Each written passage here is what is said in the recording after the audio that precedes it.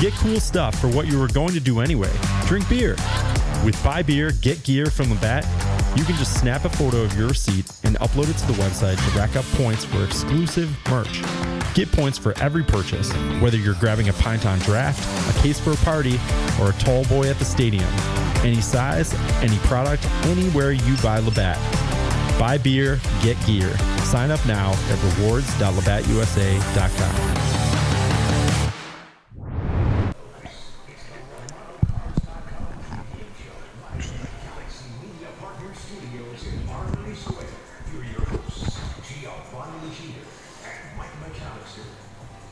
Any given Saturday, as Syracuse takes the trek down to Atlanta with the opportunity in front of them to take on the 7th-ranked team in the country. It's Syracuse, and it's Georgia Tech, and it's right here on the RomanoCars.com pregame show. Hi, everybody. Giovanni Heater alongside Mike McAllister of 247 Sports as we welcome you in to Orange Crate Brewing Company, the host this week for our football festivities all Saturday long. We got your pregame coverage from 10 a.m. right until kickoff at noon down at Atlanta. We'll have the Labatt Watch Party right here on CuseSportsTalk.com, and then I'll have you covered postgame as well with the Burdick post-game show. So, Mike, buckle up. Going to be a fun day to talk Syracuse football. Yeah, we're excited. Syracuse is certainly up against it today, but hey, you never know, as you said, any given Saturday, and kind of felt the same way as I did going into the Clemson game, that I don't give Syracuse much of a chance, but you never know, and they played lights out that game, so obviously need a lot to go right today, but you never know. Georgia Tech has played down to its competition in multiple games this year, and if you're Syracuse, you're certainly hoping that's the case again. Today's show brought to you, as always, by IBEW, Local 43, and Shaughnessy's Irish Pub. Feel free to give us a ring throughout the pregame coverage today. The number's 315-437-7644. That's 315-437-7644, the Charles Heating, Electrical, and Plumbing Hotline. And we'd love to hear your takes. We actually had a caller pregame last week, and it was fun. It gave us a little something extra to talk about. So always welcoming your calls here as we get you set and ready for Syracuse and number 7 Georgia Tech. And Mike, when we looked at the schedule preseason, we had always looked at this game in particular and said that could be a really fun one down in Atlanta and could be a big opportunity for Syracuse. I don't know that we thought we would get to the second to last week in October and Georgia Tech would be a top 10 team and Indiana would be a top 10 team and Vanderbilt would be a top 10 team. But here we are, shades of 2007 in college football, and Syracuse has the opportunity to go play a top 10 opponent on the road. Yeah, always good when you have a chance to play a highly ranked team. And Fran Brown, I think, is he 5-2 or something like that against ranked opponents in his young career? I think he'll have Syracuse ready to play. The biggest key to me is whether or not they can take care of the football. But certainly an opportunity, and you know, if you're able to pull this off, you sort of get back into the minds of the fans, and you get some national pub and all of those good things that come along with it. So definitely an opportunity down in Atlanta today. Yeah, big opportunity. Now, have you ever been down to Bobby Dodd Stadium by any chance? Okay. I've had the opportunity to go down there once for football in my time at Virginia Tech, and then once for baseball, actually, and the baseball team showered at the football stadium. So it's the oldest stadium in college football, right? But they've done such a nice job of kind of modernizing it and renovating parts of that stadium. It's a really cool spot to see a game because you have the backdrop of the skyline of Atlanta. It's pretty much right in the heart of downtown, right? And there's a lot of different traditions about Georgia Tech. Of course, the Ramblin' Wreck with the old school Ford that comes out onto the field.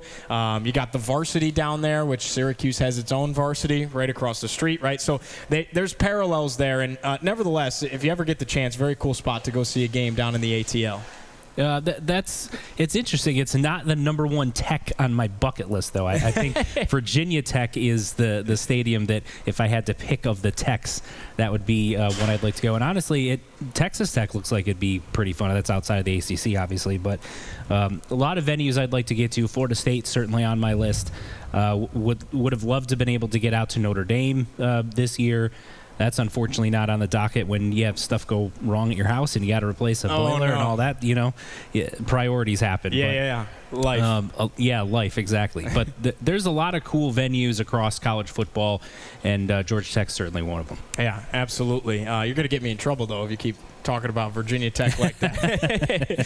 Syracuse and Georgia Tech ready to do battle. Noon kickoff down in Atlanta, and we get back to these noon kickoff, Mike. But it's on ESPN, and I think that speaks a lot about the program that Fran Brown's built. Of course, it speaks a lot about the fact that Georgia Tech is in the top 10, and they're playing a top 10 opponent. But what can it do for you when you get to play, not necessarily on prime time, but in front of a national audience on a national channel like that, on ESPN, the major network? It really does put some eyes on Fran Brown and the Syracuse football program. It does. Now, anytime you can get exposure, obviously, that's a good thing. And given the struggles that Syracuse has had the last 3 games and trying to figure out the quarterback position and all of those things, if you can, regardless of what happens the rest of the year and how things go, if you're able to pick off a top 10 team on the road, I think it just kind of is more evidence that you really are headed in the right direction. Because I think everyone pretty much feels like the rest of the team, if you take the quarterback position out of it for a moment,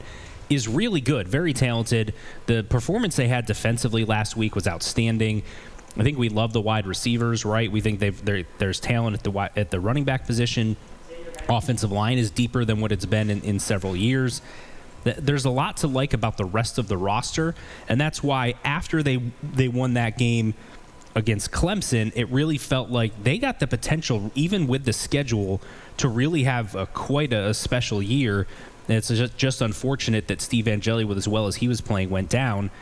Now that you've had to readjust and break in a new quarterback that doesn't have any experience midway through the season, if you can figure out a way to knock off a top 10 team in doing so, it says a lot about the direction of your program, and I think would, unfortunately for a lot of people, for Syracuse fans, might put Fran Brown back on the name market with all of those coaching job openings that are happening across the country. Mike, I would make the argument that out of the opponents upcoming for Syracuse, neglecting Boston College and North Carolina, because I do feel like Syracuse fans can agree that those are probably 2 gettable games sure. that you should win if you're Syracuse, heading into the opportunity against the Eagles and the Tar Heels. But with that being said, when you look at the rest of the road schedule, right, at number 7, Georgia Tech, at Miami, who's a top 25 opponent, at Notre Dame, who's a top 25 opponent. Because of the way that they've played week after week, this Georgia Tech game, despite them being the highest ranked out of the 3, really does feel the most gettable, perhaps. It does. To your point, like they played a Wake Forest team that's, I'm not sure they're as talented as what Syracuse is. That was a close game. They just played against Duke, and I know that Duke blew Syracuse out, but a lot of that had to do with what Syracuse was doing offensively. That game was really close, and Duke actually looked like the better team for 2.5 quarters. They had issues when they would get down to the red zone with turnovers and turnover on downs and things like that. But yeah, Georgia Tech has not been blowing teams out. Some of these teams that you'd expect that they would be able to dominate, some of the lower end teams in the conference. They haven't been games where Georgia Tech has run away from people, and that should give Syracuse fans some hope going into this one. Syracuse now 3-4 on the season. They are 1-3 in ACC play, a team that's coming off the heels of a loss to Pittsburgh following the bye. They have lost 3 consecutive games in a row. Mike, they're being outscored right now 99-34 in the last 3 games. That's not great. No, not great. What has been the biggest issue to you with those 3 games collectively? It's turnovers. They've turned it over 3 times in each of those 3 games. And I feel like we've harped on it every pregame show, right? As Syracuse needs to take care of the football. Then they go out and turn it over 3 times. And a lot of it starts at the quarterback position, right? Ricky Collins is throwing interceptions, and you can't have that. He's got to take better care of the football. Even if he's not, prolific and throwing for 350 yards and 4 touchdowns and things like that. If he just took care of the football and kept everything else the same, I mean, would Syracuse have won one of these games? Possibly, but you just continue to put your defense in poor positions with the opponent having great field position. Both of Pittsburgh's offensive touchdowns last week came off of either a turnover or a turnover on downs. Yep. when you forced Pittsburgh to go the length of the field, Syracuse defense did not let them get into the end zone. They had three or four field goals, whatever it was. They kept Pitt to 260 total offensive yards. And against that explosive offense, that was quite an impressive job. 7 sacks. They finally got after the quarterback. Were a little bit more creative in their pressure packages. So if you can take care of the football and not put your defense in those bad positions, I think they got a chance to keep you in games. And then if you can keep this one close and you got a shot late, weird things happen. You just never know. If Georgia Tech keeps, playing with their food, so to speak, right, eventually they're going to get picked off. And if you're playing against lesser opponents, and going into this one, Syracuse is a lesser opponent compared to what Georgia Tech has been this season, then as a Georgia Tech team that's in the top 10 and thinks that they're college football playoff worthy and ACC championship game worthy, this is a game that you should dominate from start to finish. If you don't, and you give Syracuse a chance late, other teams have had chances late and haven't been able to capitalize. Someone eventually is going to, so why not Syracuse? One of the big storylines in the Syracuse-Georgia Tech game last year was the locker room bulletin board material that was perhaps supplied by Brent Key, the head coach at Georgia Tech, who, by the way, has done really a phenomenal job. He has. I mean, not only has he turned around the program, the entire athletic department has flipped on its head down at Atlanta. So Georgia Tech doing great things to support him, and he has been taking that opportunity and reaping the benefits of it. Georgia Tech, a top 10 team, obviously. Last year when they came into the Dome, what was it, week 2? Syracuse ended up picking up Fran Brown's first-ranked win, a fantastic memory in the minds of many Syracuse fans. And Brent Key had some things to say, right, about the relationship or lack thereof with Fran Brown, and Fran took it to heart and used that as motivation to fuel his team. If you listen to Brent Key's press conference this week, there was none of that. Lesson was learned. He was not giving Fran Brown any bulletin board material. So how can Syracuse, though, maybe take some things that they learned last year against Georgia Tech? Even though there's a lot of different players on this year's roster, Georgia Tech hasn't changed very much. They're very similar to what they were a year ago with their product on the field. A little bit of an easier schedule this year, and all of a sudden they haven't lost a game. How can Syracuse take some of what they learned last year in the Dome and apply it today in Atlanta? Well, as far as what you're going up against schematically, it's the same system on both sides of the ball, right? And we know they want to run the football.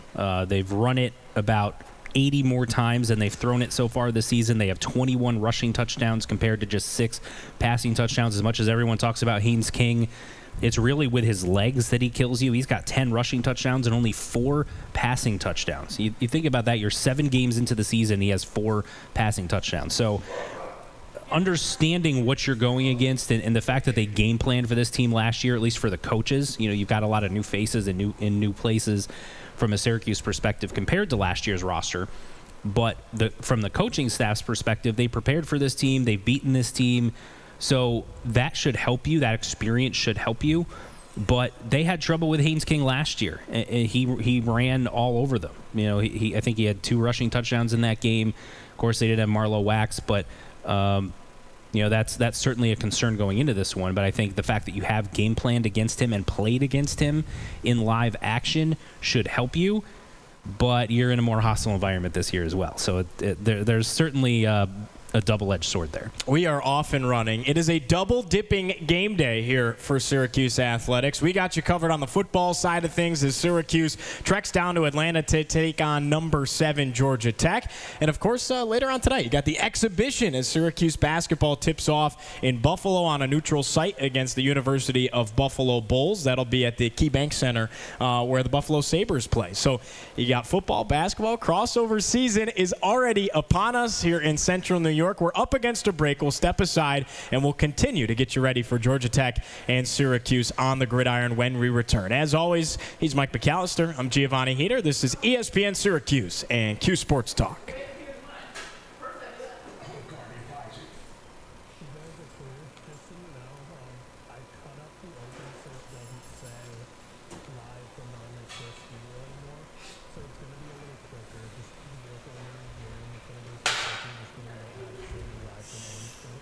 Oh, okay. Thanks, Jordan. What? No, I appreciate it. What Wi-Fi are you on, Mike? Orange X is what it says, I think. Yeah, it's not really working for me. No, it's frozen. I paused us, hoping that would help, and I at least saw one chat. On my phone.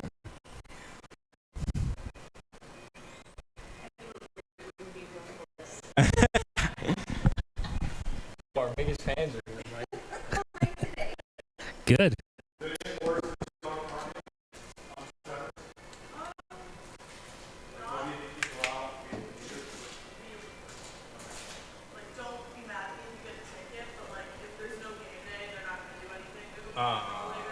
What was I going to say in this tweet?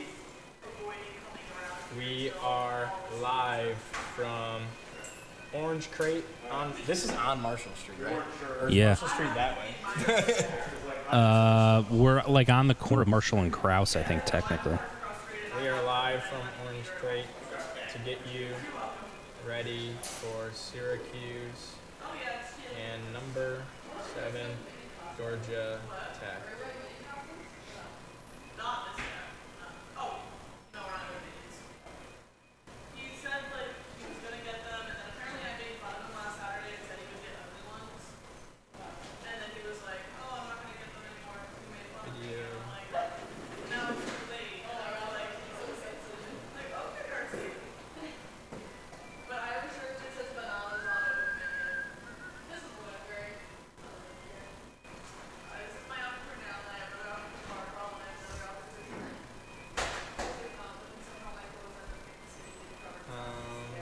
Tweet will play.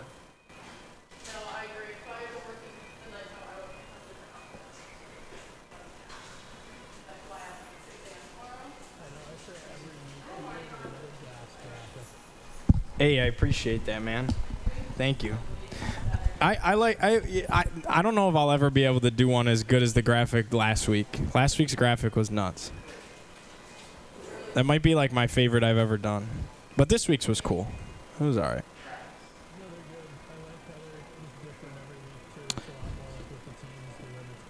Yeah, you got to switch it up, you know. I mean, I definitely look up, you know who's I like to look at for, influence is, Oregon. Because their department, I'm sure they have, a million graphic designers. But, Oregon and schools like that put out crazy graphics. Jordan, there's a request in the chat. There's a request in the chat to get you on air today. Yo, Jordan, call in. Spatching the Wheeze, whoever that is. There's no way. Is that you, Jordan? Oh. Oh. All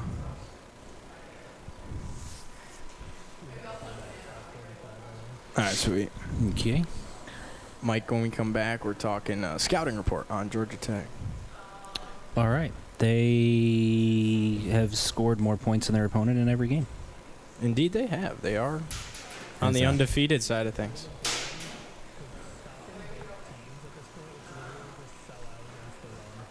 Yeah, pretty much. It actually could be a really boring game, I'm not going to lie. I agree.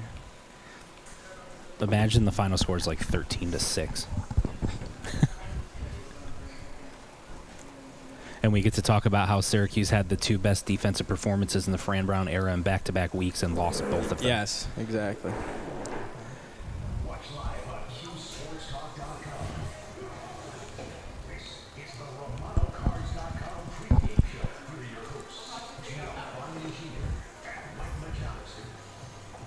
It's game day in Syracuse as Syracuse is on the road down in Atlanta to take on the 7th-ranked team in the country, the Georgia Tech Yellow Jackets. Welcome into Orange Crate Brewing Company here on Marshall Street. I'm Giovanni Heater, alongside Mike McAllister at 247 Sports as we continue to unpack the opposition, Georgia Tech. This is a top 10 team, Mike, and this is a team, though, that it does feel like if Syracuse were to go in there and play its A game, it would take its A game. Their best football thus far in the 2025 season, you'd have a shot.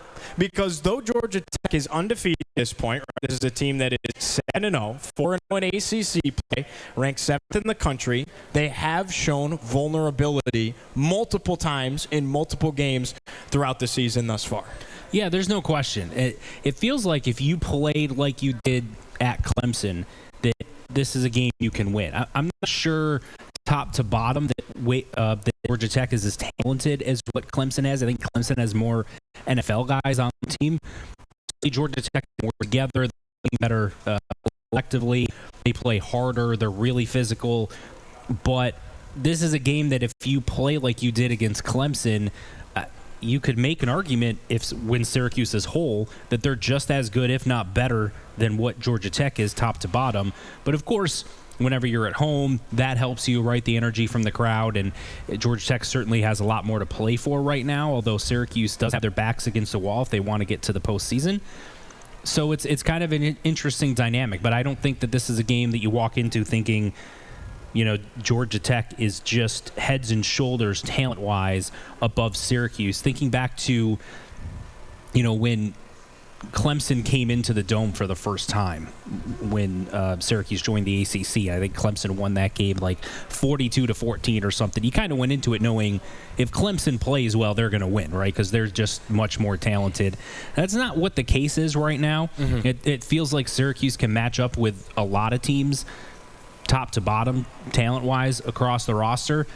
They just don't have quality quarterback play right now, and that's really holding them back. Georgia Tech owns impressively, I would say, at Colorado. Colorado's a team that's starting to right the ship a little bit, and place was a zoo week one. It's also never easy to win a week one game against a power conference opponent. So I think that's a feather in the cap of the Yellow Jackets to go into prime time, right, against Deion Sanders and company and win in Boulder.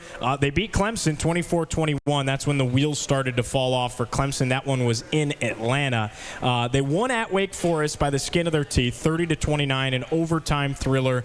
Many people thought that an ACC referee decision changed the outcome of that game. That's something we can unpack if you'd like, Mike. Nevertheless, Georgia Tech survives, wins the game against Wake Forest. They beat Virginia Tech. And then last week, a game that was pretty close throughout. The final score doesn't necessarily indicate that. 27-18, they have a two-possession win on the road in Durham against a pretty good Duke team, as Syracuse fans have come to unfortunately know. And I would argue that Duke was a player or two away from even being more in that game, because Duke on its own, or not own, I guess the Georgia Tech 1 yard line on the goal line, they fumble, scoop and score the other way. That was in the second quarter, and they never were able to claw their way back in it from there. But kind of a fluky play that really flipped the game on its head, because they were an inch or two away from scoring, and instead it's 7 the other way. What a swing. Yeah, big time swing there. And first of all, I'm shocked that poor ACC officiating is cost the team a game. That is crazy to think about. But yeah, that Duke Georgia Tech game, Duke really played much better in the entire first half, and they went into halftime with a lead. I think Georgia Tech was shut out in that first half, if I'm remembering correctly. Other than that, the scoop and score, I think offensively, I don't think they got any points up on the board. So that's a game where Duke, outside of a couple of unforced mistakes, really controlled the game for 2+ quarters. And I think that tells you that Duke really is pretty good. But B, because Georgia Tech has had those close calls with teams like that, not dominating a Virginia Tech team that's in transition with a head coaching situation, a Wake Forest team that's kind of blah, nothing really exciting about them, weren't able to blow them out. So again, they have played to their level of competition. They're experienced in close games, which is good for them. But at the same time, they haven't really had that comfortable 3-4 score differential where they're kind of in control the whole way and never really threatened. You would figure from a Georgia Tech perspective, this is kind of the prime opportunity to get one of those, because Syracuse has struggled so much offensively and keeps turning the ball over. But from a Syracuse side of things, again, this is an opportunity for you to go in and really play well against a top 10 team, and one that has allowed teams to hang around, and so that should hopefully give you a chance if you can do that late. Well, Mike, you had mentioned the talent on this team, and it all starts with the starting quarterback. This is an offense that runs through Haynes King, and they do have options at backup. Aaron Philo's the backup, and that's kind of the go-to guy if Haynes King goes out, which he has done and been prone to do. Philo's thrown a total of 28 passes. He's 21 of 28, 373 yards, and does have a touchdown on the season. So you do have a dependable backup if you're Georgia Tech. He's appeared in one game so so far this year and played most of that game. Haynes King went down early. That was against Gardner-Webb, so I don't know how much stock you can put into it. But Haynes King is a beast, and he's such a different talent at quarterback because of his ability to run the ball. But he's got a different style of running than some other guys, right? I mean, he's a bruiser. He's a run-through-you type of guy. They'll let him carry the ball 20 to 25 times a game, which for a quarterback feels preposterous, but it works. And so much of the story for Georgia Tech year after year has been, oh, well, man, they had a pretty good team, and then Haynes King got hurt by the time October rolled around and things just unraveled. Well, he's still in there, and we're almost at Halloween. And as long as he's still in there, Georgia Tech is playing like a top 10 team in the country. And it all starts with him because he can run it so effectively. He can also throw it as well. Yeah, I said that before the season, that the biggest key to the Syracuse-Georgia Tech game to me was the health of Haynes King, because the last few seasons he has come in later games into the year and not been available or been, at 50% of who he is. And he's healthy now, to your point. But he leads the team in carries, he leads the team in rushing yards, and he leads the team in rushing touchdowns, which as a quarterback is not necessarily something you'd expect, at least from the yards and carries perspective. But he's averaging 5.5 yards a carry, and that includes taking those sacks into account. Now, he's only been sacked 3 times on the year, but he's taking care of the football when he's throwing it. Only 1 pick on the year, but just those 4 touchdowns. They really want to run the football. That's where their bread and butter is offensively, is when they can get that running game going, then everything kind of plays off of that. And as we know for Syracuse, they've had some games where they played pretty well against the run. I thought they were pretty good last week against Pittsburgh outside of a couple of quarterback scrambles. But they've struggled at other times this year. Other teams have run the ball pretty well against them. Duke ran the ball very, very well in the JMA Wireless Dome, and Haynes King had a big game against this defense last year. So it'll be interesting to see what Syracuse does from a schematic standpoint, from a game plan perspective. Do they have any wrinkles? Do they spy Haynes King? Do they have some run blitzes maybe to try to get him down in the backfield? Very interesting chess match there between the different coaching staffs. Well, it's not just Haynes King. When you look at the running back department, it's actually kind of fascinating. You mentioned Haynes King being the leading rusher, and it's really not close. 101 carries for 560 yards and 10 touchdowns. Jamal Haynes is the premier back, right? 81 carries for 409 yards and 3 tuds. But there's another guy in that backfield, in Malachi Hosley, who's had a huge impact. The Columbus, Georgia native, 54 carries. So he's got 30 less carries almost than Jamal Haynes for just as much yardage, with 407 yards compared to 409. And he's got 3 more touchdowns with 6 of them on the year. So even though Haynes is that marquee guy, Malachi Hosley can also make you pay out of the backfield. Yeah, Jamal Haynes had a big game against the Orange last year, and Hosley has really come on. I think Haynes has had a couple of games where he's been banged up, and so they haven't given him the ball as much. And so having a third back, he's essentially the third option in the rushing attack behind Kings and Haynes. The fact that their third guy is that talented, averaging 7.5 yards a carry, they're just so good running the football. Almost 1,600 yards as a team, 21 rushing touchdowns in 7 games. That's, according to my math, that's 3 touchdowns a game on the ground, right? So they're going to run the football. They're going to try to go right at this Syracuse defense, and that's where we know it's been up and down this year, but tackling is going to be such a huge part of this game. When this team does decide to air it out, they can make you pay because of the talent at wide receiver. Isaiah Canyon, he leads the team with 301 yards and 2 touchdowns. The marquee guy on the outside, Eric Rivers, brought him in out of the portal. He's been awesome for Georgia Tech this year. And then the other one that stands out, Malik Rutherford. They really do have a nice trio of wide receivers that can get it done. They do. When they do throw the ball, they have talent there, for sure. They got a couple of guys averaging over 10, 15 yards a completion. They really haven't had those huge explosive 50, 60 plus yard plays, but because they run the ball so well, the play action is that much more effective. But only 2 guys with 2 receiving touchdowns on the season in Canyon and Rutherford. They each have 2.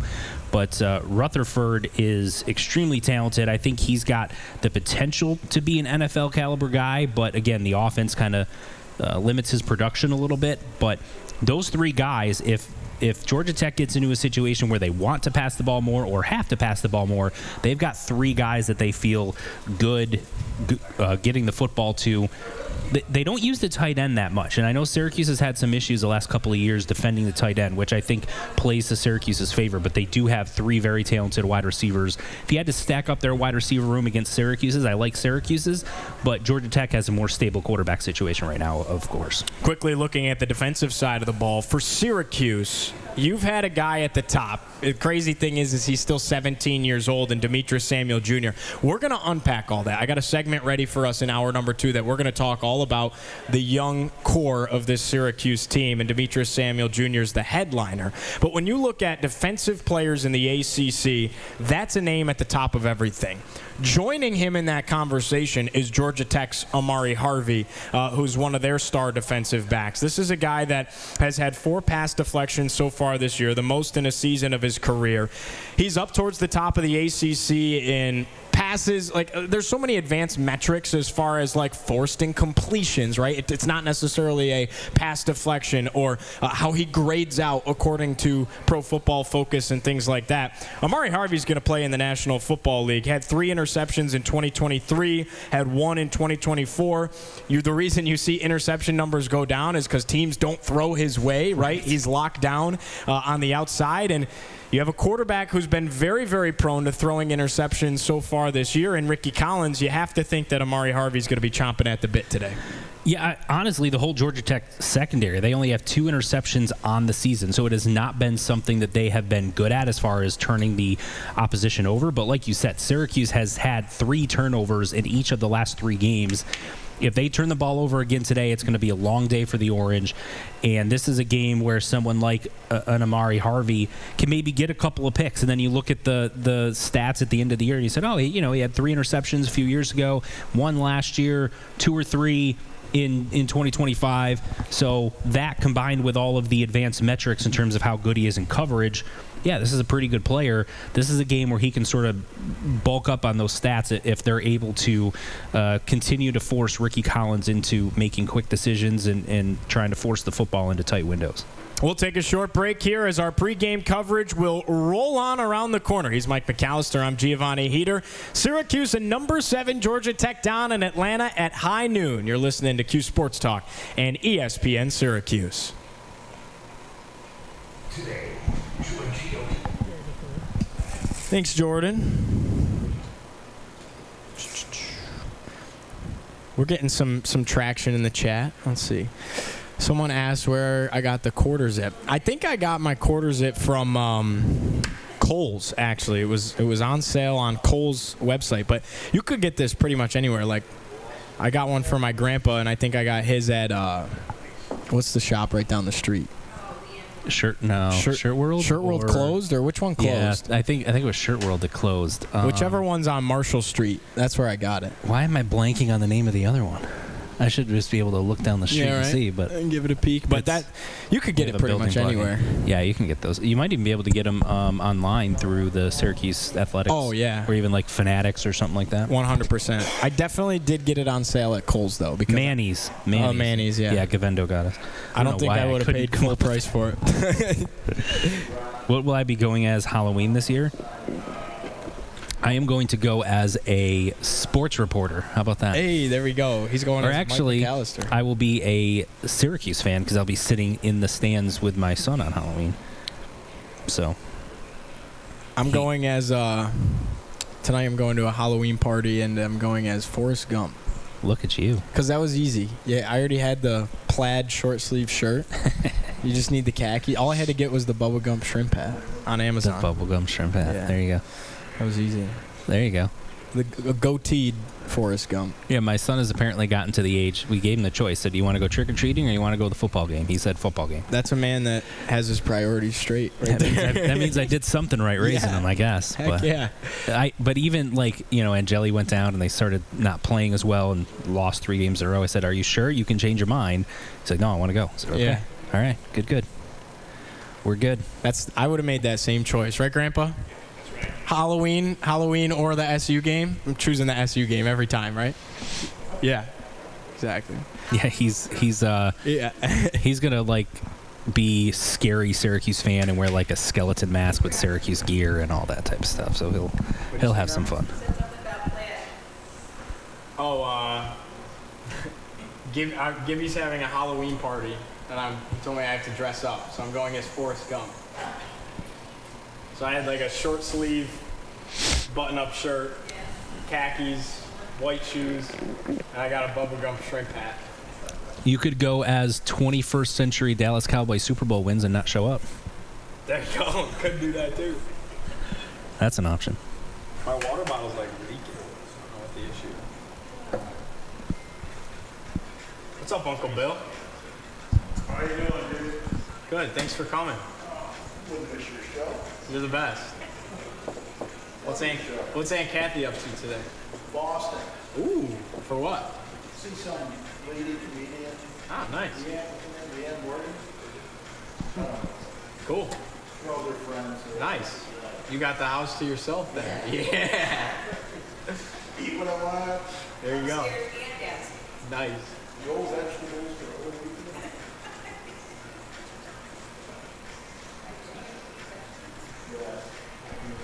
Yeah, it's a family reunion every weekend at the show. Yeah. Everyone in the chat's like, Gio's always got a family reunion. Mine came a couple weeks ago, and then the families met. It was a big moment. Mm-hmm. Celebrated my sister-in-law's birthday last weekend, Nice. so we talked about that. Very nice. Yep. You ready for keys to the game? Let's do it. All right. We went a little long on the preview, but I feel like going a little long on the scouting report's not bad. You know, I feel like we have more to talk about with the scouting report than keys to the game. You know. Yeah, keys to the game. They feel repetitive a little bit. It's always God, yeah. Turnovers and score more points. When I was like prepping for the show, I was like, the whole show feels repetitive. Like, I mean, it kind of is to, like, you kind of have a flow to it. Yeah. But we're telling the same story. This is 3 weeks of the same. We watched the same game. The final. Sports talk shows on CuseSportsTalk.com. It's the RomanoCars.com pregame show. Here are your hosts, Giovanni and McAllister. Turning up on a game day as Syracuse has a top 10 opponent in front of them. Number 7 Georgia Tech down in Atlanta, Giovanni Heater, alongside Mike McAllister, taking you all the way up through kickoff right here on 97.7, 100.1 FM, ESPN Syracuse. Or if you're watching on Twitch and YouTube, it's Cuse Sports Talk as always, where you can find our Labatt watch party all the way throughout the game. And then I'll have you covered post-game on 97.7, 100.1 FM, ESPN Syracuse, and Cuse Sports Talk, as well as we will unpack it all. Hopefully, it's a Syracuse upset win on the road. We've talked about Georgia Tech being a team that has its vulnerabilities. Maybe Fran Brown and company can take advantage of those. So with that, it's time for our keys to the game, and it's brought to you by Drivers Village. For keys to your game, shop today in Cicero or at dvoffers.com. Keys to the game brought to you by Drivers Village. Mike, drop us your first key to the game for Syracuse to go down there and take care of business in the ATL. Man, I feel like I say this all the time, and I've said it a few times today, but it's turnovers, turnovers, turnovers. As we said, Syracuse has turned it over 3 times in each of the last 3 games during this losing streak. Georgia Tech has only turned it over 7 times on the season, 2 of which through the air, 5 on fumbles. But think about that. In 7 games, Georgia Tech has 7 turnovers. In the last 3 games, Syracuse has 9 turnovers. Mm-hmm. That's been as big of a reason why Syracuse has lost 3 games in a row as anything. And if you're going to pull off an upset, you can't lose the turnover battle like that again. You just can't. It's a game where you have to be clean offensively, take care of the football, hope you get lucky with a turnover or 2 defensively. Even if you're just even in the turnover battle, I feel like at least it gives you a shot. But if you're, -2, -3, whatever it is, again, you don't have any shot in this one. Yeah, I think my biggest key to the game in this one, and Mike, I feel like I've been saying it week after week, but the point still continues for me. Syracuse has to find a way to run the football. They are tied for 121st in the country in rushing offense. I ask you, what's the issue? 76 rush yards as a team for 2.5 yards a carry against Pittsburgh last week. And that was inflated because of the runs and the scrambles that Ricky Collins had late in the fourth quarter, right? So the number was actually quite worse than that if you watch the majority of that game. You've seen Willis, the star tailback, who we know is a beast. He hasn't had a game of 18 or more carries since the Clemson outing. He's only had 20 or more carries once this year when he had 23 against Tennessee, and he had 13 carries for only 16 yards against Pittsburgh last week. Like, what's the issue? What are you seeing out of this run offense for Syracuse? Well, first of all, I think you have to acknowledge that Pitt has one of the best run defenses in the country.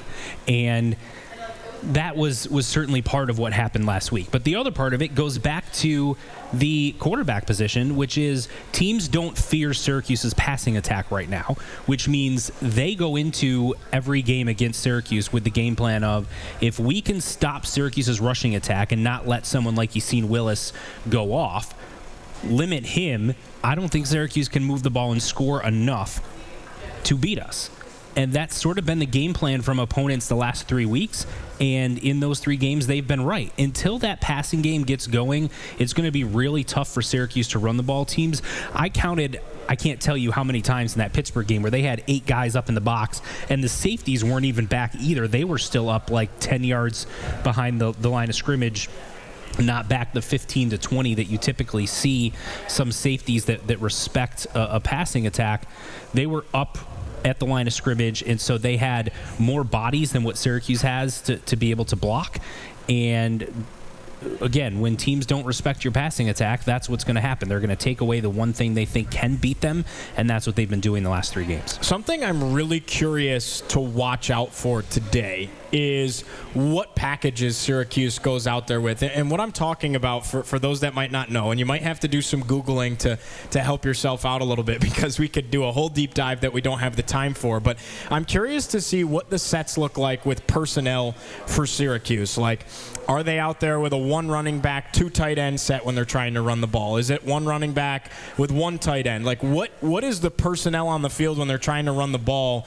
A lot of inside zone for this team when they turn and hand the football. I haven't watched it with the keenest of eyes to this point, but I'm at the point where, okay, 3 losses in a row, the run game is not working. Now I want to see what exactly they're going out there with personnel-wise.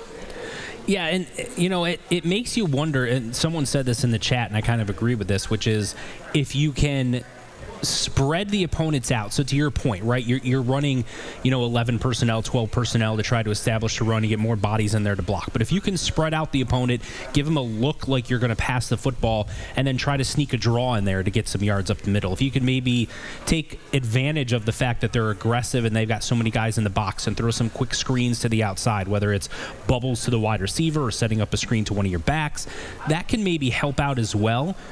But ultimately, if you're going to have the running game be effective, regardless of what personnel you have out there, you're going to have to throw the football well, because teams are going to stack the box to try to take that away. Even if you run with 2 or 3 tight ends and a fullback and all of these things to try to get more bodies out there, it's still going to be difficult when teams don't have any respect for you to throw the football. Yeah. Now, to counter that, if you start getting that going a little bit, then you can start running some things off of it. Like, you can line up with 2 tight ends and a fullback in a power formation, like you've had some success when you've run that successfully a few times, and do some play action off of it to try to trick the defense, and then maybe you can get a big play down the field with that. One more key to the game for us, Mike? I think it's pressuring the quarterback, sort of from both sides, right? So Haynes King has only been sacked 3 times on the season. 3 times in 7 games is not a lot. Syracuse had 7 sacks last season. That was a big reason why the defense was able to be successful. On the flip side, Syracuse's pass blocking, their pass protection has been a little bit hit and miss, but as teams gear up against the run, they're not necessarily coming all out blitzing on you, right? So if that gives you an opportunity to perhaps protect Ricky Collins and give him a chance back there, that's I think going to be a big key to this as well. And I think when Ricky gets back there, if he is not comfortable going through 2, 3, 4 reads, right, take your first read. If it's not there and you've got a clean pocket, take off and try to pick up some yards. Yeah, I agree with you there. My final key to the game here, I think it comes down to Syracuse's ability to bend but not break on defense. And what I mean by that is force some field goals instead of touchdowns and stay in this game as long as possible, right? Because Georgia Tech has let teams kind of linger, and that's been their MO this year. We talked about that with close skin-of-their-teeth wins against Wake Forest and against Duke and Colorado, and just allowing teams to kind of hang around, even though if you watched it, the eye test tells you that Georgia Tech was, in control, if you will. I think Syracuse got to hang around, because at that point, anything can kind of happen, and it's a crapshoot towards the end of the game. So this is a team in Georgia Tech that is really, really good when it comes to converting on third down. They're ranked 22nd in the country in converting on third down. Their red zone offense, it's good for 9th in the country. They score when they get in that red area of the field. So Syracuse got to find a way to bend but not break, right, for some field goals instead of letting them find pay dirt. Yeah, and they did that against Clemson, right? We came away from that performance thinking, they gave up 500 yards, but man, did they play bend but don't break to perfection. Got off the field on third down, got off the field on fourth down, limited them in the red zone, made them go 10, 15 plus plays in order to score, as opposed to allowing those explosive chunk plays. And then last week against Pittsburgh as well, they held 3 or 4 field goals. That's a recipe for keeping Syracuse in this game. If you can do some of the other things, protecting the quarterback, limiting turnovers, if you can do those things, and then you're able to be successful in the red zone where Georgia Tech has been so good this season, again, that keeps you hanging around, gives you a chance late in the game. Absolutely. All right, we're up against a break once again. We continue to get you set and ready for Syracuse's top 10 opportunity on the road down in Atlanta against number 7 Georgia Tech. When we come back, we got plenty more to talk about. We're going to do a little bit of a Q&A with Mike. It's our Cuse Query with Mike. That's after this. You're listening to ESPN Syracuse and Cuse Sports Talk.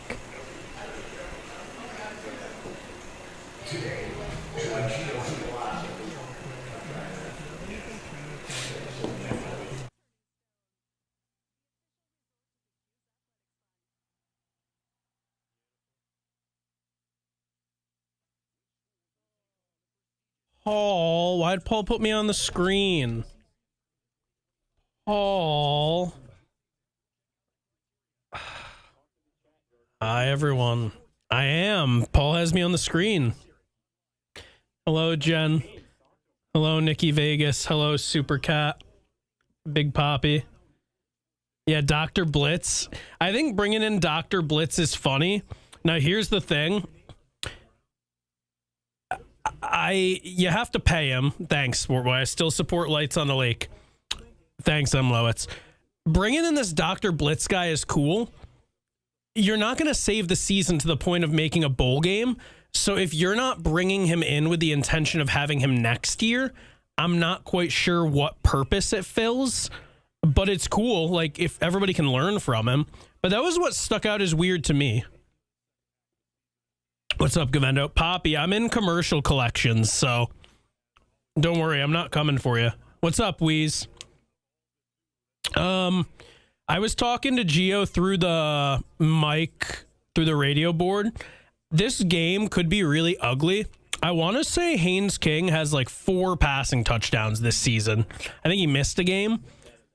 Yeah, King has 10 rushing touchdowns. So both teams, to stop them, you're just completely committing to stopping the run. And Syracuse's defense has been better. But I think that's advantage Georgia Tech, right? I don't think that's unfair to say. Well, they've got a diverse offense right now. They can run or throw.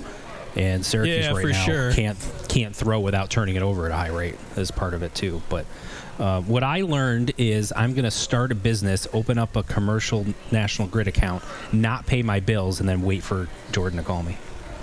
Okay. Yeah, I'm really cool. Do that and then start paying, because they track when you get money. So like I just had my first one-on-one and my boss showed me how much money I had brought in. They credited to me and I was like, oh my gosh, there's no way I'm responsible for all that.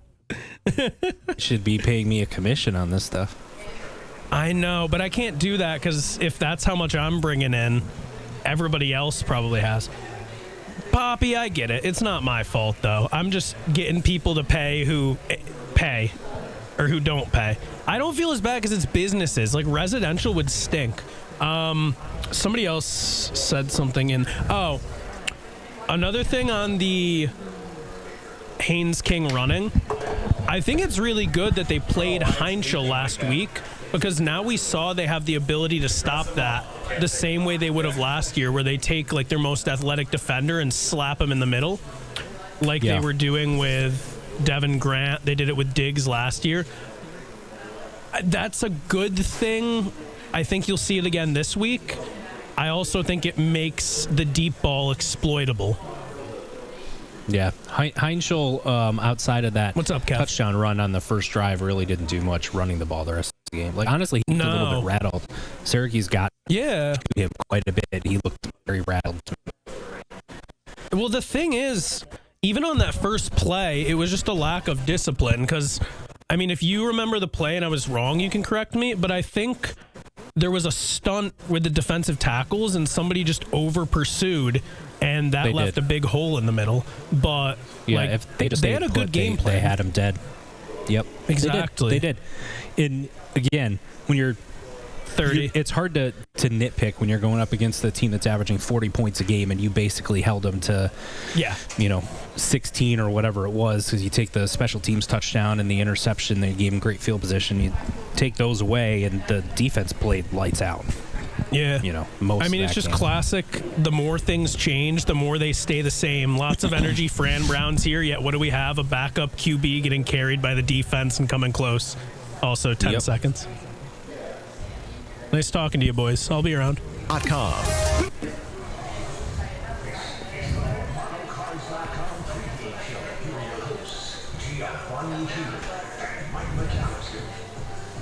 A tilt against the top 10 opponent down in Atlanta. The 44 head to the 404 as Syracuse takes on number 7 Georgia Tech. Giovanni Heater alongside Mike McAllister with you as we get you set and ready for kickoff at high noon down to the ATL between the Cuse and the Yellow Jackets. Of course, we'll have our Labatt watch party as well that you can find on QSportsTalk.com. And I'll have you covered post-game with our Burdick post-game show on 97.7, 100.1 FM, ESPN Syracuse, and QSportsTalk.com as always. All right, Mike, it's time for Cuse Query with Mike. And this segment, as always, is brought to you by Shaughnessy's in the Marriott downtown Syracuse. It's the home of the home field advantage for breakfast, lunch, or dinner any day. It's also the home of the home game tailgate. They have free parking on game days. You can shuttle on up to the Dome. Always a good time at Shaughnessy's Irish Pub, and it's time for our Cuse Query with Mike. So you ready for some questions, my friend? Let's go. All right, first question for Mike McAllister. Syracuse and Georgia Tech coming up high noon down in the ATL. Can two things be true about Ricky Collins, Syracuse's quarterback? Because I do believe that two things can be true, and these are those two things. Ricky Collins might be the best option, and probably is, and I do wholeheartedly feel that he is the best option at Syracuse and gives you the best chance to win games. And at the same time, that does not mean that the chance is very good that you're going to win the game. Can both of those things be true? Absolutely. I think they are true. That's what happens when you turn the ball over 3 times a game. And first of all, shout out to former Syracuse linebackers coach Clark Lee, who's on game day right now. There you go. But yeah, he has not been good, and it's as bad as the turnovers have been. I think that's the number one issue. But I think back to the game against SMU where he had multiple opportunities to make passes down the field and left a lot of points out there, and it felt like there were times against Pittsburgh where he had guys open and missed them. I'm thinking about one. It wasn't him. I think it was Luke Carney that was in the game, but he was scrambling out to his right, ends up completing about a 5-yard pass that set up a 3rd and short, and he had Dan Villari in the middle of the field wide open about 15 yards downfield. It would have been a first down, and he would have had an opportunity to pick up some yards after the catch. and didn't see him. And so there's been stuff like that that's been going on with Ricky quite a bit. You kind of expect that from a true freshman like a Luke Carney, that he's just going to kind of go with what the play is and go with that. But Ricky Collins has been out of high school for multiple years. I understand he doesn't have a ton of starting experience, but the missed opportunities and then not taking care of the football, that's what's held the offense back. There's no question about it. 7 interceptions in the last 3 games. It really is jarring. 3 in each of the last 2 games, and then 8 total interceptions on the season. Not a recipe for success if you're Syracuse's quarterback. Some of his strengths do feel like he's shown spurts of good mobility, especially in late stretches. Can be fairly elusive in the open field, but again, it comes down to the lack of confidence, I think, is the biggest thing. I feel like there's a lack of confidence. Accuracy, decision-making, the reads, it just hasn't been there so far for Syracuse quarterback Ricky Collins. Do you have faith that there is growth to be had throughout the rest of the year? Because you do have 5 games still in front of you here, and like we just mentioned, he is the best option right now to be the signal caller. He is. So this is what I'll say. I think I never leave the opportunity for improvement and growth. I never make that like a 0% chance, right? So even if you think it's minimal or a small chance, there's, so you're saying there's a chance, right? But the best movie, by the way. Yeah, right. I think the thought process that everything is going to stay exactly the same as it is and nothing is going to change, with the number of coaches that they have that we think are good coaches that are working on this, that are working hard from a game plan perspective, from a development perspective, and all of those things, I just have to at least leave an option that Ricky Collins grows and at some point something clicks and he starts playing better football. I mean, I'm old enough to remember the first 7 quarters of Steve Angeli wasn't looking great and people were calling for Ricky Collins, both of us included, to be honest with you, before that 4th quarter comeback against UConn. So yeah, things all of a sudden clicked and then they took off from there. Everyone develops at a different rate, and so could that clicking for Ricky Collins happen today or happen in a couple of weeks? You never know. But certainly if Syracuse is going to play competitive football down the stretch, at some point, something has to, so that he's better than what he has the last 3 weeks. I felt so bad for the guy because the first pass attempt of the Pittsburgh game last week goes for an interception. And it's just, you're coming off the heels of a bye, and you felt him deflate as he looked to the sideline, and he was just kind of like, nah, man, like I did not think about this drive for 2 weeks and then throw a pick on the first pass. It was fascinating. Last question for you here with your Cuse Curie with Mike. Want to ask you about Jakari Williams, because everybody has gone right to Luke Carney as being number 2 in the pecking order, and Fran has put Carney in that spot. Why has Jakari Williams, do you think, not been more involved in that conversation? You have to go back to the coaches see practice. They're in the meeting rooms. They have a feel for where guys are at, and they obviously don't think that putting Jakari Williams in there makes the offense better than what it is having Ricky Collins out there, or even throwing Luke Carney out for a few series. And, Fran said this week during his various media opportunities that if they felt like Luke Carney was ready, based on the performance of Ricky Collins, they would have put Luke Carney out there already. So the fact that he made that comment about a true freshman, and yet Jakari Williams hasn't really come up at all as a potential option, tells me that they still think that Ricky Collins, even with what he has shown in the last 3 games, is a much better option. If they thought it was even close, I think you would have seen Jakari Williams at some point out there just to kind of change things up and maybe get a spark, like he said they were trying with Luke Carney. But again, a true freshman jumped him in the depth chart when they needed a spark. They didn't go to the guy that's been in the program for 3+ years, even though he doesn't have a ton of playing experience. They went to the true freshman. And that, to me, tells me all I need to know about where they think those guys are at. Hour number 1 in the books as we continue to get you set and ready for Syracuse and number 7 Georgia Tech down in Atlanta. When we come back, plenty more to talk about with the Cuse and the Yellow Jackets. You're listening, as always, to ESPN Syracuse and CuseSportsTalk.com.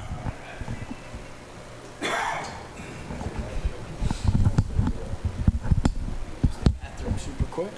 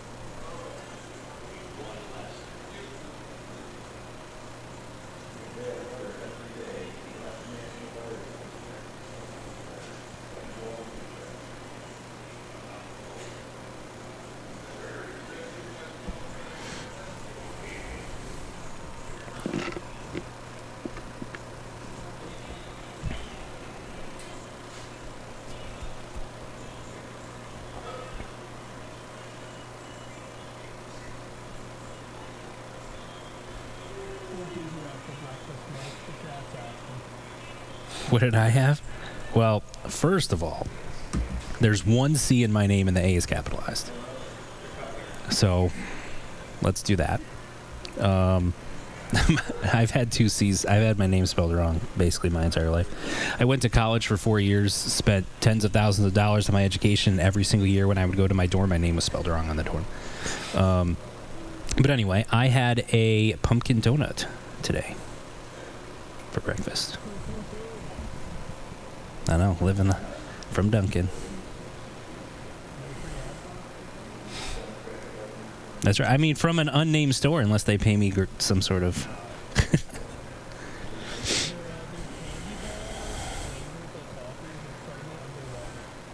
Yeah, I tried it because I was like, oh, that's interesting. So I got an iced coffee with that flavoring in it, and I was like, didn't really do much for me. I went to Roberts Wesleyan College, Jim, out in Rochester. Now, can you guess what I majored in? That would be the question. Nope. Somewhat close, though.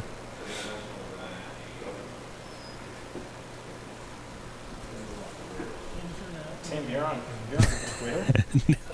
You're on Twitter? Let me get what's your Twitter? I don't give it out. Oh, you don't give it out? Top secret? All right. Fair enough.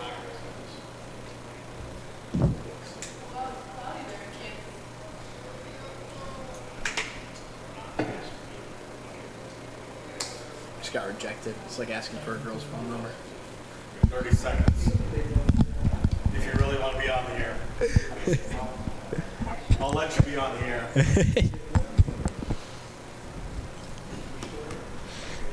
Math. Nope.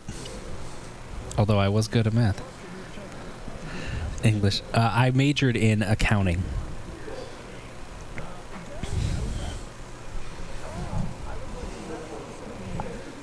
Yes, it is.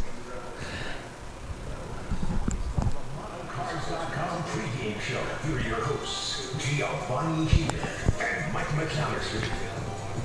I'll tell you what, that intro music never gets old as we continue with our Syracuse football game day coverage. The Orange on the road down in Atlanta to take on number 7 Georgia Tech. Giovanni Heater alongside Mike McAllister with you, kicking off hour number 2 of your pregame coverage here on ESPN Syracuse and CuseSportsTalk.com. And Mike, Virginia Tech last night, they come away with a big win, right? Syracuse trying to get things going. The ACC. Let's talk about the ACC a little bit. You had Cal and Virginia Tech last night, Syracuse and Georgia Tech today.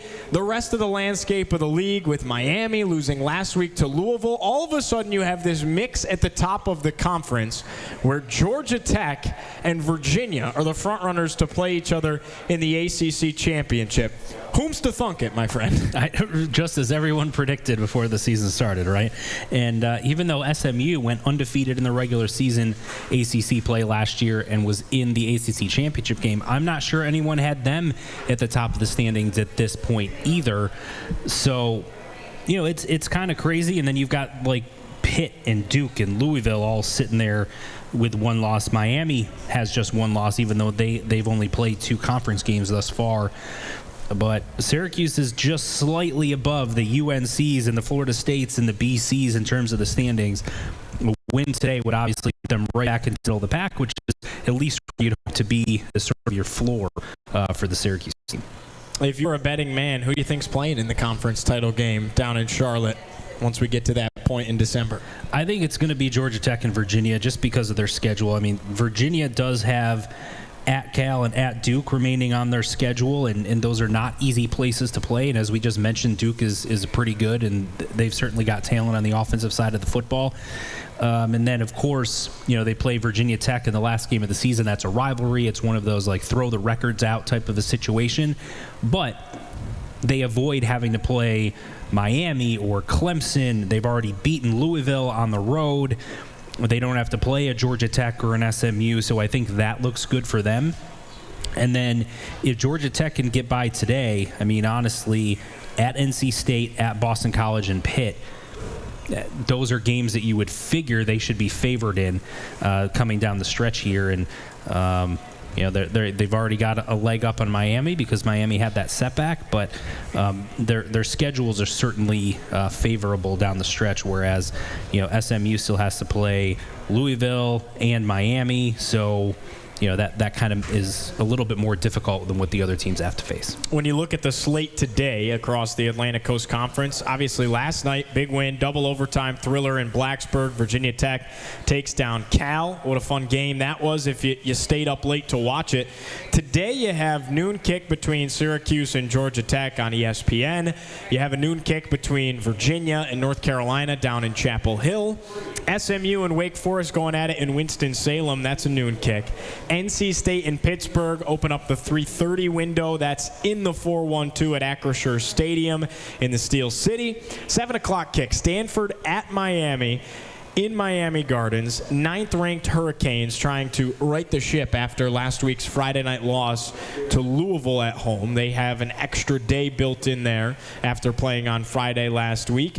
And then the 7:30 game tonight is Boston College at number 19 Louisville. How about the Cards in the top 25? And they're 26.5-point favorites against Boston College. That is an absurd number for a conference game.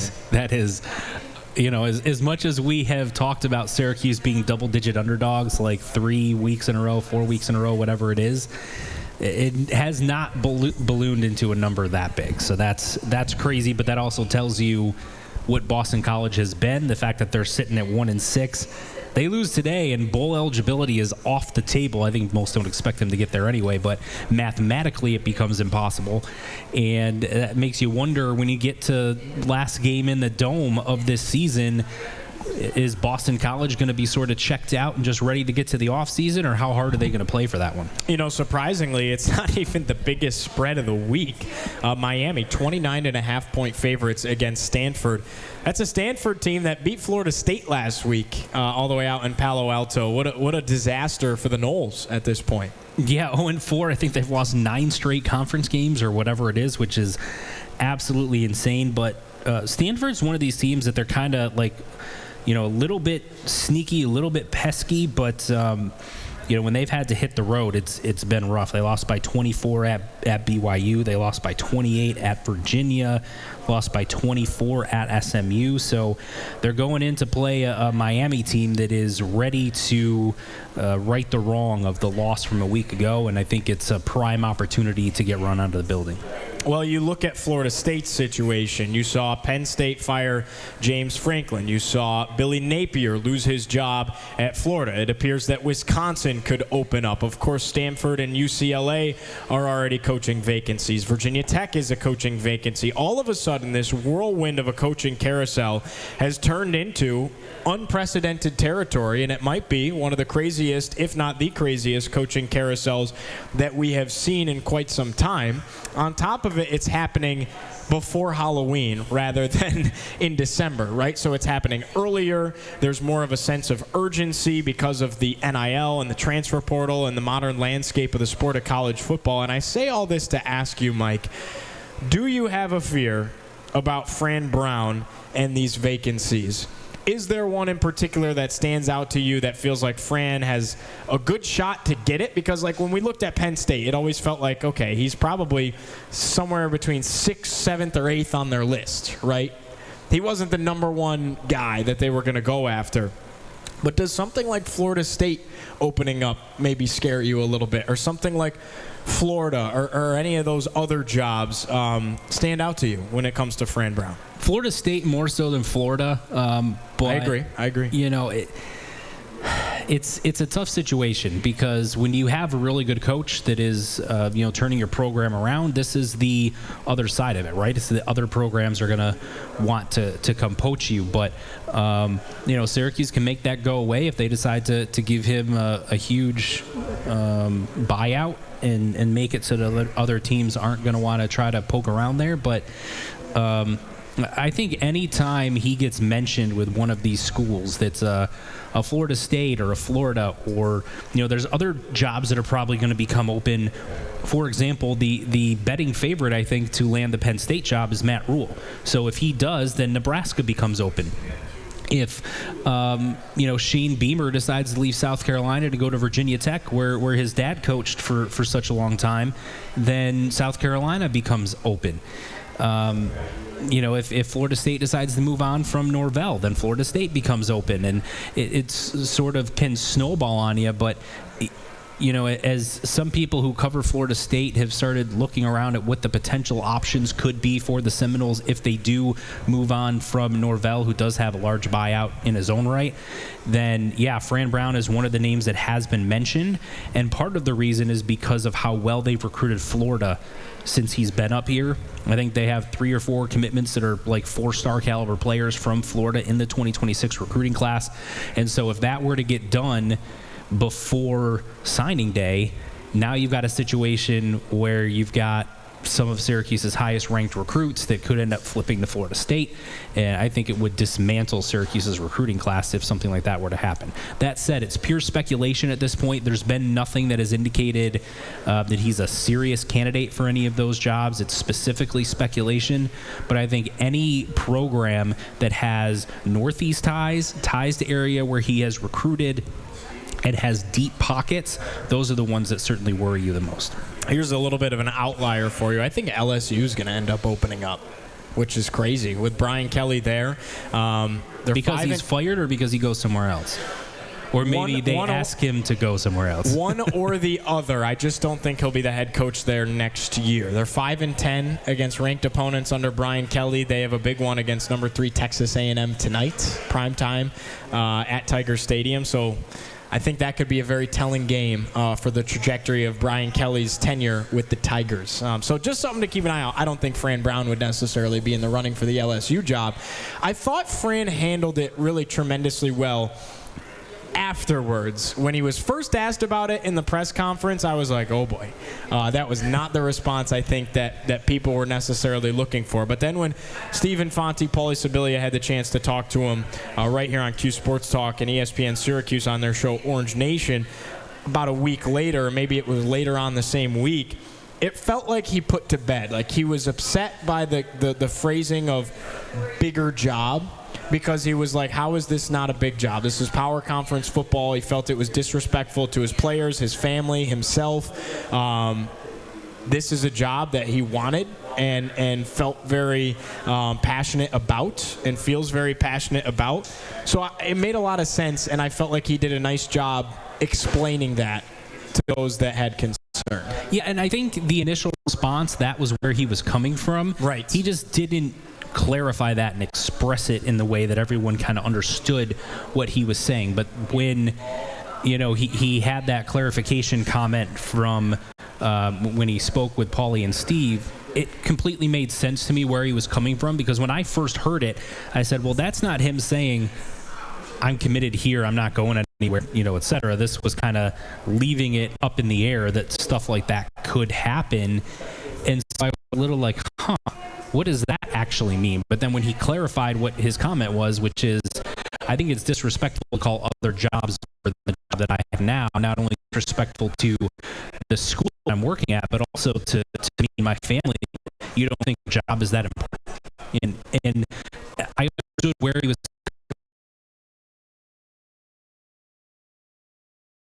into his bosses and to the program, the direction, and all of that. So I think we're all hopeful that he'll be sticking around. I think the fact that this year has kind of gotten away from Syracuse a little bit with the quarterback injury may end up being a blessing in disguise that makes him potentially less appealing, because part of what these schools do when they go looking for a new head coach, it's not just about, well, who's the best guy for the job. It's also about what's going to appease the fan base if we hire a certain person, as far as name recognition and experience and resume and all of that. And think about a school like Florida State, right? If you get rid of Mike Norvell because they've lost 9, 10, whatever conference games in a row, and they have another subpar year where they're 500 or just below, and then you hire a guy that goes 4-8. If Syracuse wins one more game and loses the rest, and they go 4-8 to finish the season, like, okay, well, we just got rid of a guy that went 6-6 to hire a guy that went 4-8. Like, what are we doing?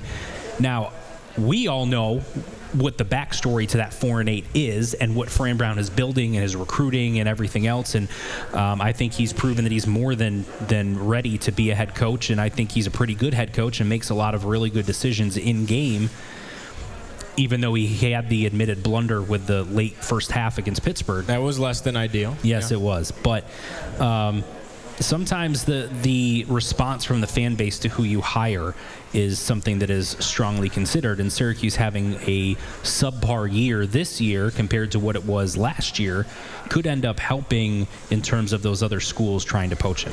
I'm with you. We're up against the break as we continue to get you ready for Syracuse and Georgia Tech down in Atlanta. We'll step aside, and when we come back, we're going to go ahead and chat with Devin Grant, Syracuse star defensive back. Had a conversation with him earlier in the week.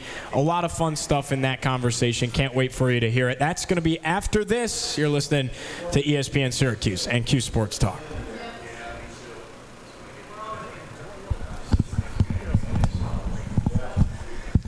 Cuse is in the house. I don't think it was he got coached up on how to give an answer. I think someone asked him, like, what did you mean by that? And say, well, that's not how it came across. And so he clarified. Like, Fran's going to be who he is and say what he says. I don't think he needed to be coached up in how to respond to those things. I think it was more so of a slight learning moment in terms of understanding to be a little bit more clear in what it was that he meant. Because what he said to Paulie and Steve after the fact, clarifying his comments at the press conference, made perfect sense and aligned exactly with what he had said at the press conference. It wasn't like, he said something that contradicted what he originally said. It was just sort of providing more clarification behind those comments. That's at least the way I took it. Mike, I ended up putting out that tweet, and it got way more traction than any tweet I usually put out. I saw it. Yes, sir. You were right, Jordan. Yeah. Well, usually I only tweet promoting broadcasts. I don't usually tweet takes. So that was kind of unlike me, but I'm down for it. Kev, I do not see anyone here with orange hat and orange glasses.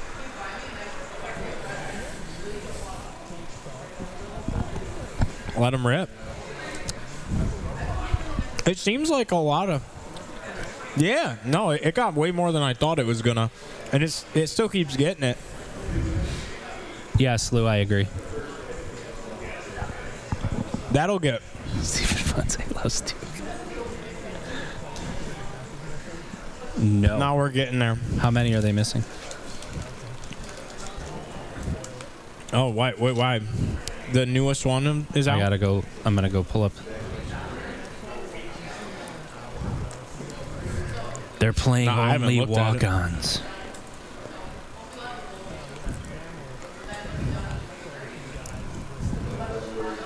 Is one of them named Haynes King? I doubt it because he just talked on College Game Day. Unless he tripped on his way back to the locker room.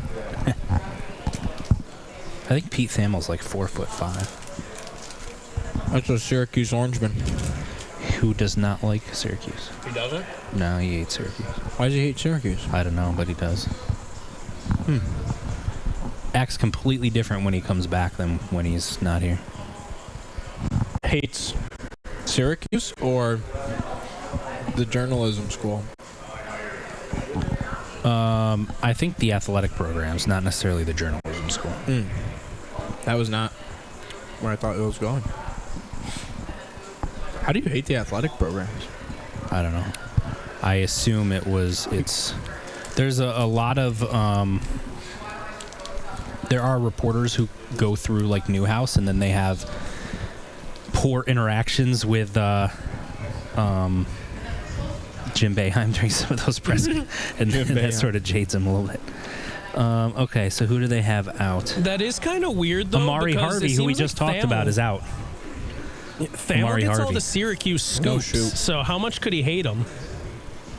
What's up, Gameday? It's not the Syracuse coaches that are giving it to him, it's agents. Huh. That's where a lot of these guys get stuff. It's from the agents. Very interesting. Haynes King. But wouldn't Jeff says the coaches have to tell the agents? No, a lot of times the players. probably do. Yeah, players keep the agents updated on this stuff. That's just weird because, like, some of the stuff he's tweeted, if I were a coach and it got out, I'd get mad. Yeah, but you can't. Also, 10 seconds. On CuseSportsTalk.com. Rutherford.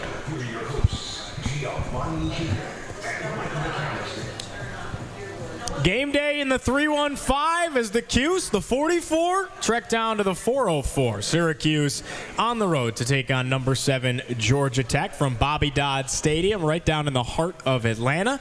Giovanni Heater alongside Mike McAllister keeping you busy from Orange Crate Brewing Company right here on Marshall Street in Syracuse. We're going to have a great time today. We got our pregame show taking you all the way up to high noon kickoff. We're going to have our Labatt watch party throughout the entirety of the game. Eat food, have some drinks, watch the game. Going to be a good time. And then, of course, I'll have you covered post-game as well with our Burdick post-game show right here on 97.7, 100.1 FM, ESPN Syracuse. And you can find it as well, our video service on CuseSportsTalk.com. All right, Mike, want to talk impact players today. If Syracuse is to go on the road and pull off the upset, or at least even just be competitive in this game against the top 10 opponent, who has to step it up and make some big plays for the Orange today? Can I state the obvious and say Ricky Collins? I mean, it's the truth. Right. It's the truth. It is, because if Syracuse's rushing attack is going to get going, then they have to show something through the air. And if they don't show something through the air, then you're going to see Georgia Tech do what the last 3 teams have done, which is load up the box that takes Syracuse's running game away. Now, that doesn't mean that he's got to throw for 350 yards and go crazy or have one of those like Kyle McCord 400-plus yards, 3-4 touchdown type of days, right? He doesn't have to do that. But even throwing for 200 yards and being efficient and throwing a couple of touchdowns without any interceptions, and then making some plays with his legs to extend plays or to pick up a key first down, things like that. Just playing good football where he's really taking care of it, preventing turnovers, keeping the offense moving. I think he's got to have a big day. And again, big day does not mean light it up and put up massive numbers so that you're ACC quarterback of the week. It just means play solid football, manage the game, and take care of the football. I want to take the opportunity to shout out some of the young bucks for Syracuse football that have been stepping years. This is the young core of the Syracuse football team. I think it starts with Jamie Tremble, worth shouting out what he's done playing at the linebacker spot. Talked about as a two-way type of talent from Fran Brown. We haven't seen him play much tight end, but he's been busy on the defensive side of the ball. Had a sack last week for Syracuse in the Dome against Pittsburgh. He's done a nice job, made his impact felt. Antoine Delorier's been a monster at linebacker. He was a midseason freshman All-American. And the name at the top that stands out and headlines everybody is the two-way sensation coming into the year. We've seen him play a lot more corner than we've seen him play wide receiver, but that's the 17-year-old Demetrius Samuel Jr. Second youngest player in college football, and he is at the top of so many lists. He has the most forced incompletions in FBS. That's all of college football. He's forced 11 incompletions this year. That's ahead of LSU's Mansour Delane, who has 9, and that's going to be a first-round draft pick, right? And then there's a ton of guys that are tied with 8. Demetrius has 2 more than the guy second behind him in Mansour Delane, who again is going to be a sure pick to play on Sundays. Trivia for you: where did he play before going to LSU? That's a former. I don't know. That's a former Virginia Tech. Oh, that's right. I should have known that. I should have known that. There you go. But nevertheless, Demetrius Samuel, unbelievable with 11, leads all of FBS. He's also the highest graded, and everybody thinks differently about grades, but for what it's worth, he's the highest graded ACC cornerback in the league. That's ahead of players like Avion Terrell, who's going to play in the NFL. That's at Clemson. Amari Harvey, who we've talked about at Georgia Tech. Ashton Hampton, and many others. There's some big names that are cornerbacks in the ACC. Nobody grades higher than the 17-year-old Demetrius Samuel Jr. Syracuse and Clemson, the only 2 teams in the top 10 of highest graded ACC cornerbacks, because Chris Peele is in at 10th. And Syracuse That's and crazy. Clemson are the only two teams. It's Avion Terrell and Ashton Hampton of Clemson, and it's Demetrius Samuel Jr. and Chris Peel of Syracuse. They couldn't guard Syracuse's wide receivers. That's true, because Syracuse has such a deep wide receiver room, such a talented wide receiver room. So just wanted to give some love to those guys and ask you this question, Mike. What's it going to take to keep them here? Because I think that's a fear for people is, listen, these guys are balling out, and there's going to be a lot of programs that come calling that are willing to pay a pretty penny to poach them away from Syracuse. I happen to have a ton of faith in the relationship-building skill set of Fran Brown. He just seems like that is his biggest strength and the biggest part of the reason why he's here and he's succeeding. So I have a lot of faith that he's going to be able to keep these guys here. But what's it going to take? I wanted to get your thoughts. Well, I think part of the factor here is, and you bring up the NIL and people throwing money at him, whatever, but I look right at Trevor Pena as, a payout doesn't necessarily mean that the grass is always greener, right? If you look at what Jonte Cook is doing, and you get pre-quarterback injury, they had multiple guys that were putting up numbers and getting on SportsCenter and getting on the You Got Mossed segment every single week, right? With some of the crazy plays that they were making and the numbers that they were putting up. The offense is very pass friendly. It's very pass heavy. And so it gives multiple wide receivers an opportunity to put up numbers and be productive and then get yourself out there in front of scouts. Whereas, you look at a guy like Trevor Pena, he was going to be the most targeted guy on this offense. And instead of being that, he decided, because he was worried about the quarterback situation, to go to Penn State to get the payday and to be on a team that is supposed to compete for a national championship. Instead, their season goes off the rails. They're in a run-heavy offense. He doesn't see nearly as many targets. His production hasn't been nearly what it was at Syracuse last year, and they got rid of their coach after losing, multiple games in a row against teams that they feel like they shouldn't lose to. So you just never know what's going to happen. If you're at Syracuse, you feel comfortable about the fact that you're going to be in an offense that's going to be friendly to you and your skill set and give you the opportunity to make plays. And I think that type of stuff, with Fran's ability to convey that with them, to your point, the relationships that he's built, and so being able to be honest with those players, say, look, yeah, you can go somewhere else and get more money, but here are some other things that's going to help you long term with staying at Syracuse. And part of that is also the financial literacy program that they have in place and getting yourself set up from a degree standpoint so that if you're not an NFL player, you still are working in your field.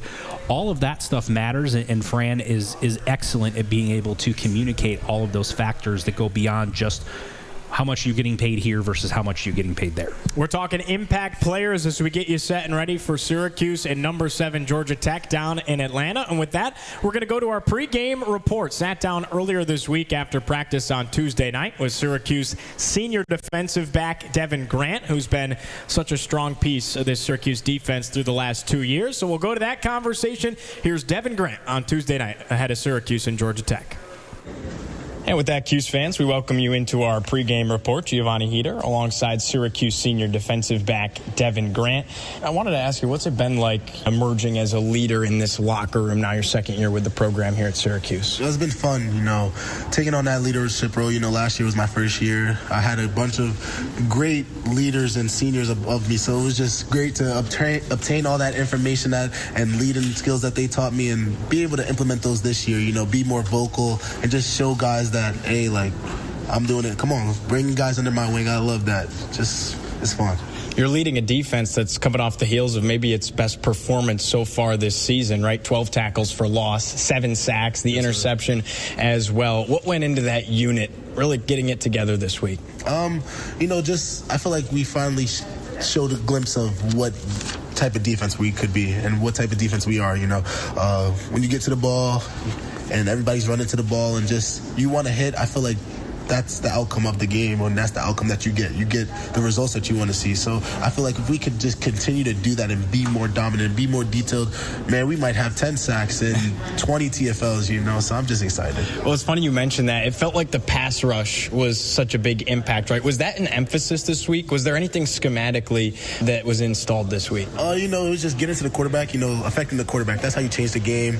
And piranha mentality. When you see food goes in around the piranhas, they all hunt to that food. So that's what we see in the ball as piranha mentality. How have you seen your role in this Syracuse defense evolve in your time here?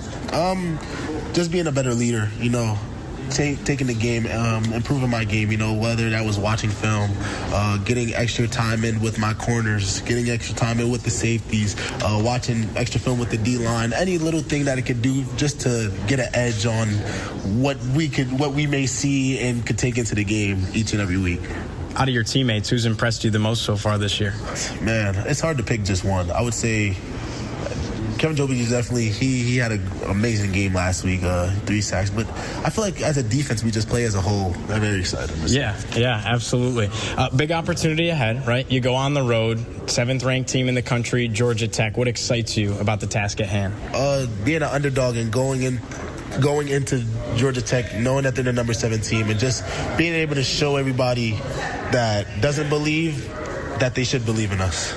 I love it. What's been the message from Fran Brown that has really kept this team together to fight through the adversity? Adversity's going to hit. That's with anything. He always says you got to be able to handle adversity with success. I feel like there isn't no success without adversity. Some of the millionaires and stuff like that, they had adversity before they had success. So I feel like it's just learning how to get through that adversity and just being persistent and being perseverant through that adversity. What have you seen out of tape out of Georgia Tech, the upcoming opponent, that impresses you, that stands out to you, that could make you have your hands full this weekend? We know they're a very good, disciplined team and that they're a physical team. So just bring physical, like Coach Fran said, we won't be out hit or out hustled. So I feel like bringing that mentality into the game, I'm ready. You've been a part of taking down top 25 teams, even top 10 teams last season, so you know a little bit what goes into that. What does it take to come out on top against a team like this? Faith and hard work. There you go. 2 words, faith and hard work. You have to have the faith of a mustard seed and just put that work in. So, yeah, I feel like we're doing that this week. Appreciate the time, Devin. Yeah, wishing you best of luck on Saturday. Thank you. I appreciate you. All right, he's Devin Grant. I'm Giovanni Heater. We're back after this on Cuse Sports Talk and ESPN Syracuse.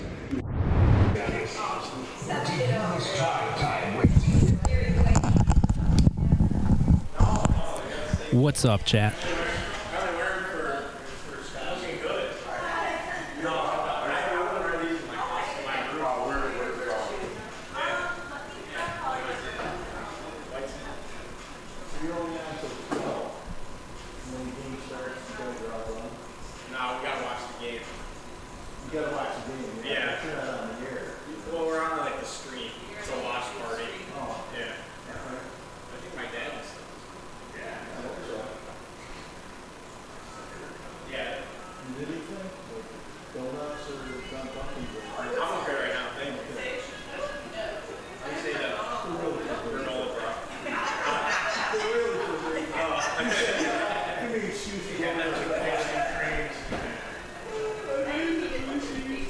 Jen, who is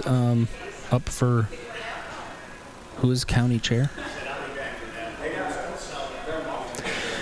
Any key injuries today? So I think we're going to get to this. D. Hayes, but Darian Williams is out for Syracuse. And then obviously Austin Collins, I think, is the big one. Syracuse's starting center. But other than that, it's the guys that we kind of already knew were out for the year. And Fran Brown's kid, actually, Fran Brown Jr., who is one of the long snappers, is out. And he also plays fullback. He's out today. But for Georgia Tech, they are missing their starting center, starting defensive tackle, their best corner, and their starting nickel corner. Those guys are all out today. They also are missing Malik Rutherford, who is one of their starting wide receivers. He is out as well. Forgot to mention Malik Rutherford's also out today. Oh, wow. Yeah. Giving away all our ammo. We got a whole segment.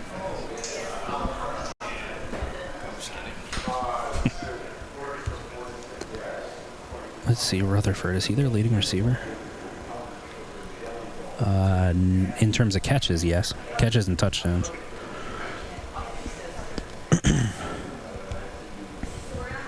He's sort of the short the short possession receiver, Malik Rutherford, kind of the go in the slot, get you 6 yards on 3rd and 5 type of guy.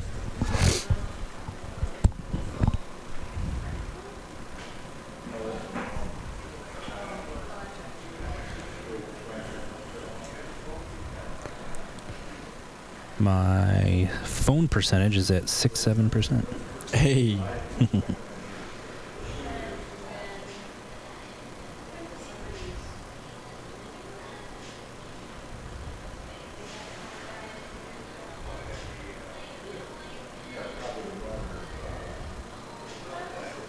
I need my second coffee here shortly for the game. Perhaps it'll be a Diet Coke instead. Although Dunkin's right over there.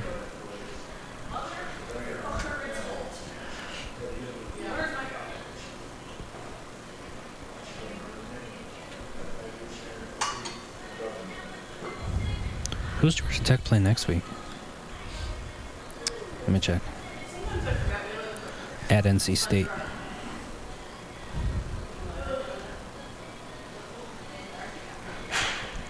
I wouldn't be surprised if NC State gave Pitt a run today. Not that I think NC State is great, but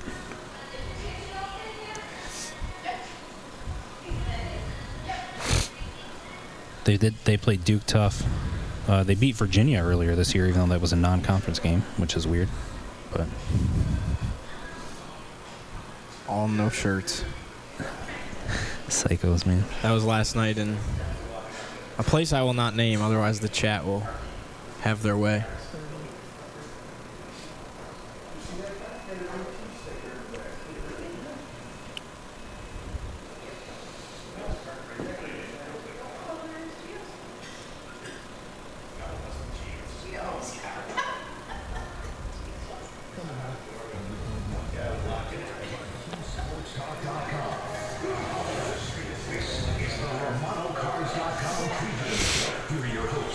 Giovanni here and McAllister. Turning up on a game day here at Orange Crate Brewing Company on Marshall Street in Syracuse.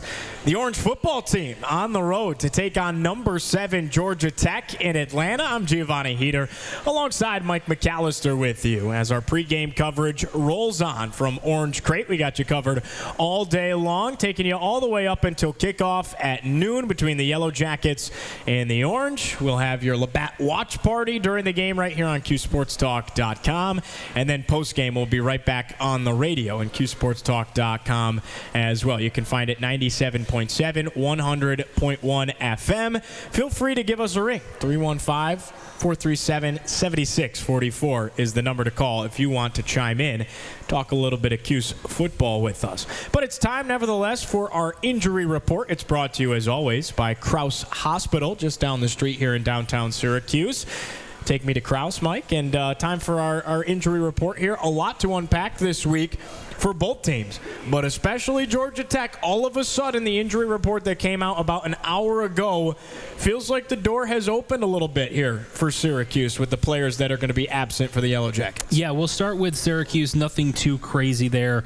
Darian Williams, the freshman from CBA who had worked his way up to number 2 in the depth chart, is out for today.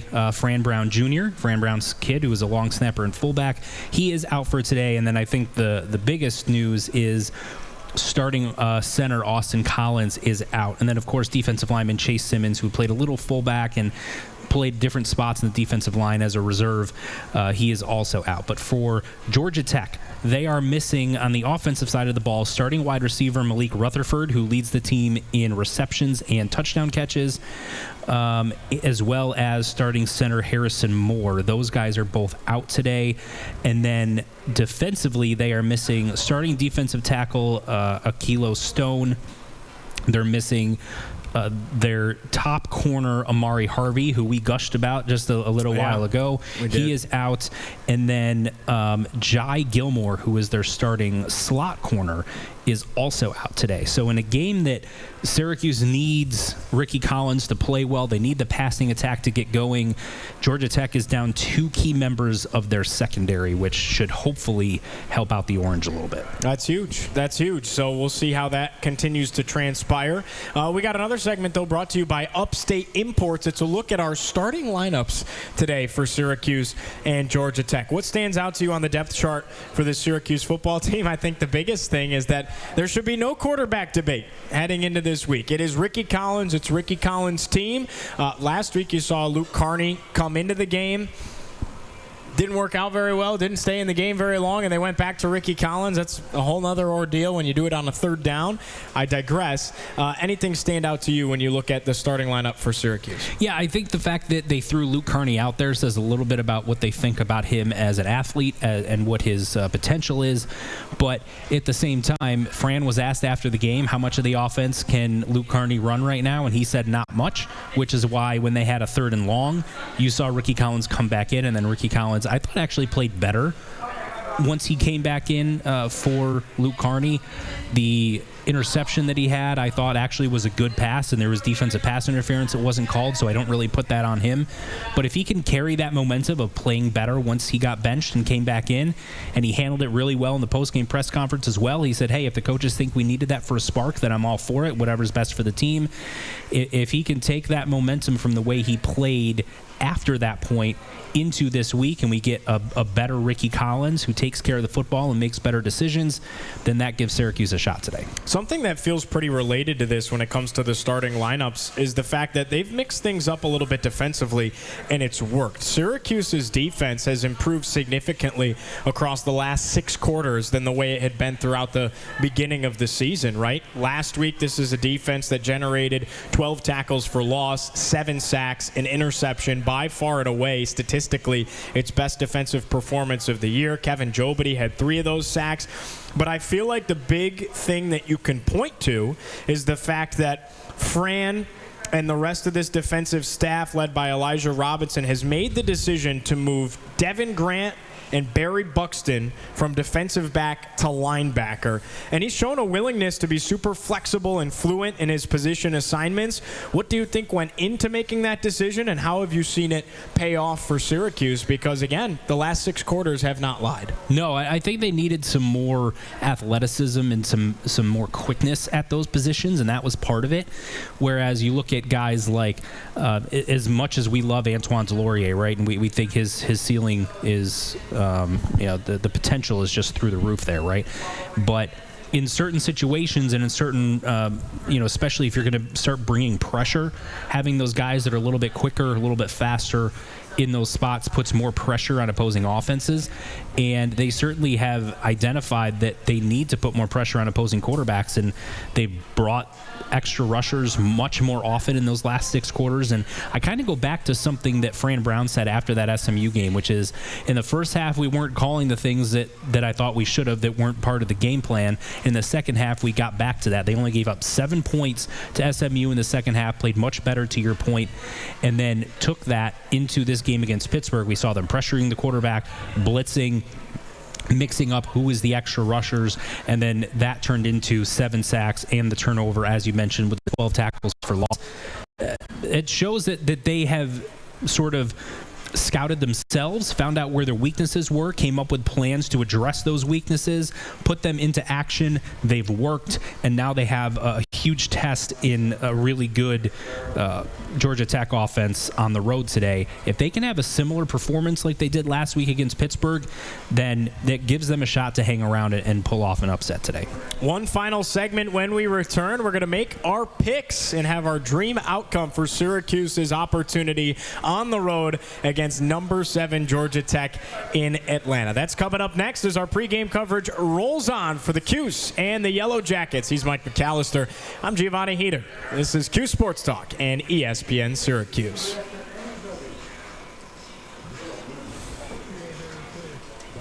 Ooh, very clear. Thanks, Jordan.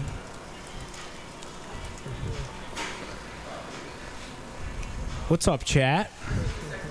How we doing, chat? Okay.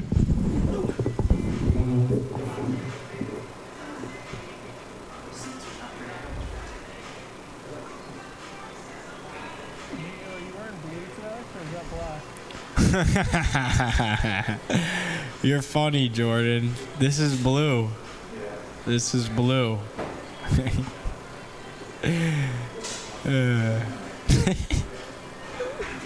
I heard Tim looks pretty good in blue, though. That's what the streets are saying. Yeah. The streets are saying Tim Leonard looks good in blue.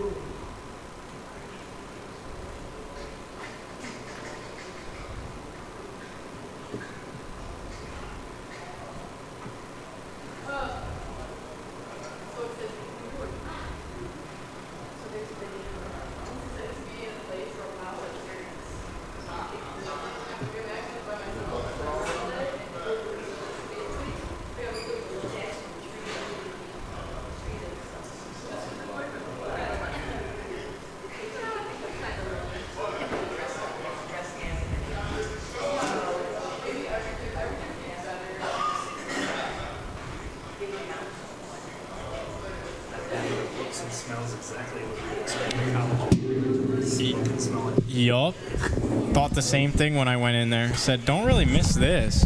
Nope.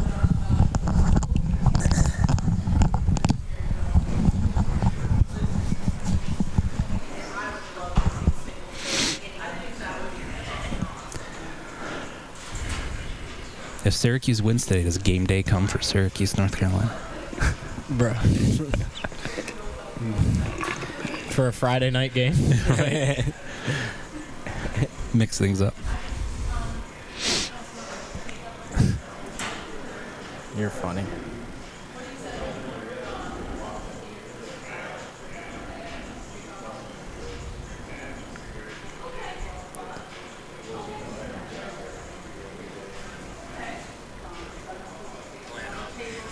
Stop Syracuse's rushing attack and not let someone.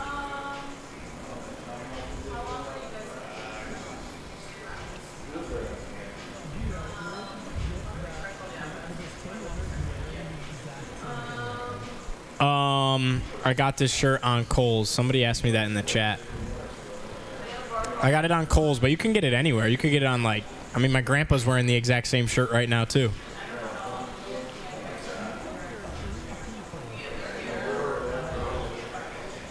Yeah.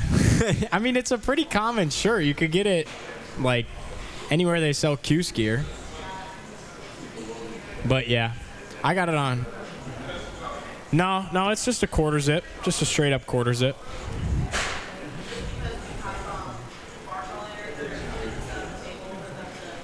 What, mine? No, I have a button up shirt underneath it.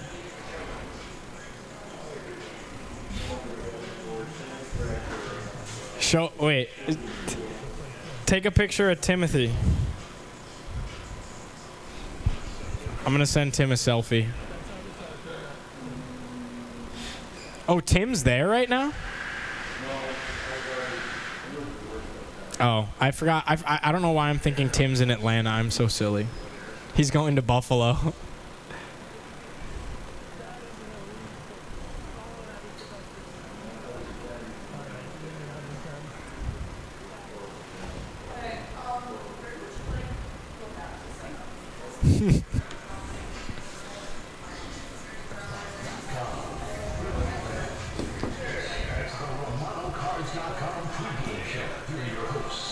Giovanni here and McAllister.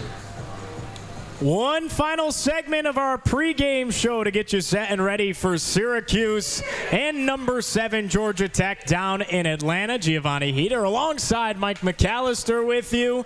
We are live at Orange Crate Brewing Company all afternoon long. Come out, have a good time with us. We'll have some food, some drinks. We got the Labatt Watch Party to get to for the entire game. We'll have the Burdick post-game show right here on ESPN Syracuse and Cuse Sports Talk. Let's make a day of it. Gio's whole family is here. It's great. My whole family is here. They're like the only ones here. Where's your family at, Mike? I don't know. Probably not looking to park downtown, I'm guessing. I don't blame them. They're pumpkin picking, right? You said they're pumpkin picking? My wife and my kid are doing the pumpkin picking while I'm here. Yes, they are. Very nice. And my parents, I think, are over being at bars. They just don't want to be at college bars as retired people, so they're not. It is hard to blame them there. I just got out of college, and I'm kind of sick of them myself, so I can't blame them there. Syracuse and Georgia Tech ready to go at it. It's time for our Liverpool Pool and Spa Dream Outcome. Don't just dream it, live it with Liverpool Pool and Spa as we make our predictions here for the Orange and the Yellow Jackets. All right, Mike, give it to me straight. What do you think for this afternoon's game? I'm picking Georgia Tech until I see Syracuse's offense play a clean game and Ricky Collins have a solid day from start to finish. It's hard to predict it, so I'm just going to kind of go with what I think the most likely outcome is, which is Georgia Tech kind of controls this thing from start to finish. I think there'll be points where Syracuse looks good and is competitive, but ultimately I think Georgia Tech is too good. They've got too much to play for, and Syracuse has been unable to take care of the ball since Ricky Collins has become the starter. So I'm going to predict that Georgia Tech wins 31-14. I'm not far off. And I'm sorry for being distracted, but whatever they're cooking here at Orange Crate smells fantastic.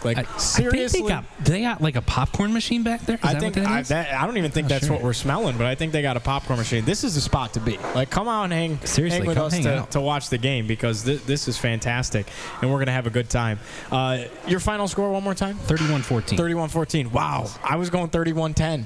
Okay, I was going 31-10. We're close. Yeah, so I think Georgia Tech. Again, first of all, if you look at Syracuse's track record in the last 3 games, they're literally that's about what the score has been, right? Pretty much 31-10, roughly, give or take a couple of points here and there. Georgia Tech, kind of a similar story. They've been allowing more points than that, but I just don't see Syracuse's offense finding much success. I can appreciate the injuries for Georgia Tech, but it all comes down to the quarterback play out of the Orange. They don't have quarterback play right now that shows that they can go win a football game like this on the road, let alone one in the Dome. So, unfortunately, that's where you're at. I have a lot of faith in the rest of this team. I do as well. I think Syracuse's defense the last 6 quarters has done a really nice job. They showed that they could game plan well against Pittsburgh, and I understand they were playing a freshman, 18-year-old quarterback making only his 3rd start. So you're trying not to put as much stock into that, but nevertheless, I was impressed with what the defense has been able to do. We know how good the wide receivers are. If you could establish some sort of a pass game, then you would have the opportunity to actually use your arguably elite caliber running back in Yassine Willis, right? There's so much good on this team, but in college football and in football in general, you cannot succeed without adequate quarterback play, and Syracuse just isn't getting it right now. This is the first time I'm picking against Cuse. I picked them to beat Clemson. I've picked them to beat everybody this year.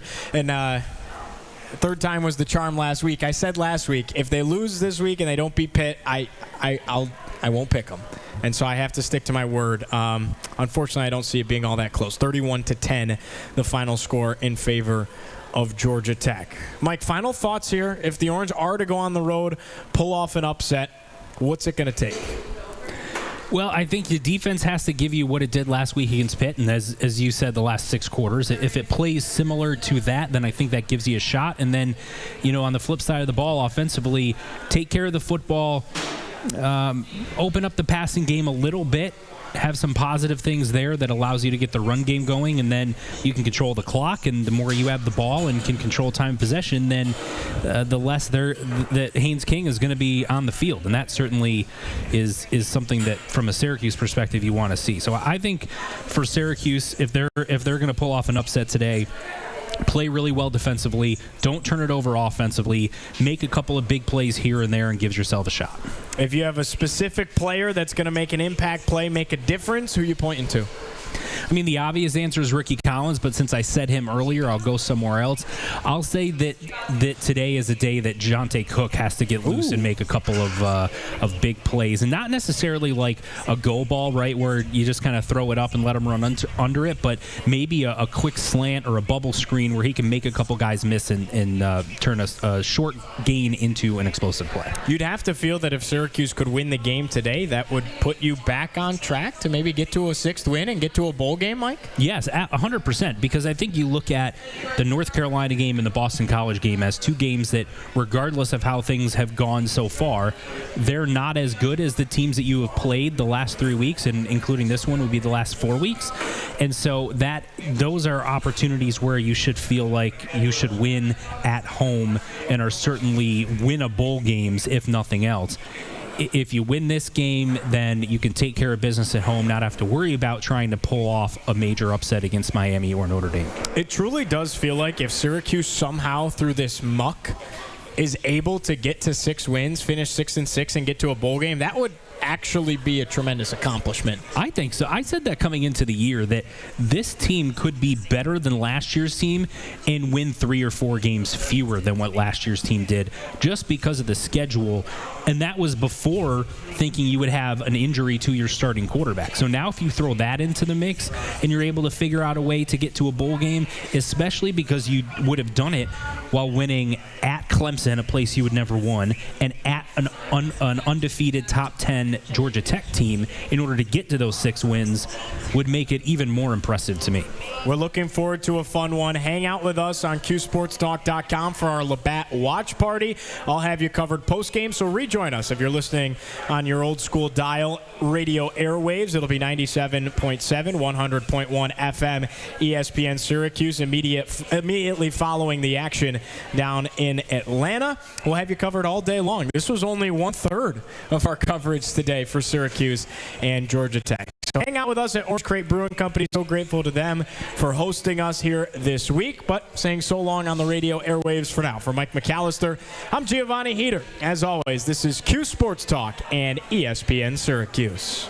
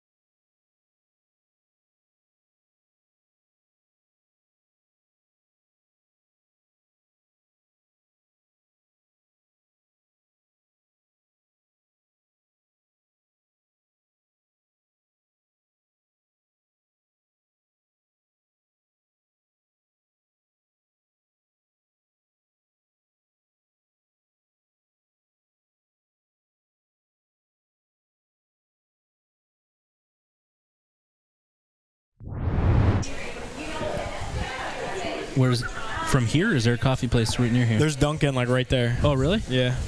Oh, look at that. I already had one. Not sure I could do another. I'm a 2 coffee kind of fella. You're Upper Asia. Sorry. Yo, watch party sponsored by Labatt.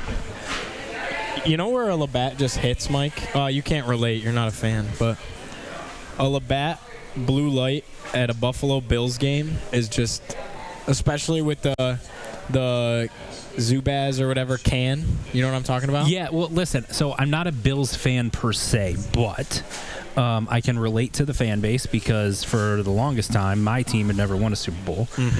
I've been fortunate to watch 2 Super Bowl wins in the last 8 years, which is crazy. But I dealt with 4 straight NFC Championship games that resulted in 3 losses and then a Super Bowl loss. And that was kind of my version of the 4 straight Super Bowl losses. But Josh Allen's my favorite player in the NFL. I love Josh Allen. I'm a huge fan of him.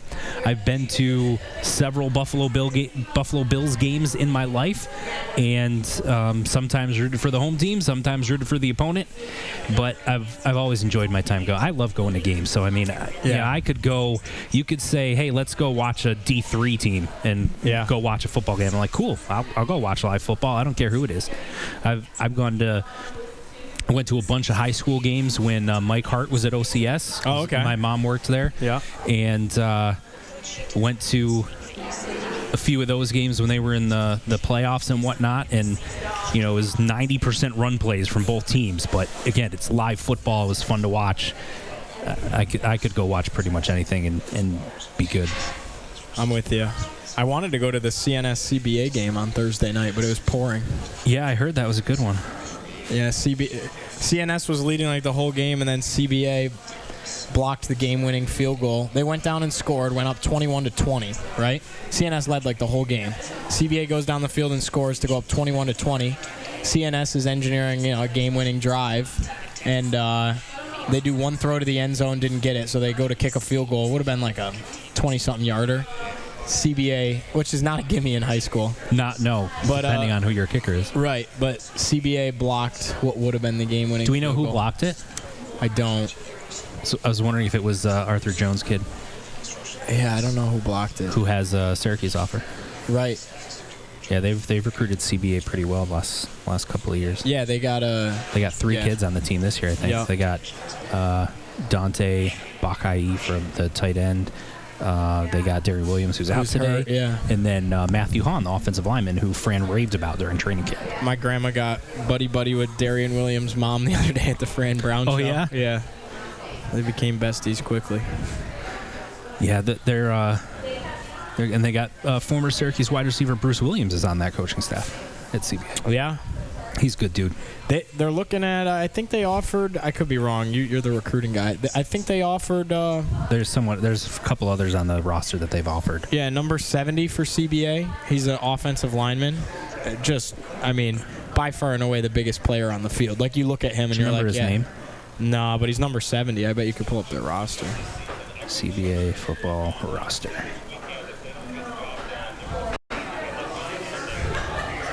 Is this college football on TNT? What am I watching?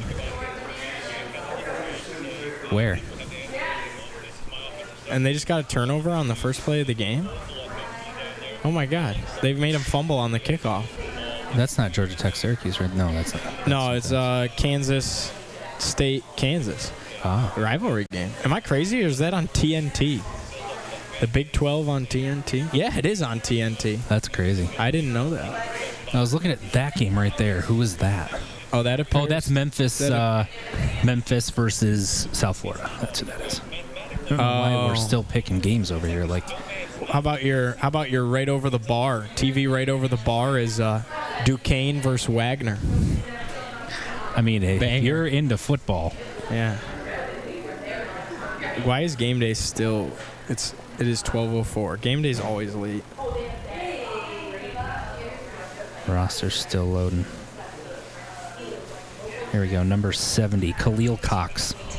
6'9", 360. That's what I'm saying. The dude was huge. Syracuse better be after him.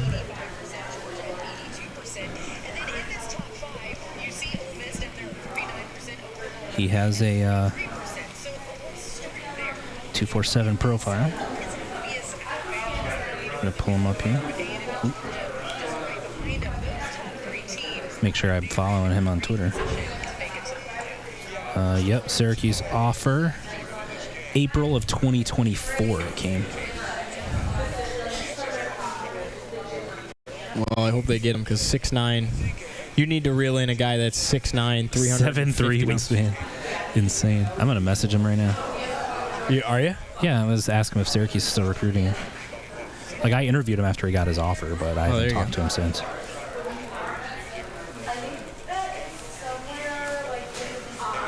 Let me see if he's posted any other offers.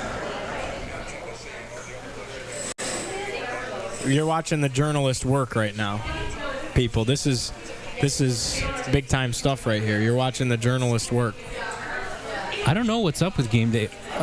They're certainly taking their time, but is it delayed? I don't know. Like, what's going on? Because hopefully the game hasn't started. They haven't even picked the marquee game yet. Game hasn't started yet.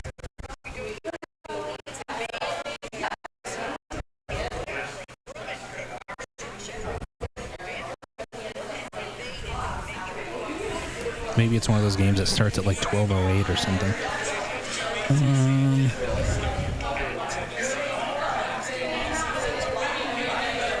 Doesn't look like any other offers, but it looks like he's been he's gotten some interest from West Virginia, Rutgers, Pittsburgh, Cincinnati, Penn. That looks like the main. Imagine an alien lands and you have to explain Duquesne versus Wagner. That's funny. How are you? Michael Owens jersey. That's classic. That is classic. That guy came out to same jersey, Wildcat when we were out there. Okay. I like that jersey. That is sweet right there with the patch on the sleeve. The patch is nuts.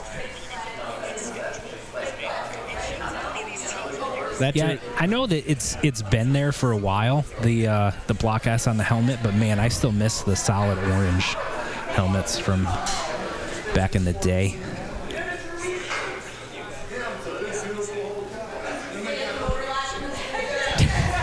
I think Kansas just fumbled in the end zone.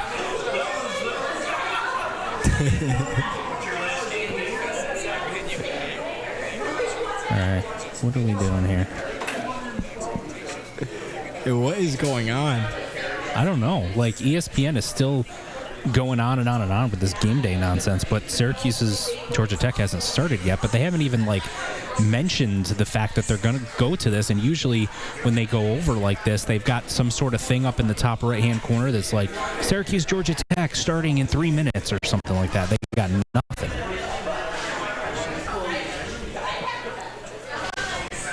You know, we got to listen to Pat McAfee go for 20 minutes and do his game pick. Right. Where he's going to do backflips into a pool while wearing a Speedo or something.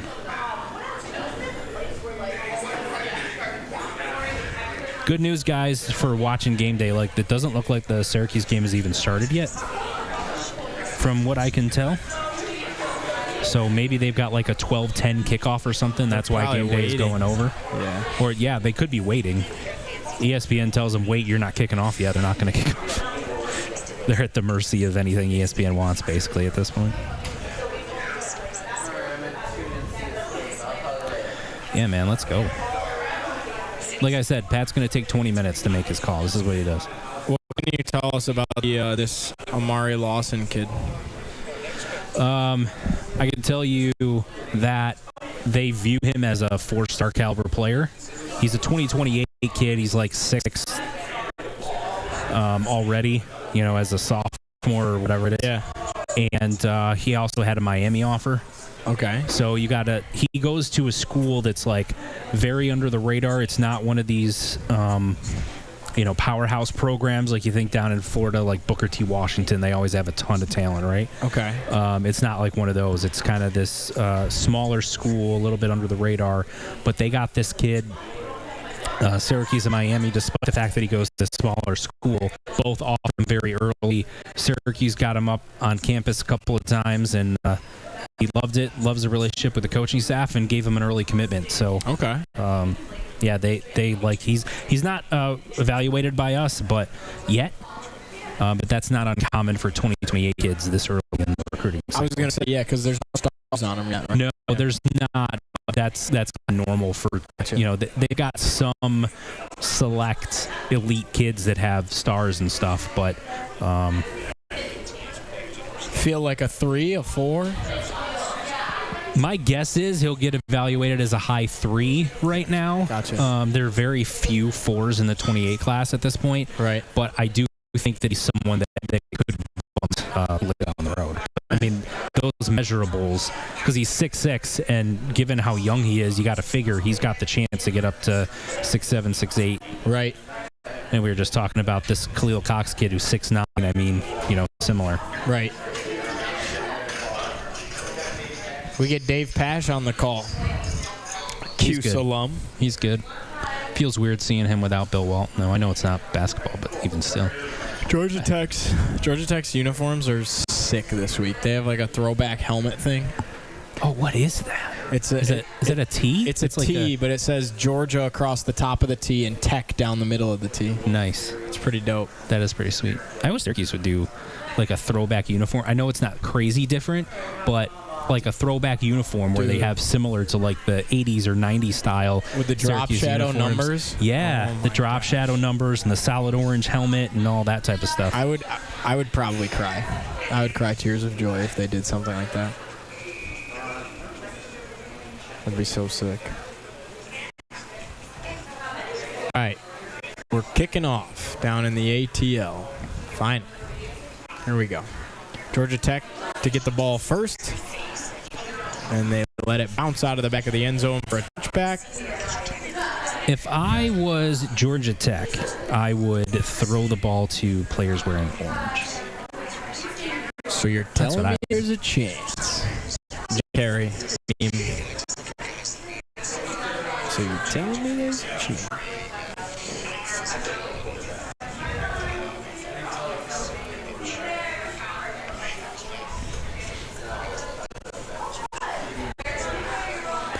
Got some motion on first down. Wow, they're throwing on first down. I would not have guessed that. It's first down. I know, one play first down, but it's tough to cover when they got those drag routes. That is Jamal. If you're playing man, it's really tough to cover. That's a route that it's the best way to cover it is zone, because then you got everyone across the middle. You're just sort of handing them off as opposed to having to chase them. Yeah. All right, good tackle. Good tackle. Yeah. Did he Wait, get the ball come out? I think there's. Yes, there you go. Turnover on the first. Get the ball second play. He just ripped it right out. I saw the rip. I couldn't tell because of how far away we are from the screen. I couldn't tell if the ball had actually come out. But just like we spoke about during the pregame, if you're going to win this game, these are the type of plays that you got to make.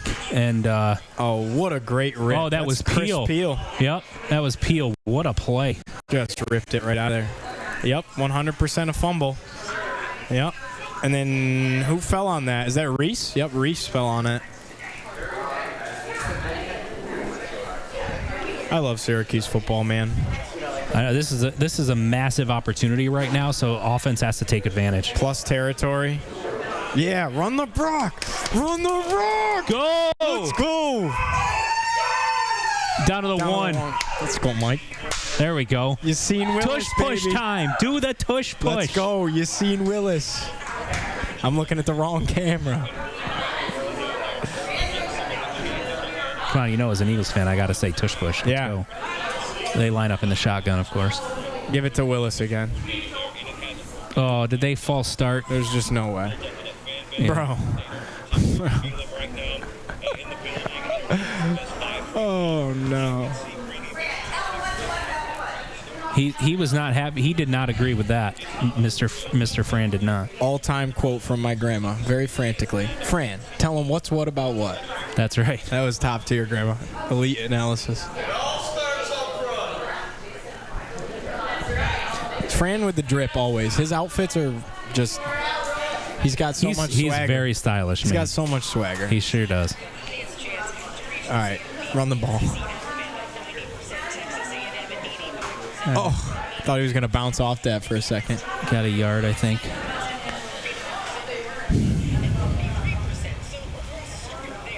Yeah, see, this is giving me vibes of when he hurdled a guy against Pitt and they got down inside the 10, but they couldn't quite punch it in. Yeah. Nah, they're going to punch this in. We got Richard Collins playing. All right, we're going to try early. There's no chance Syracuse scores a touchdown on this drive. 0.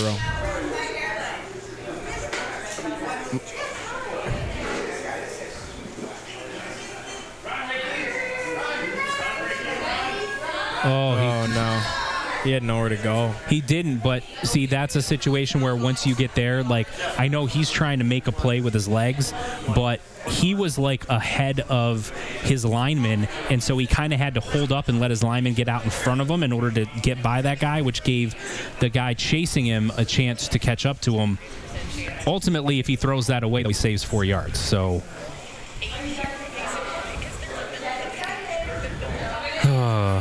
yeah, it feels like the field goal is inevitable here, Gavendo. Right after they got down to the 1. Oh, my goodness. Another false start. Oh, my gosh. Oh, my gosh.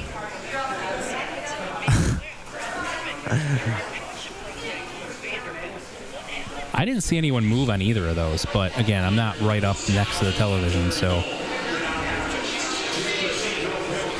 Oh, now we got the broadcast on. Heck yeah. They called that on a wide receiver, it sounds like. They called it on couldn't tell, but. Your best bet is to try to throw it short and hope they can run into the end zone. Oh, my God, there's a person up there.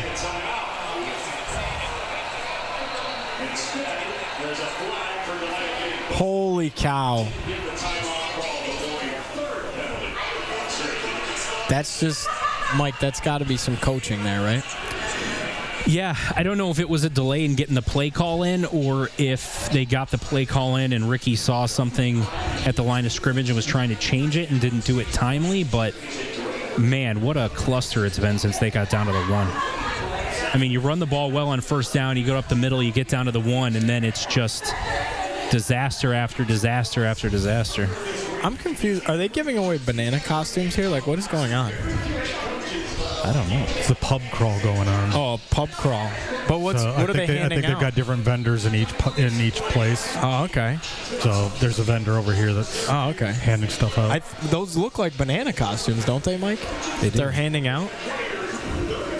Are you volunteering to go wear a banana costume for the rest of the... I don't know about all that.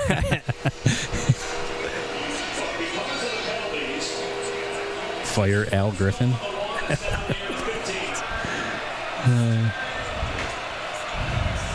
Here we go. Just don't throw a pick. Just don't throw a pick. Yeah, I mean, get points. They don't trust Ricky. They just ran the ball. They don't trust Ricky at all. Yeah. They don't, I mean, am I crazy or does that show you they don't trust Ricky? Well, so I think a couple of things, right? One, Ricky does have a propensity to try to force. They're not going for this, are they? No, okay. No. He's got he tries to force in tight windows because he trusts his arm. He's got a really strong arm. And so you're at 3rd and goal back at the 14. That's a tough spot anyway. And so I think it's more of a, hey, let's not put him in a bad spot, right? Yeah. Let's run the ball, take the points. I don't know what he is not happy about something. He just gave him the finger. He's not happy. I think he's not happy with either of those false start penalties, is my guess.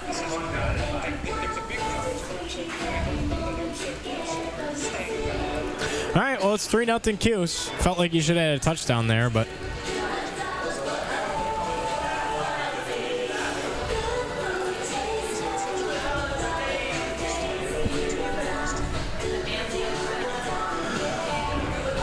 Why would you? I mean, that's exactly the point, Bixby, is based on what Ricky has shown to this point in these 3 starts. You know, he has shown making poor decisions or trying to force the ball into certain windows, etc. You know. Yeah, Sport Boy, I think to Cuse in the House's point, he seemed to disagree with the false start because he didn't think that they had lined up yet. They hadn't got themselves set, so you can't false start if you're not lined up, right? So I think there's some sort of chatter about that. It was a very early flag, and it looked to me like they were still trying to figure out exactly how they were lining up. So that was a bit weird. It almost seems to me like Georgia Tech coaching staff may have said something to the officials like, hey, we noticed on film that they false started and it's not been called. And so that kind of tips the officials off into watching for it, and then they see something that perhaps wasn't really a false start, but because of that little comment in the pregame stuff, they're like, oh, there it is, he was right, and they call it. But, yeah, certainly unfortunate. It really put Syracuse behind the 8 ball right away.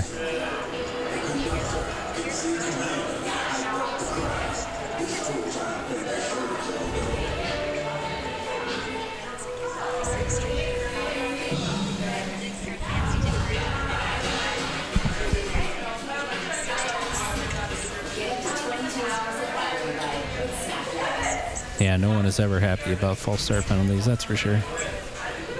Unless it's against the other team. Like Pitt false started several times last week, and I think everyone was pretty happy about those.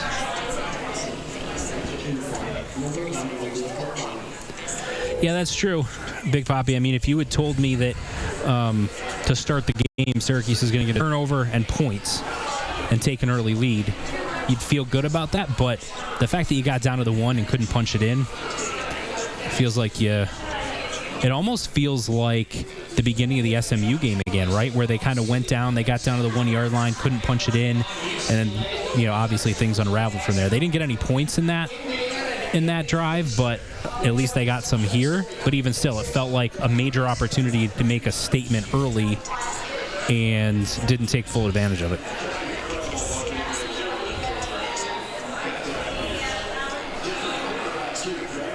Jonesy Billups as Georgia Tech. That's funny. Yeah, I mean, you're up against it. You're down south in Bojangles territory, and the ACC clearly would prefer that Georgia Tech wins because they want that undefeated team that can get up there as highly ranked as possible, right? So hard to imagine you're going to get the benefit of the whistle a lot if you want to play conspiracy theorist.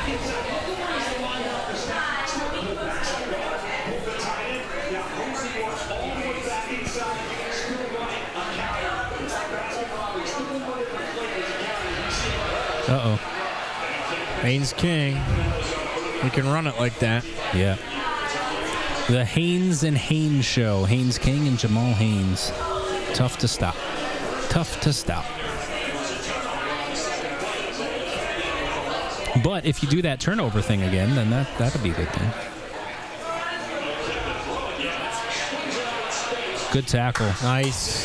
Yeah, see, that's what they need to do today is they got to, in those situations, you get one-on-one opportunities out there with a wide receiver. You make those tackles, stop them for no gain or a yard, as opposed to letting them get 5, 6, maybe even more. You got 2nd and 9 at worst instead of a 2nd and 4, 2nd and 5 that puts them behind the sticks a little bit. Now, this is still a running down for them. A lot of teams, this would be a passing situation for sure, 2nd and long, but even Georgia Tech's they're throwing the ball a lot more today than I would have expected. All right. Okay. All right. 3rd down and 3rd and medium. 5. Yeah, he'll 3rd take and 4, this. 3rd and 5. Yeah, that's again, the tackling. As soon as they got there, they brought him down. That's huge. Bro, I'm chilling. That door is wide open. I'm putting my coat back on. I was about to. Next commercial, I'm going to do the same thing, I think. Get some Eagles Super Bowl juju going on. Oh, there we go. Oh, it's a first down. Yeah. He's right there, but. It's Rivers. He's good. The receivers are good. I mean, Eric Rivers. Yeah. You just look at their stats and you go, huh. But, like we said, they've run the ball 80 more times than they've thrown it this year. I mean, that's, 10 to 12 times more a game. So. But they haven't done that today. They have been pass heavy today.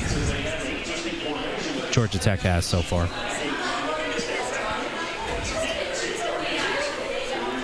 Yeah, Poppy, it seems like there's certainly been a little bit of a philosophical change. Like they've been more willing to bring pressure. And then, as Gio pointed out in the pregame show, bringing Devin Grant and Barry Buxton down, putting them in the box as linebackers has certainly improved team speed and athleticism, and that certainly seems to have helped. And they're two of their better tacklers anyway, as well, which allows you to do that. If they were bad tackling safeties, that's not going to do much. Syracuse is playing like soft on him, it feels like. That looked to me like that was a zone blitz situation, so they brought an extra guy or two and then tried to play zone behind it, and he just sat down into an opening. You're vulnerable to that when you blitz, but Georgia Tech is living in 12 personnel. Dang. Big gash. That wasn't a bad tackling situation. That was a nobody there situation.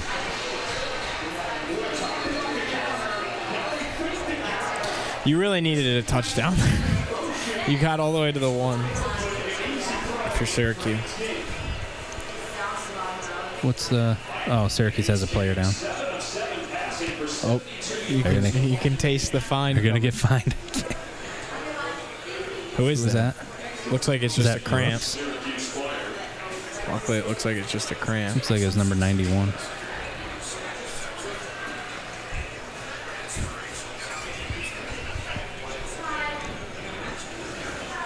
Yeah, it was Rooks.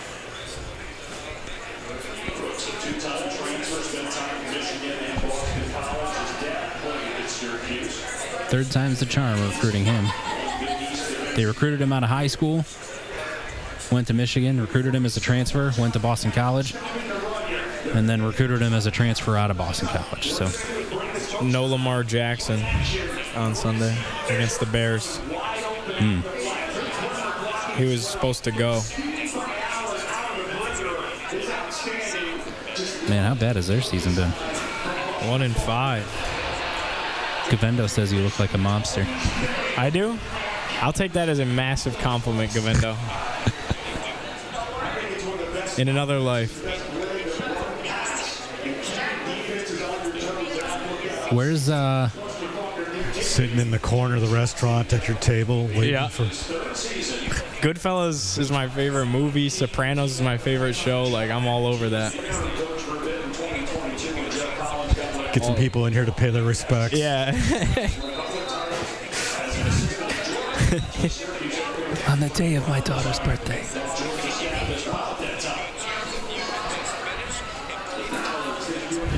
Gio's an insider to the betting scandal. Who do you think set the whole thing up?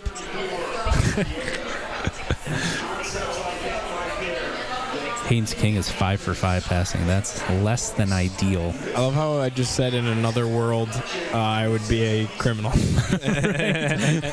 Like, those movies and shows romanticize the heck out of terrible people. Yeah, they do. Okay. Couple yards. Gio has Chauncey on speed dial. You guys are funny. Man, that was crazy when that news broke yesterday, and then when I saw it come out that Chauncey Billups was involved too, I was like, what? And then the guy I heard on the radio the national ESPN broadcast, they had someone that said that the feds are currently investigating like 5 or 6 different schools for some unusual activity as well. Oh, he my dropped goodness. I thought it was a run. I didn't even know that he still had the ball. That's what happens when you don't use the tight ends all year. Right? We said that in the pregame, that they don't throw to the tight end very much, and it came back to bite him. I mean, I don't know why. He took his eye off of it. Haynes did throw it a step behind him and threw him a dart. Yeah, it wasn't a great... that's got to be a lob, and it's got to be out in front of him a little bit. But that also felt like one where if Haynes had just kept it, he could have walked it himself. Yeah. But trying to pad his passing numbers for the NFL. He did throw it like a step late, but...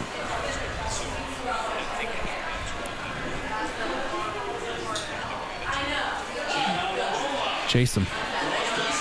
Oh, it's incomplete. Good defense. Hey, they got to stop. We talked about red zone defense in the pregame show. They might. Oh, they're going to kick. They're going to kick. I thought they would go for it, to be honest. Where are they? The 3? 3.5? Something like that? Thought they would go for it, to be honest.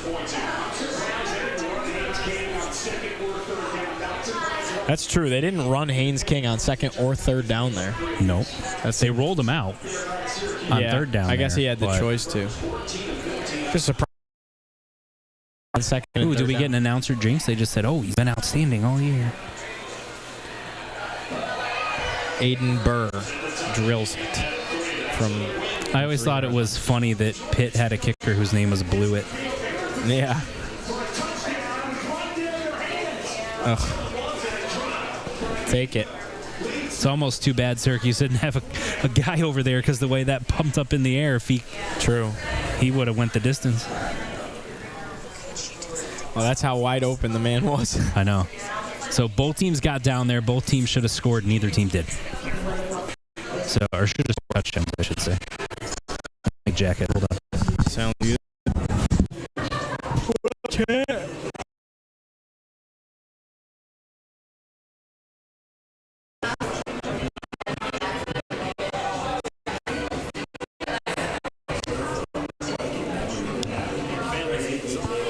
Huh? Yeah, I might. What are they? I don't know what they're going after.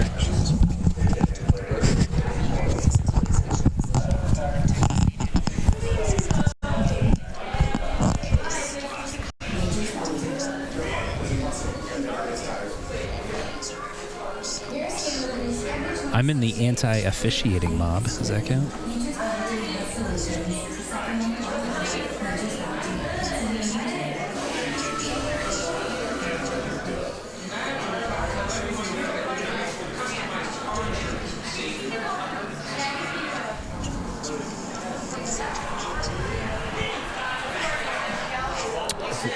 .41-yard run from Yassine, cut short at the 1, and we get a field goal, bro. Like I said, every time he has one of those breakout runs, he gets stopped inside the 5 and the drive stalls. Yeah.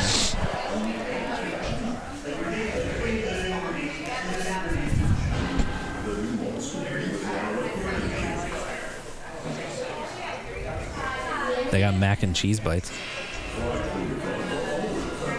Pizza and wings, salads, burgers, buffalo chicken sandwich. He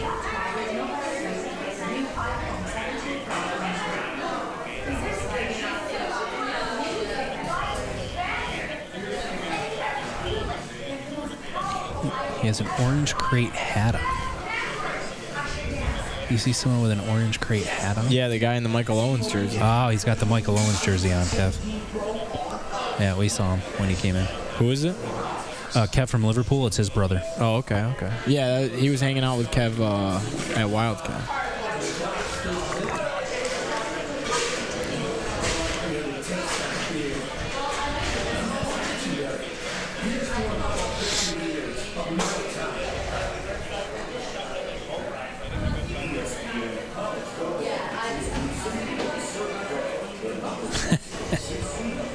Yeah, I'm not going to yell that.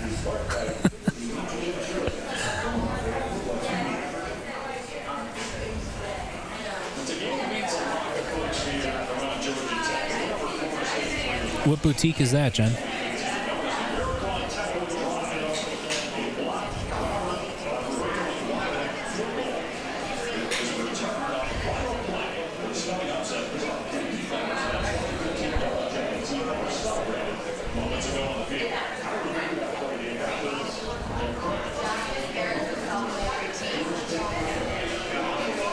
thought O'Reilly's was an auto part shop.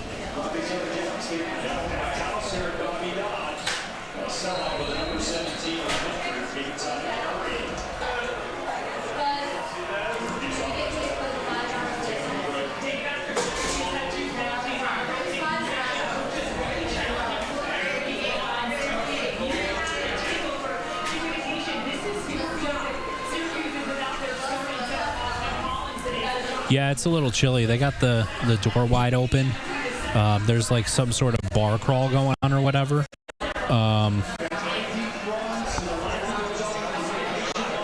So it's just a little chilly. So wearing the jacket. Halftime. Keep warm. Halftime.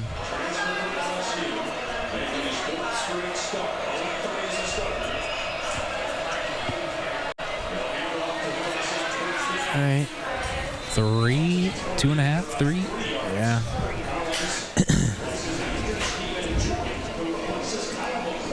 I like the fact that they are trying to run it early. Yeah. But Georgia Tech has some. Like, what is that?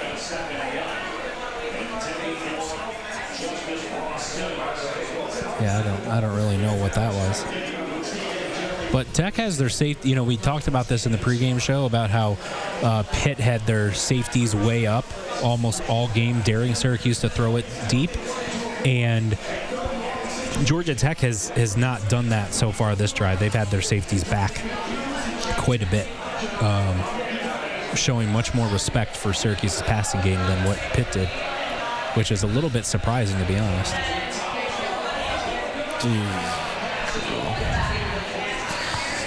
Oh, you can't. That was a rough series. You can't be behind the sticks in 3rd and 8 and just hope Ricky's gonna bail you out. It's not gonna happen.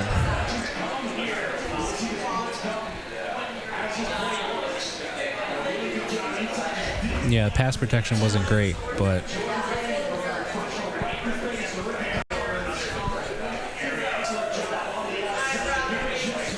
it's a good play by the corner.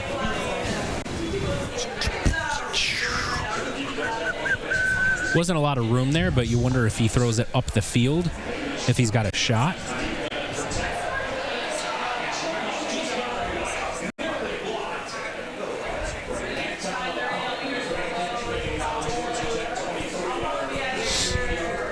This feels like a really, really important drive for the defense. Because if you let Georgia Tech go down and score,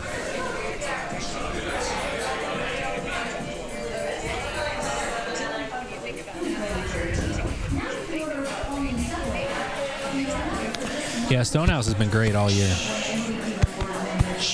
Yeah, he's the best player on the team. Maybe not. He's certainly been the most productive. They actually have a lot of good players. They do, honestly. They just don't have a quarterback. Yeah, it's really taking away from everything right now. I think they're 6-1 or 5-2 right now if they had Angeli, to be honest with you. Yeah, I agree. Who's the best player on the team right now? I think it's Yassine Willis.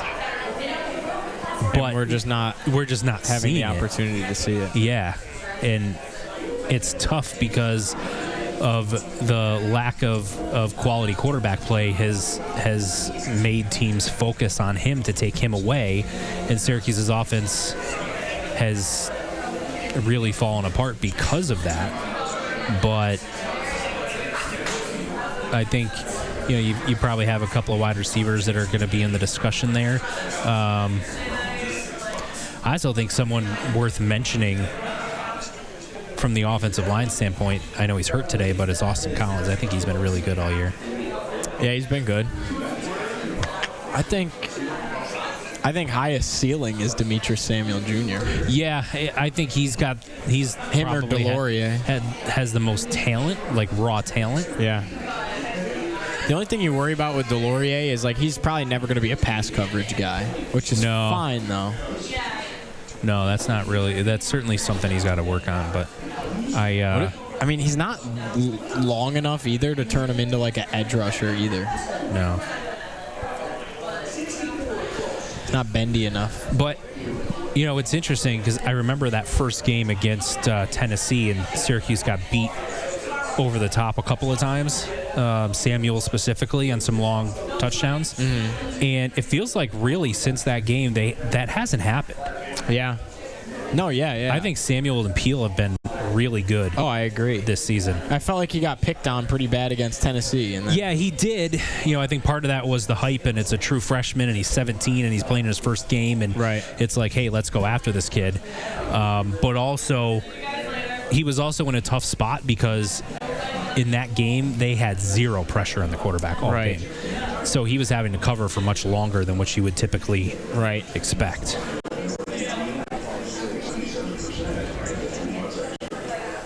So.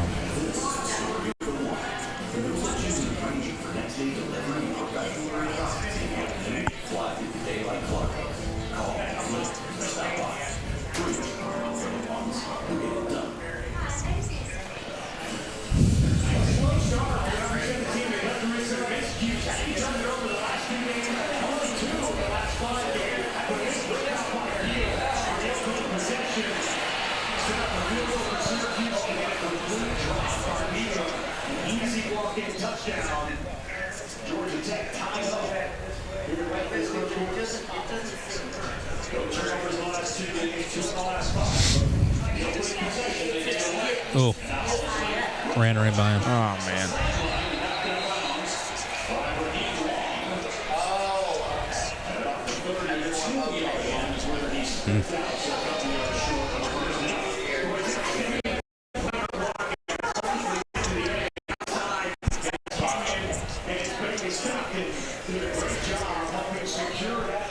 Who is the color analyst in this game? Is it Golick Jr.? Dusty Dvorak. Oh, okay.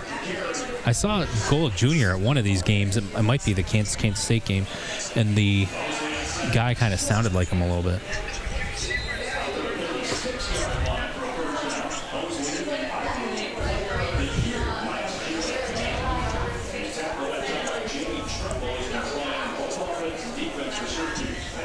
Yeah, bowling ball. I haven't seen them do a lot with him in terms of designed runs. Like his runs last week, when he had a couple of long ones, were off of scrambles. They weren't designed. Doesn't feel like the offense has a ton in it in terms of designed quarterback runs. But it feels like that's an opportunity to try something a little different.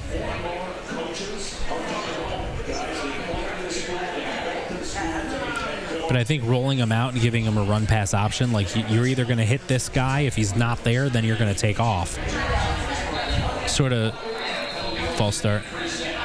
Sort of simplify the reading process for him, right? Yeah. If this guy's here, throw it to him. If he's not, then run.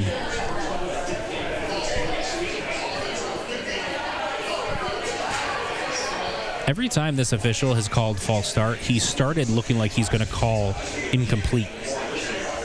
He starts like with his hands flat, and then turns them into fists and does the false start. But it looks like he's about to call incomplete, and then changes it last second. It's I've never seen anyone do that before. It's really weird. Just being very procedural, I guess. I'll criticize the official on anything. Oh my goodness, we're just getting bailed out. That looked like he kind of did a wheel, and the safety, I think, is supposed to be there to pick him up, but the safety came down expecting that they were going to throw to the tight end out of the flat, and when he didn't and went over the top, that's a touchdown. See, the safety backs up. Oh, he took the guy on a post, that's why. So the safety took the post, and the second guy that was over there went down to the tight end. That's holding. That's offensive holding.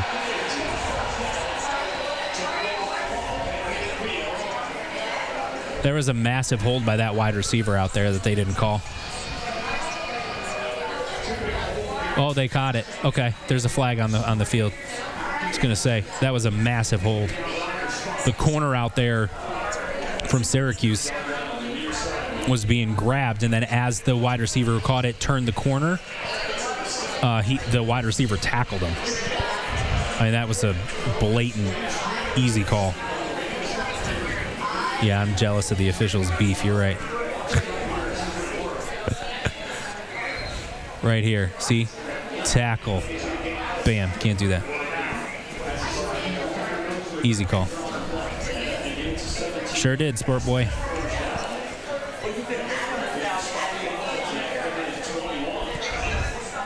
Yeah, Poppy, listen, the Haynes King only has 4 passing touchdowns on the year. So this is not a team that is throwing the ball all over the place. They've certainly struggled from a offensive passing game perspective for a chunk of the year. Their offense is largely predicated on the running game, and a lot of it is with Haynes King keeping the football. But they've missed a couple of opportunities that should have been easy.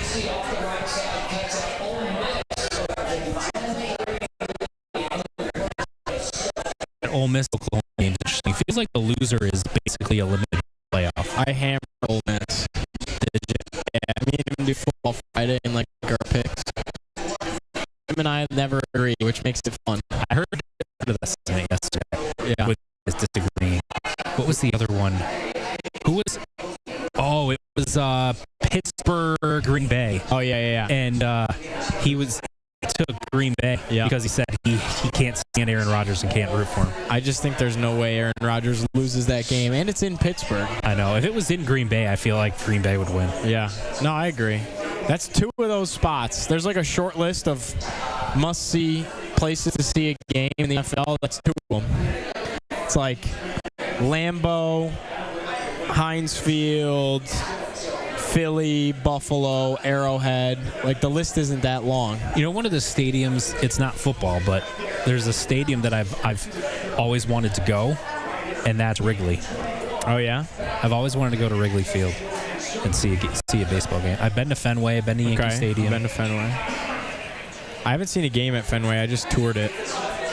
Oh, my goodness. Did he catch that, too? Off the carom? Oh, yeah, it's 4th down still, though. Yeah. He was well short, but, man, I thought they had a chance to get picked for a second. Wait, Gavendo said mic check 2-2. Can you hear us? Or did he mean the official? Because maybe the officials got caught on a hot mic or something. Gotcha. Makes sense. It's hard for us to hear the broadcast from where we are. I texted my dad, but yo, you want coffee? I'll buy, because there's a Dunkin' next door, and he goes, nah, bro, it's beer 30. I was like, not for us.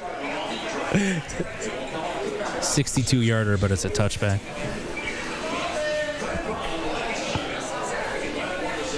Oh, my goodness. That's our guy, Mike. There he is. Francis.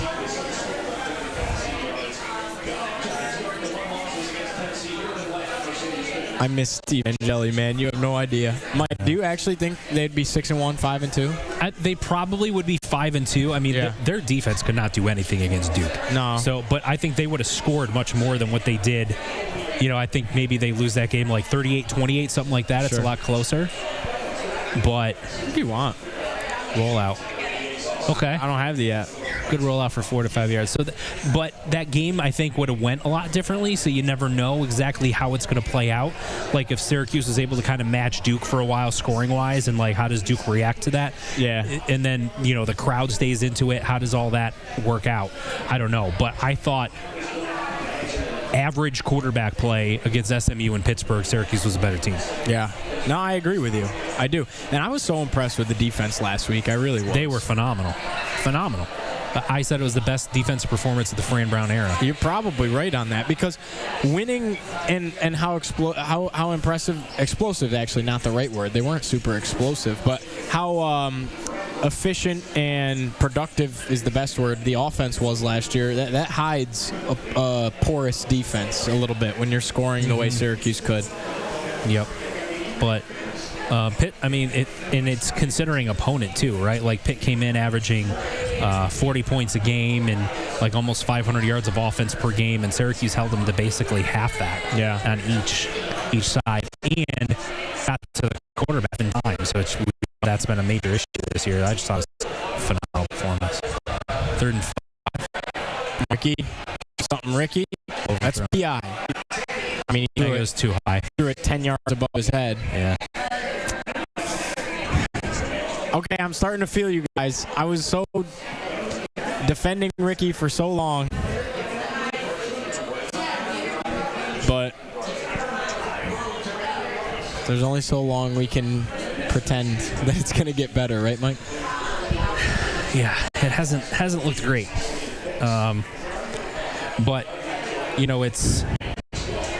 Someone made a comment, was it last week maybe? Maybe it was on social media, or I don't remember exactly where I saw it, so I apologize for not giving credit, but they said it's like getting a multiple choice question when every answer is wrong. Like, that's the position that Fran Brown is in. He's either going to play a freshman quarterback who knows very little of offense. He's going to physically not ready. Right, he does. He looks on the smaller side, for especially what his style of play is. Or you got Ricky, we've seen the last 3 weeks, and we've seen so far today. Yeah. You got Jakari Williams, they clearly don't think he's ready to go in over that true freshman who doesn't know the offense. Or another true freshman, either Rich Beelan or the Filardi kid. Yeah. I don't think Jakari Williams is in any way, shape, or form the answer. No.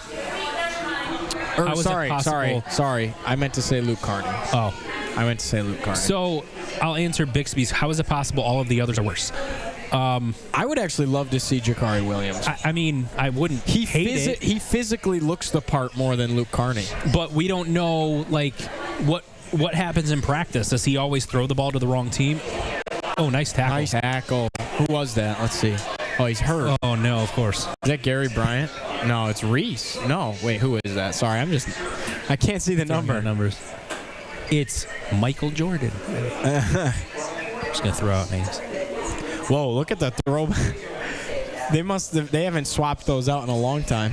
Did you see you know how they lay stuff down underneath the bench and stuff? Yeah. You know how you bring all your bench stuff? Yeah. The lay down is that old, like, military, the forest crossing. Oh, yeah. You know what I'm talking about? Yeah. That like logo they used to have? Yep. That's the logo underneath the bench. Like, they haven't used that. That started with Schaefer, and they definitely haven't used it since the Dino era when they switched the uniforms. I do. I actually kind of like that logo. It was cool. I didn't love the uniforms that went along with it, but I liked the logo. Unpopular opinion, I loved those uniforms. Really? Yeah. I was not a huge fan. Dude, when they would wear the all navy blue, like, remember when they beat NC State in the Dome wearing the all navy blue Halloween weekend? Like, that was nuts. And when they wore blue, orange, blue, like when they beat Clemson. Or when they went to LSU and they went white with the shiny orange face mask, white and white. That was nuts. The shiny orange face mask had me.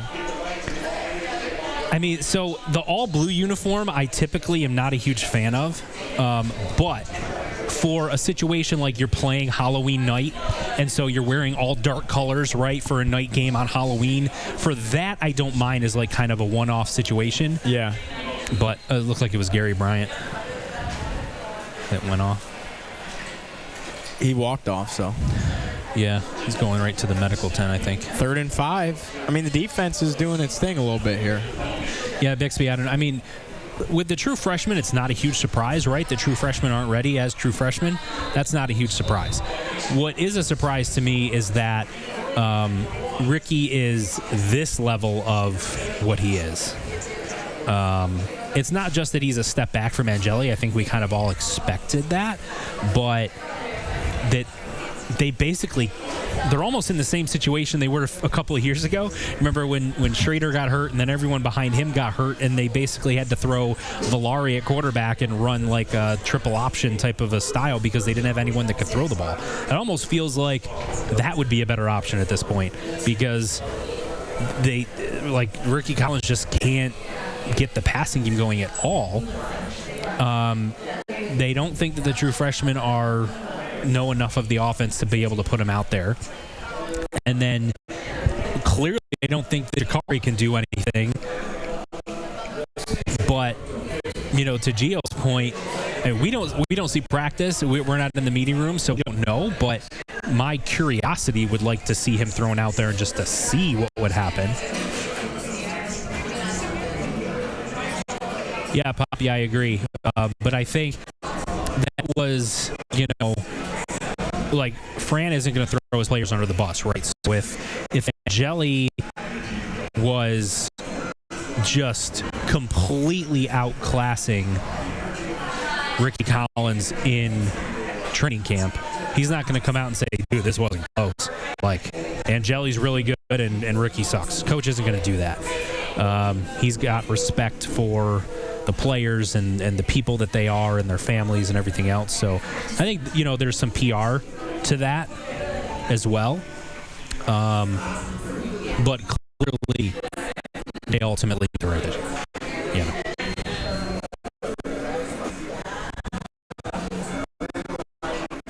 Do you have any available?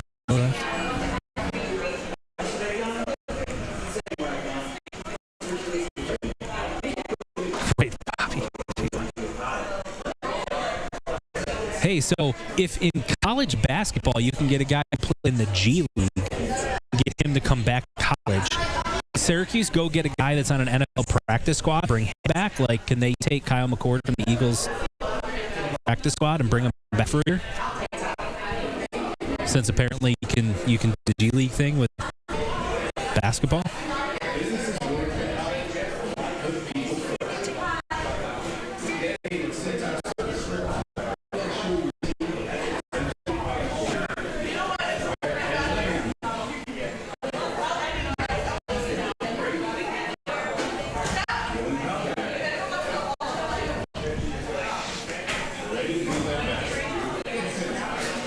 Yeah, Supercat, the internet situation here is not wonderful.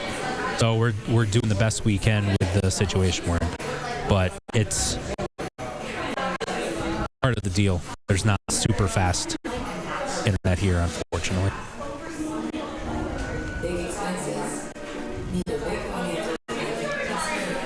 Yeah. Yeah, not great with the Wi-Fi.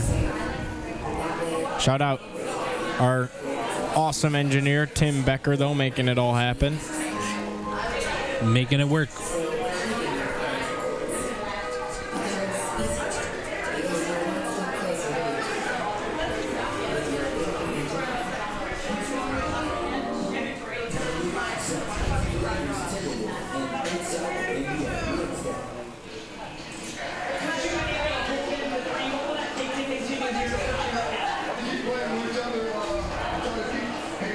How is the whiskey situation? Meaning, what kind of whiskey do they have here? Is that what you're asking? I don't know, but I suddenly got a whiff of the bathroom. Oh, great. 3rd and 5 right here. Here we go. Huge defensive play right here. Oh, that's PI. Oh, it's caught. No PI. He was like all over my I thought he was too.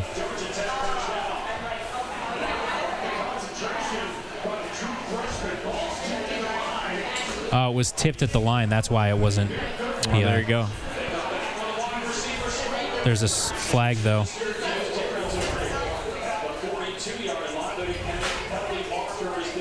Is there it's either like offsides or it's an illegal formation or something like that. Or at least shift. Oh, of course. I'd love to know how there was an illegal substitution when they snapped it so fast there wasn't time for anyone to sub.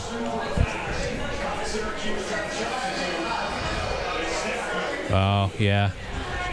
He didn't get off the field. He tried to run off at the last second, didn't make it.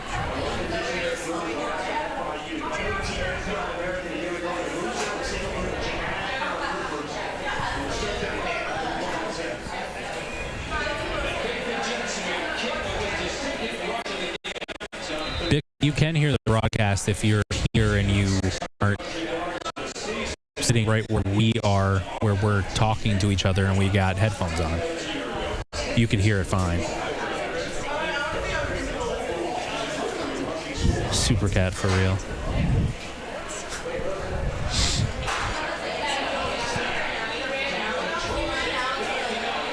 Oh, missed him. Dang. I mean, that's just Haynes King, man. That's just Haynes King, man.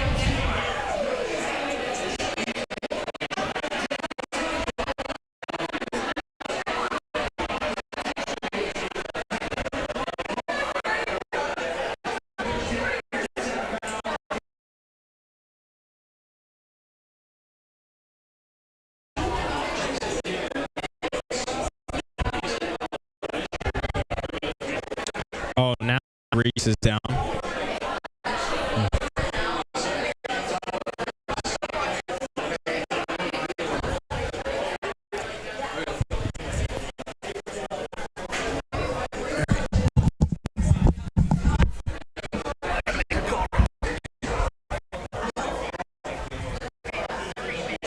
I will keep you entertained, chat. Ask questions. Will Professor Stephen Fonte be stopping by with his family today?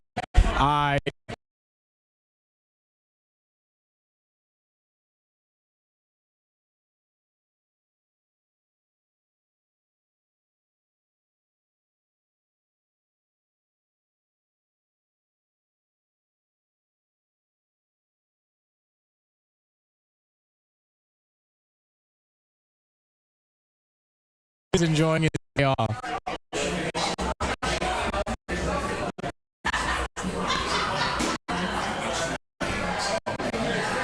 Also, I don't know where Steve lives, but I'm pretty sure someone said the Wildcat is kind of out more his way. This is a little more to come downtown. It's not necessarily on his way.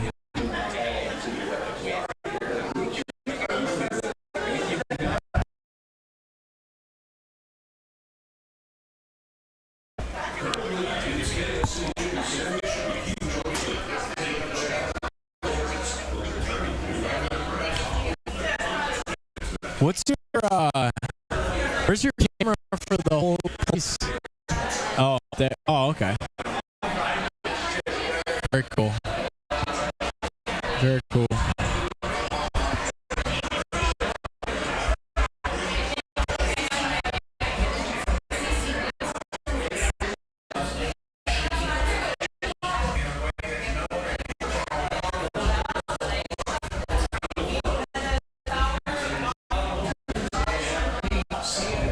What else is going on in the world of college football? A little bit of a score.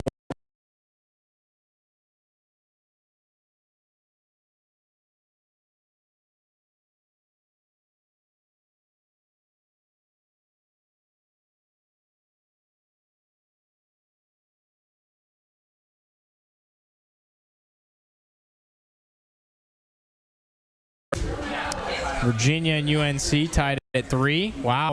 Late in the first half, Carolina with the ball. Virginia, that offense usually is humming.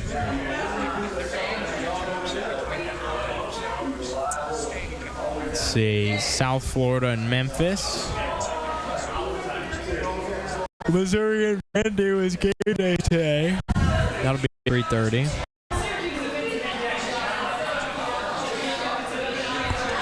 Dennis Jaquez banged up. He comes off the field. Feels like we're getting hurt today. Lots of Syracuse getting hurt today.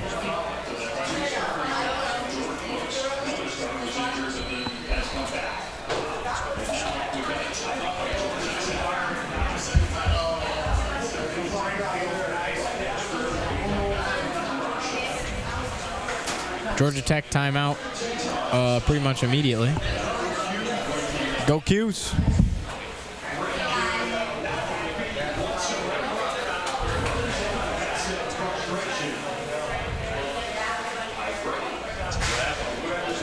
He's back. I said he's back.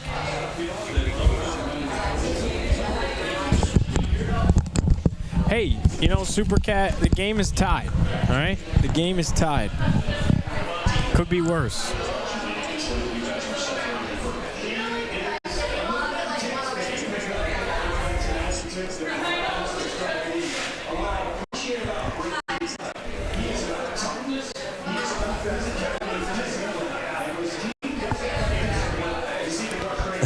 Where's Grandma?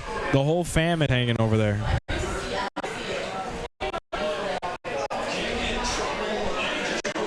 Nice. Good pass rush. They're getting after him a little bit, Mike. Yeah.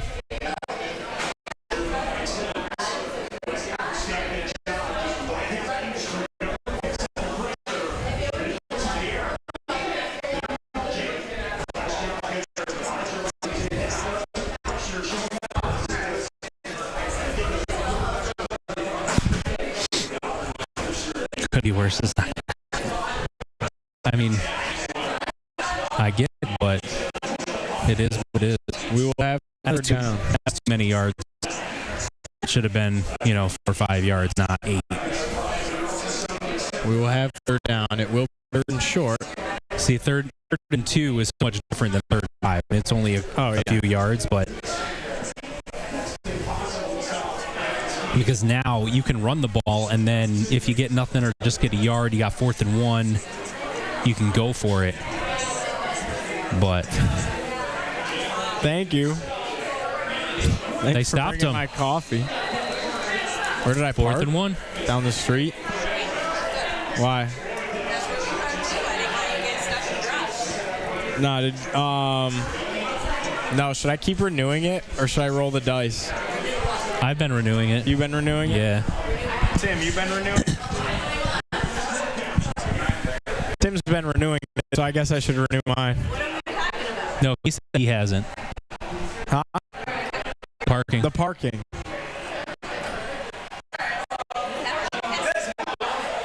Wide open. Oh, my God. We just missed a touchdown. All right. Love you.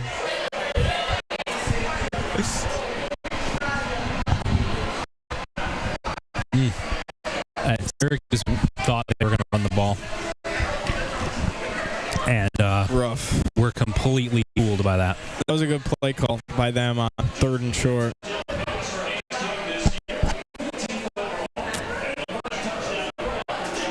Rough for the boys.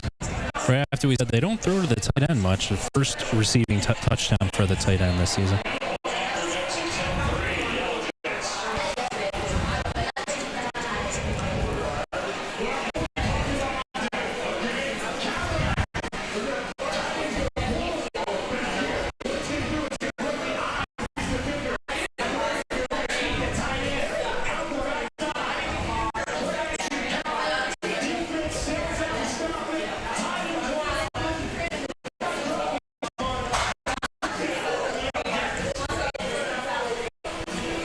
Oh, boy, Mike. Got to start getting the offense going a little bit now. I mean, honestly, Syracuse is lucky not to be down 14-0. But it also should be. The score should be 14-7. Yeah, what the score should be. It should be. So it's a 7-point game either way. But man, I did say 31-10 Super Cat. Mike said 30. What'd you say? 31-14. 31-14 was mine. Yeah. So mine is a little more difficult to happen at this point. Yeah, with the field goals. But they could get a field goal and then go for 2 on a touchdown. That's theoretically possible. Yeah. So Indiana's blowing out UCLA early. Ole Miss is up 12-10 on Oklahoma. That's a weird score. And of course, it refreshes. Like as I'm scrolling, it just decides to go blank and refresh.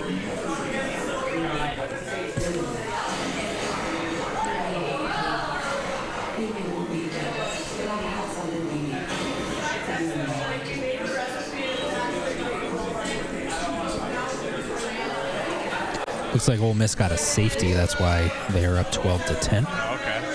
Virginia is up 10-3 at North Carolina in the second quarter. I don't care. No, I'm good. South Florida is up 14-7 against Memphis. Not that deep. Stir the coffee up, Duncan Rayleigh does. Yeah. I'm only an iced coffee drinker, but it's chilly vibes, you know? Yeah. I can't drink hot coffee for whatever reason. I prefer ice, honestly, but like today feels like a cold coffee kind of day. Nice fall vibes. We need to get some pumpkin spice candles lit. See, if I'm going to drink something warm to try to keep myself warm, I'm going to go hot chocolate as opposed to coffee. All right, fair. Honestly, though, I don't know if I need the jacket at the moment. Or some people like hot apple cider. I've never been able to get into that either. Nah, that's got to be cold for me. I'm with you. Get who a refill me? Nah, I'm good. One coffee is enough to keep me wired for the day. But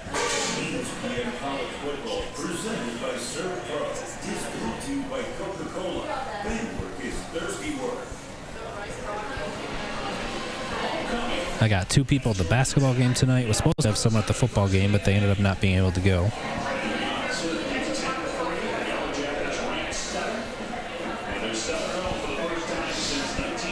You were going to send someone to Atlanta? They volunteered to go to Atlanta. Oh, wow. If you're one of my interns, I always say I can get you into any game. Yeah, I just can't pay for your travel. Right. Well, that's the difficult part. Yeah, I know. Getting credentials is easy. Yeah. especially when 247 Sports is associated to the application. Right. But I forget who it was off the top of my head, which one of my interns, but I think they had like friends or family, or so they had somewhere to stay, and their parents were willing to get them a flight down there and back. Obviously, and back is important. So they were going to, but ended up having a conflict last minute, so we're able to do it. But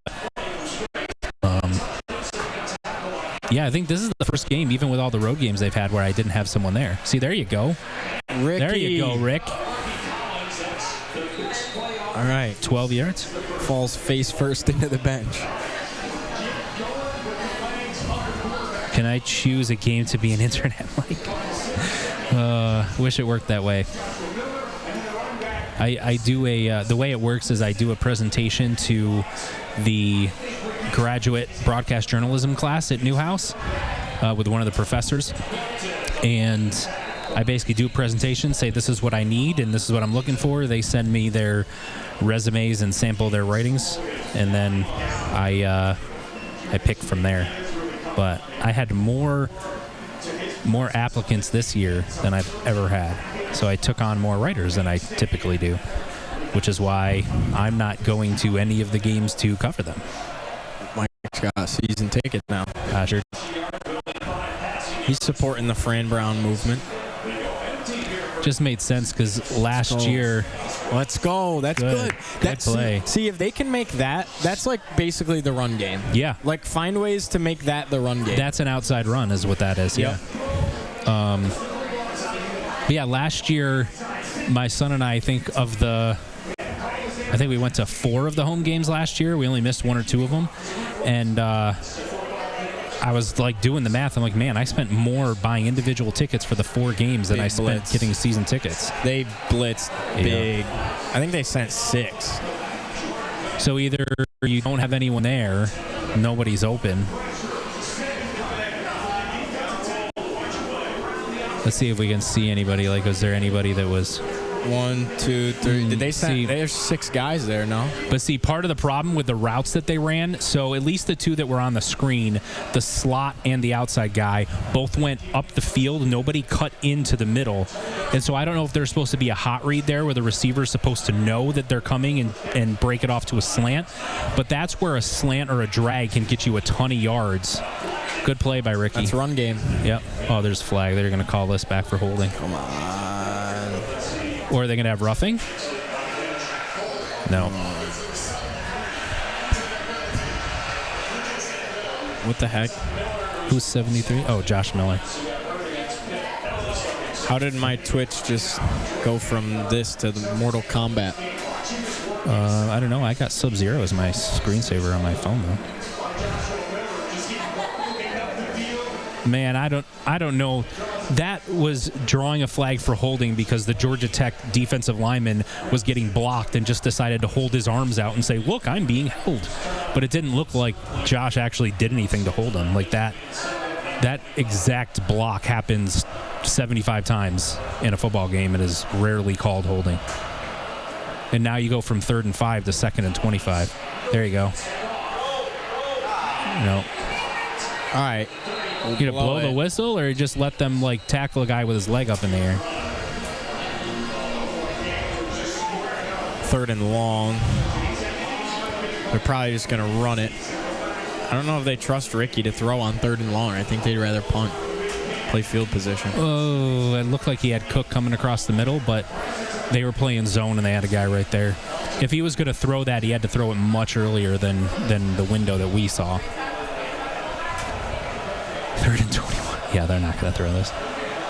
Or just like chuck it deep and throw it up like Hail Mary style. They are. Oh. Ugh. Yeah, 4th down. You're just trying to get yards so that you can punt it and try to pin them back. Right.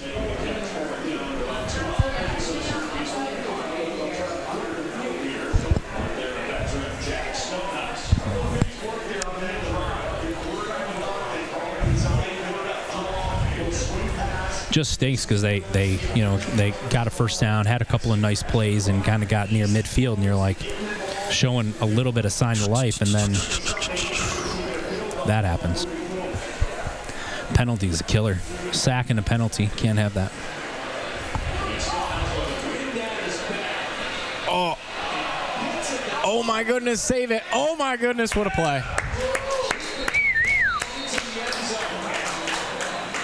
What? Did he say it's a touchback? What? If the ball crosses the plane, even if it's not, what? Then it's a touchback. That's a new thing. That's garbage. It's always been that if your feet aren't down and you bat it back, then that's... Yeah, they changed it. What? That's garbage. I did not know they changed that rule. That is a stupid rule change.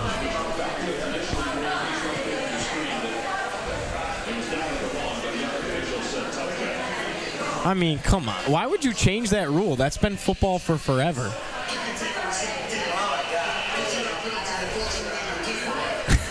What was the penalty? Hands to the face on the kicking team. I don't know that I've ever seen a hands to the face on a kick return, let alone on the team that's not blocking.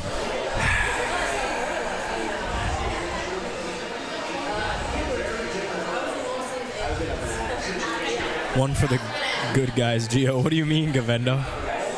Please explain. I'm confused. Yeah, that's a really stupid rule that fixed something that wasn't a problem. Like the fact that you can keep your feet inbounds, jump up in the air, and grab the ball before it hits the ground when it's a yard deep in the end zone, and then throw it back into play and still have that be a good special teams play. Yeah. Nobody was complaining about, well, but the ball crosses the plane, and on the offensive team, that's a touchdown. But nobody was complaining about that. It takes crucial special teams game plays out of the game, really. Why would the NCAA fix actual issues when they can fix things that aren't issues just to complicate things? That's what they do. That's why you're allowed to play 3 years of professional basketball. Oh, he just got wrecked. And of course they complete it. Yeah. Those were just incomplete. Oh, good. Those were 2 car wrecks. Deuce Chestnut hitting him that hard just... Deuce hitting him that hard definitely forced the incompletion. Sure did.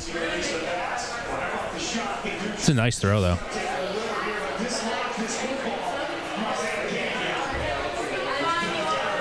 Look at Haynes gets decked on this. Who hit him? Oh, Deion Wilson. Tank. Honestly, he's Tank for a reason. He's probably lucky. That was a little high. But he pushed him. He pushed him. He didn't like launch or anything. He pushed him. They're going to review it now for targeting. Are you serious? Watch. Are they reviewing for a catch? Because they would have said for target. Oh, incomplete pass, yeah. Oh, it's raining out now, Mike. Wonderful.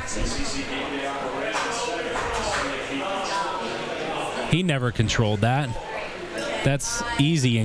How do you even have to review this? How do you watch that replay and go, yep, we need to take a closer look at this? It's not close. Yeah, true.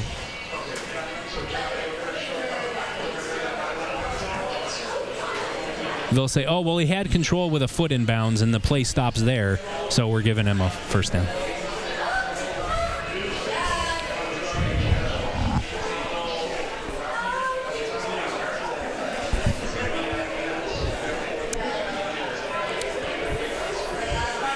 Yeah, I mean, honestly, he might have still had it, but before he dropped it. Yeah, but see, every other instance, you have to survive the ground when you catch it while going to the ground. Yeah. You're right. You're right.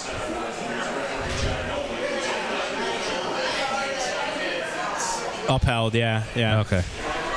Incomplete. I don't see how that was even worthy of a review. Like, that seemed pretty basic and obvious. I don't know.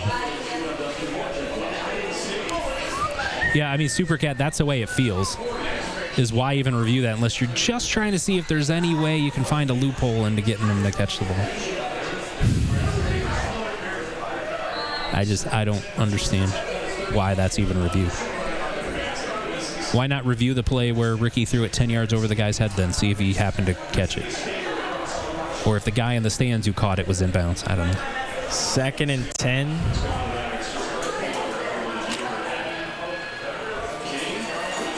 Okay. I mean, they're tackling well. Yeah. Honestly, today. So you're gonna have 3rd and 4, 3rd and 5. So you're at your 3rd and medium again. This is a huge 3rd down play. Bowling ball to make the games go 4 hours. They keep getting in these 3rd and 5s, 3rd and 4s. We haven't really gotten them behind the sticks if you're Syracuse, but.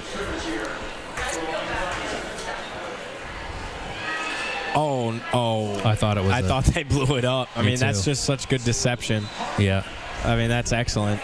You had so much deception on that. That was a great play call. There's so much to defend on that play. So when you fake it and then you got the guy coming across, but you also got to defend King. Yeah, that's what King adds, right? That's, that's a 3rd player that you have to defend on that play. A 3rd runner. See, if that's not a mobile quarterback, you don't have to worry about him, and you can guard the crosser. But because you have to worry about him, you can't ignore him. That was a pretty nasty play call. That was good stuff. Oh, what a move! Luckily, they still they flocked to the ball. That's good defense to get there. But man, he put a move. I don't know which Syracuse defender that was, but was that Devin Grant? I don't know if that was him or if he's the one that made the tackle. Man. That was quite a little jump cut there.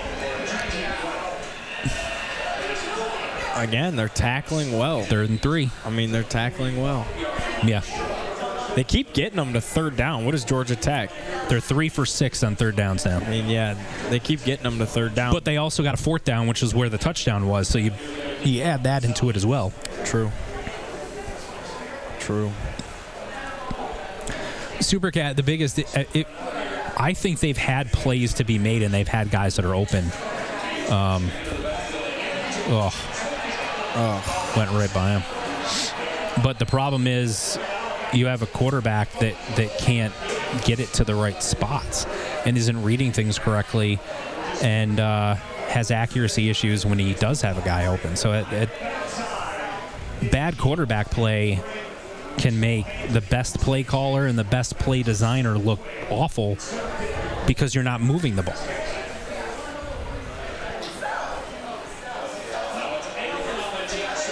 But I don't think that Jeff Nixon suddenly became a bad play caller or play designer just because offense hasn't moved the ball basically in 4 games.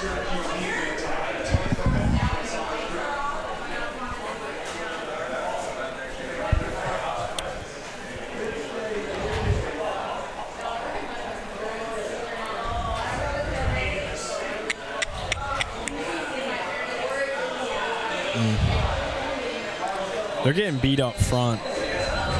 But, I mean, Georgia Tech literally does that to everybody. They do. I'm surprised we didn't even mention that really in the pregame.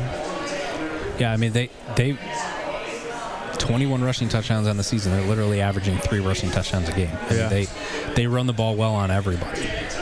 That's what they do. You got to find some kind of answer offensively. You so needed a touchdown on that. Touchdown. I mean, there it is again. That's just...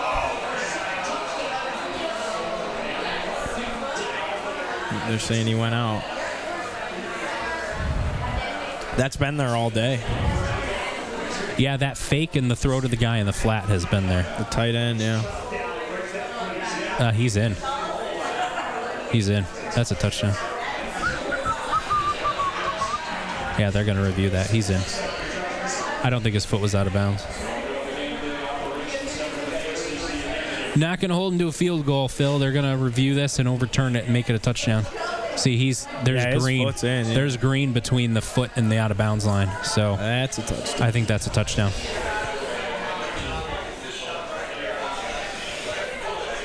Ugh. What else is going on in the world of college football? I think the ball's over the goal line right there when that foot hits. Yeah, I feel you, Super Cat. Got to get something going offensively. That's why not scoring that touchdown on that first drive, it just kills you because it takes away all of your momentum. And Ole Miss, I'm not going to jinx it because last week I texted Tim when Ole Miss was up on Georgia because I picked Ole Miss to go to Georgia and win, and Tim picked Georgia. And Tim said I was crazy. And Ole Miss was up by 9 with like a minute left in the third quarter, and I texted Tim. I was like, that Ole Miss pick is looking nice. Ole Miss proceeded to gain, after scoring on every drive of the game up to that point, they gained just 13 yards in the fourth quarter and lost the game. I was like, I was like the epitome of a terrible jinx. They're taking forever to look at this. I'm surprised. I thought it was an easy touchdown. But my thing has always been, if you take this long, then it's not conclusive. So you shouldn't overturn it, but...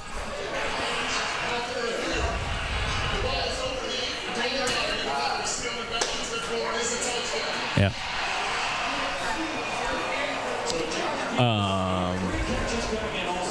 Yeah. How about Carolina and Virginia tied at halftime, 10-all? Wow. Virginia was up 10-0 or 10-3 or whatever it was last I checked. Yeah. Maybe the Indiana's clearly that good because you know how UCLA got humming again a little bit? Indiana's up 20-0. They said that tight end had 3 catches going into this game, and he got 2 touchdowns today. Oh, good. Glad it happens against us, right?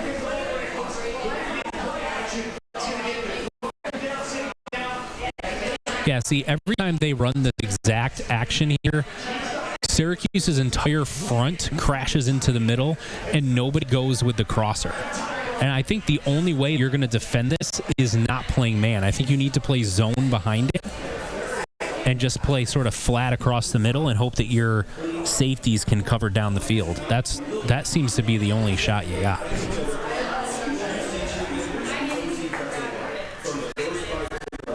Yeah, Zachary feels that way. Like you're on the verge of blowout city here. Like I said, it's the second game in the last 3 weeks where they had an early opportunity to score early, didn't take advantage of it. Whether it was SMU when they got to the 1-yard line and couldn't score, whether it was after the turnover here in the long run by Willis, they got down to the 1-yard line, couldn't score.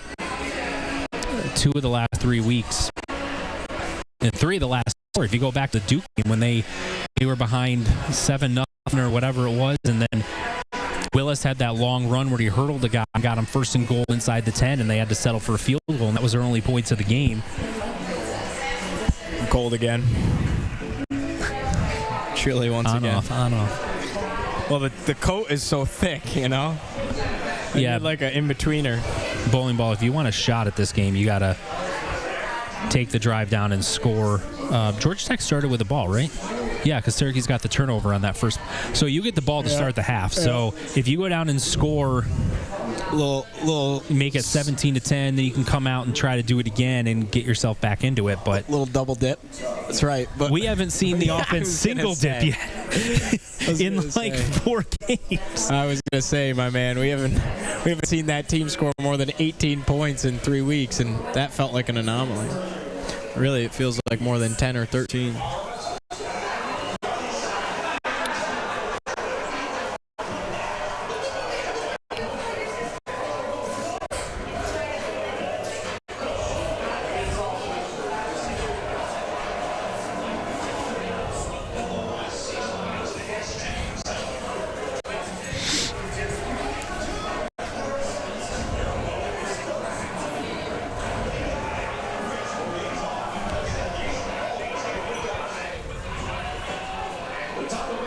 The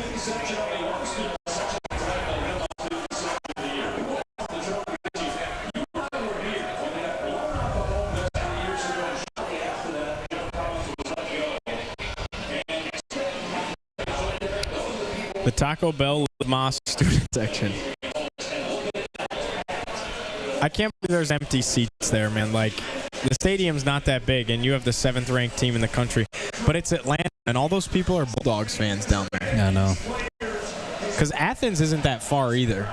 And from what I've been told from, like, just people I've met working in the ACC is, like, in Atlanta, they're Georgia fans. Like, they don't care about Georgia Tech. Yeah. Well, I mean, even when the Atlanta Falcons are good, they don't go to those games that much either. Yeah. That's true. Well, the Atlanta Hawks are terrible. They have been for decades. Never been really, like, relevant. Or, like, good enough to seriously contend for a title.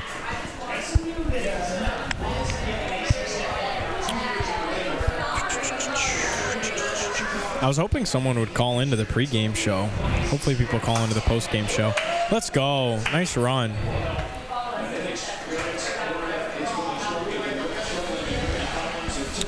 Who is that? Who's 38? Is that Malachi James? No, he's out. I would look it up at the Wi-Fi.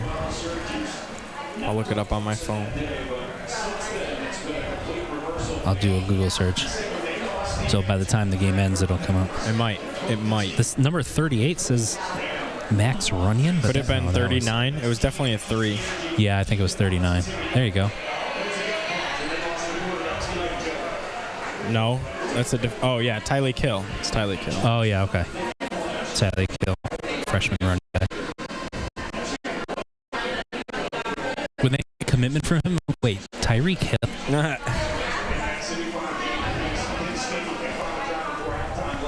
Oh, I miss you, Steve Angeli. They're showing Steve Angeli graphics. You want to talk about a mob boss? You know what I put on One of the Twitter? best nicknames in the ACC too. Yeah. You know what I put on Twitter that got more traction than I thought it would? You know who would have been fun to win with in the Jeff Nixon offense and on a Fran Brown-led team? Tommy DeVito. I'm looking at this. Tommy DeVito would have been fun to win with. He would be better than what they got right now. He would. I think he would thrive in Jeff Nixon's offense. He was a pocket passing quarterback. This offense is built for that. I think he would have cooked. He could make some throws. I don't think people understand how hard it is to end up starting games and win games in the NFL. Run, Ricky. Run, Ricky. First down. Let's go. Good play. Like, I think it was more Syracuse was the problem than Tommy was the problem, considering he went to Illinois, they were ranked, had success. Then he's in the NFL and wins games. I get he never was going to be a full-time starter, but winning games as a part-time starter. He's a flawed quarterback in that he's not a first-round NFL draft pick type of talent. Yeah. But to your point about not being developed at Syracuse, it's hard to argue otherwise when he leaves and the best season that he has was when he was with Illinois. Now, their offense was a run-based offense where he wasn't asked to lead the team. He was just asked to be efficient, manage the game, do play action, and he did that very well. This offense, though, you have a lot of quick throws, and I think conceptually he could process well enough to be able to learn the offense, go through his reads, etc. And on top of the development aspect of it, if you go to offensive line play, like the offensive lines that he had when he was here were awful. And so he struggles when teams are pressuring him, as a lot of quarterbacks do, right? But having an offensive line that was even average to above average, it would have made such a difference for him, but he just didn't have time a lot, and it's unfortunate. It would have been interesting to see what he would have done in this offense. Yeah, Jen, the NCAA took their sweet time making that decision on Kyle McCord too. So they submitted their appeal or whatever you want to call it to try to get him another year of eligibility like early to mid-season last year, and you were months past the season ending, and the NCAA still had not made a decision on it. And so he just said, all right, well, I got to go to the draft, and I can't wait for them.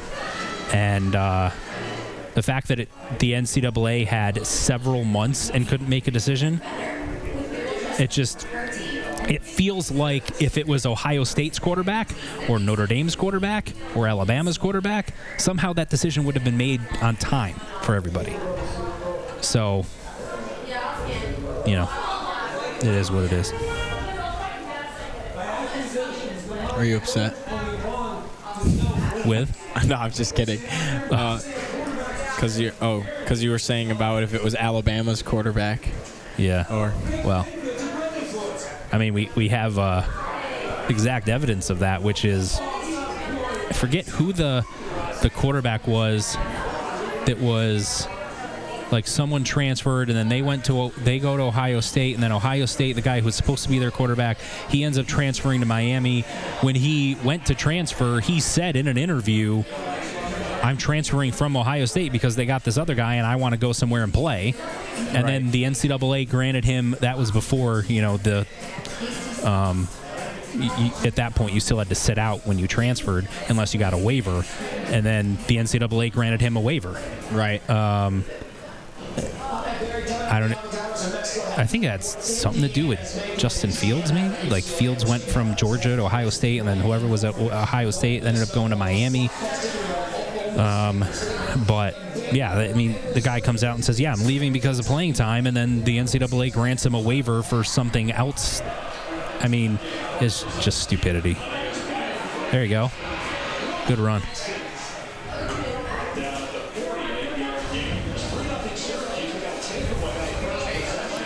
Yeah, Sport Boy, you're probably right, but at the same time, if he came back and had another year like he did last year and against that schedule and had a couple of more marquee wins, there's the potential it could have gone up, but realistically, it would have been tough to. Not sure there was much he could have done outside of taking Syracuse to a playoff run that would have bumped him up from, a mid to late round pick.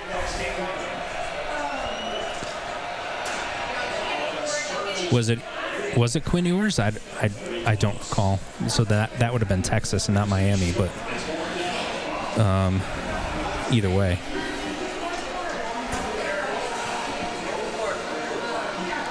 That should have been a first for this, right?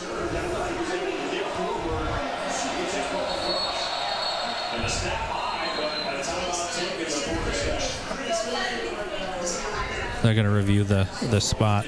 I thought he got it when he saw it live. I was surprised they marked it as not a first down. But I'll have to rewatch it.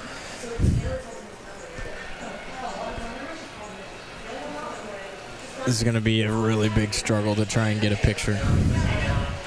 Actually, maybe I get it off my phone and then airdrop it to myself. I might be able to. Let me see what I can get for you. I think if I airdrop it, it should.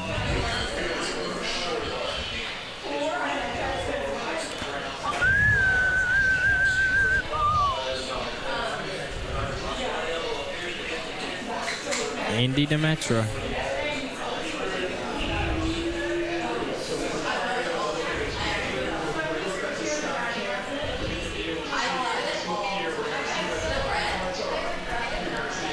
I can't tell. They almost never overturn spots, so I'm not expecting it.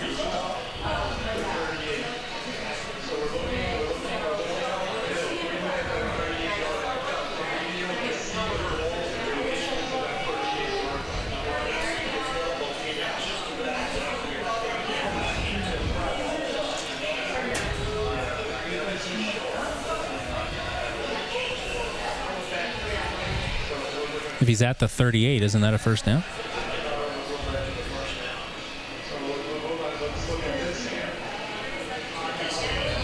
Wow, the pictures they have for Syracuse, Georgia Tech on USA Today are awful. Really? There's not a single one with a Syracuse player in it.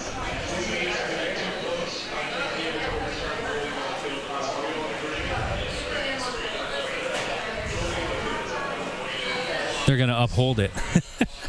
They just said he got to the 38-yard line, which is where the first down marker is, but they're going to uphold it. That makes no sense to me.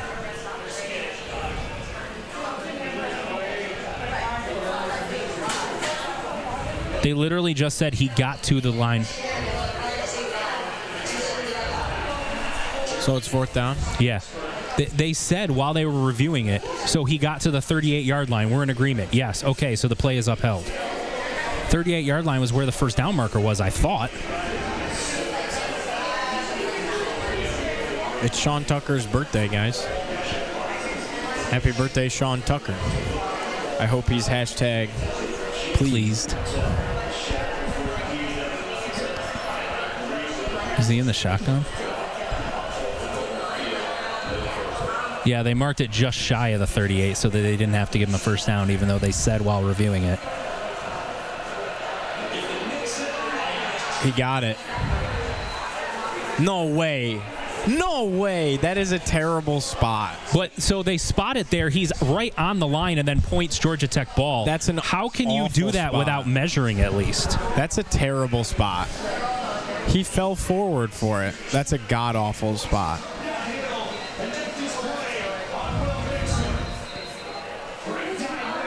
Show us that you want a top 10 team in the playoffs and everything. Okay, ACC. I think he's there. That's an awful spot.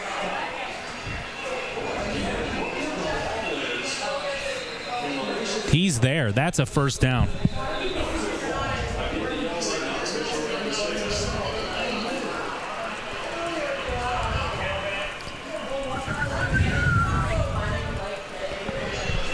This is silly.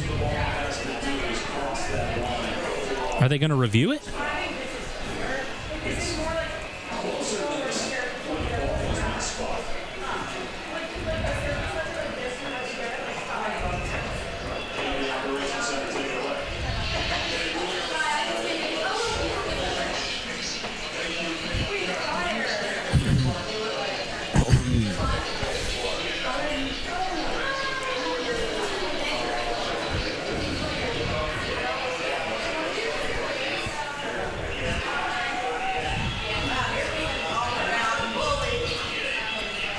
There's no way they're overturning this.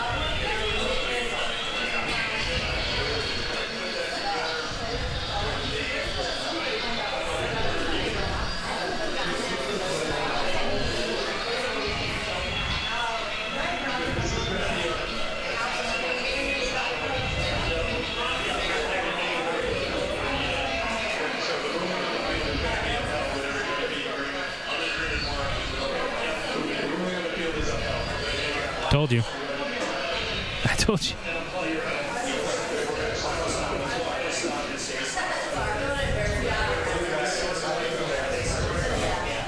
They just said they're going to uphold it. So they're giving the ball to Georgia Tech.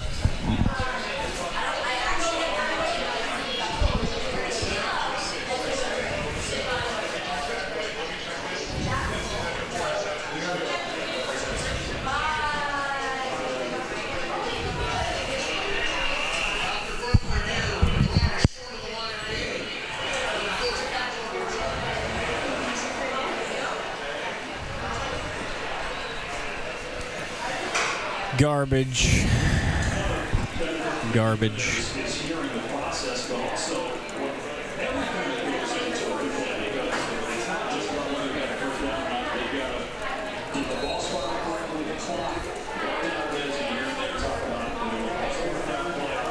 I get it, lock and load, but like at the same time, like if you got the first down, you got the first down.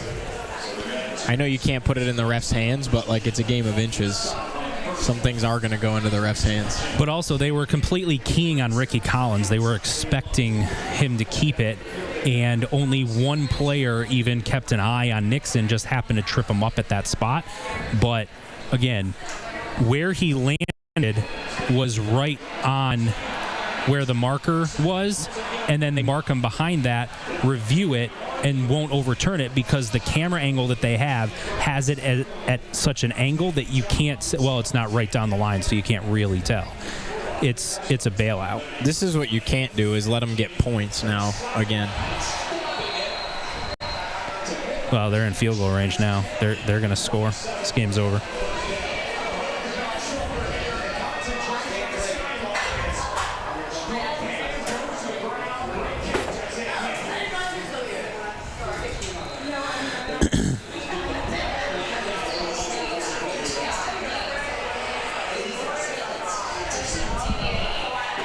They called timeout because they want him to review that catch. But they're not going to. Or if they do, they're not overturning it. Yeah, why was Will Nixon in on 4th and 1 when you have Yassine Willis? That's another good point, but for whatever reason, they really like putting Will Nixon in the game. I don't get it.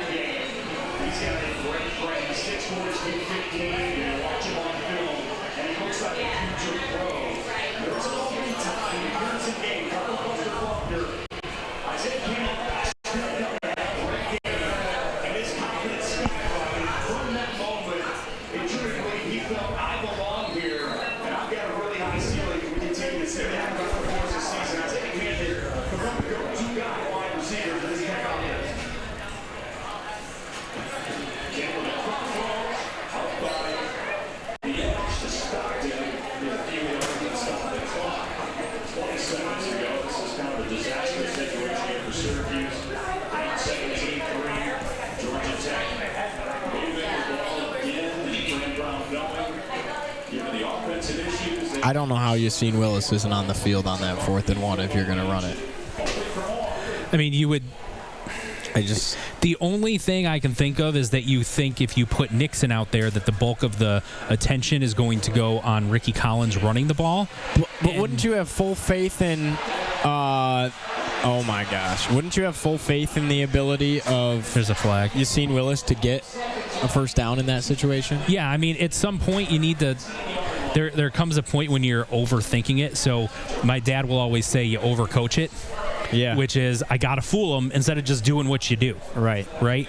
And it was, well, yeah, Yassine Willis is our best short yardage runner, but if we put Nixon out there and put Collins in the shotgun, they'll either think we're going to pass or it's going to be a run for the quarterback. So if we fake that and give it to Nixon, no one will be there and it'll be a first down. And you overthink it instead of just saying, screw it, we're lining up and giving it to our power back. Right? Yeah. Who you said is the best player on the team. So...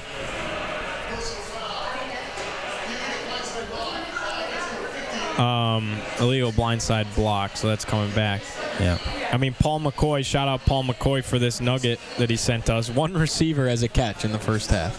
Daryl Gill has one catch. Lock and load, it's not blaming the officials for why you're losing. It's pointing out bad officiating. They're two separate things.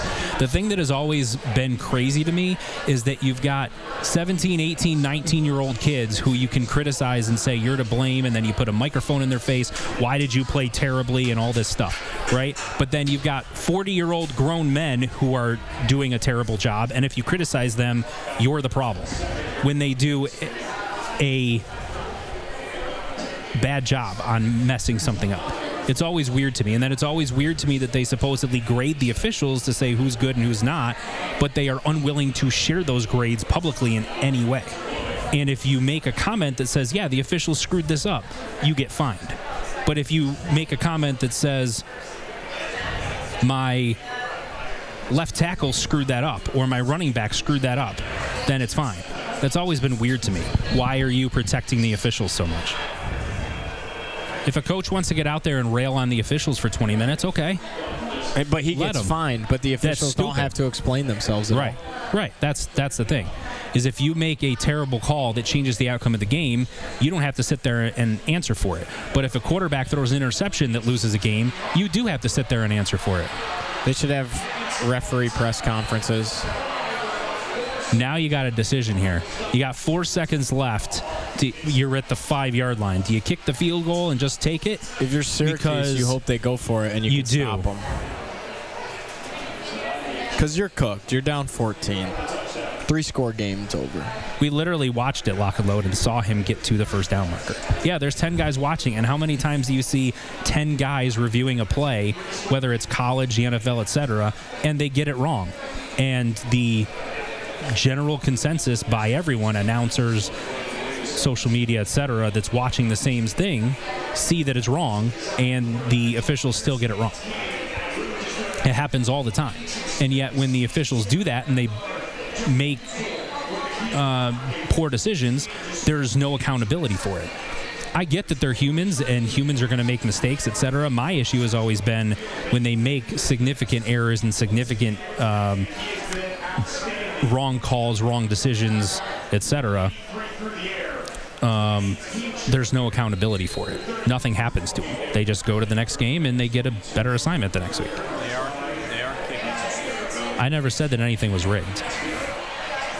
I don't think it's a rigged thing. I think it's a too long that you've protected mediocre officiating thing.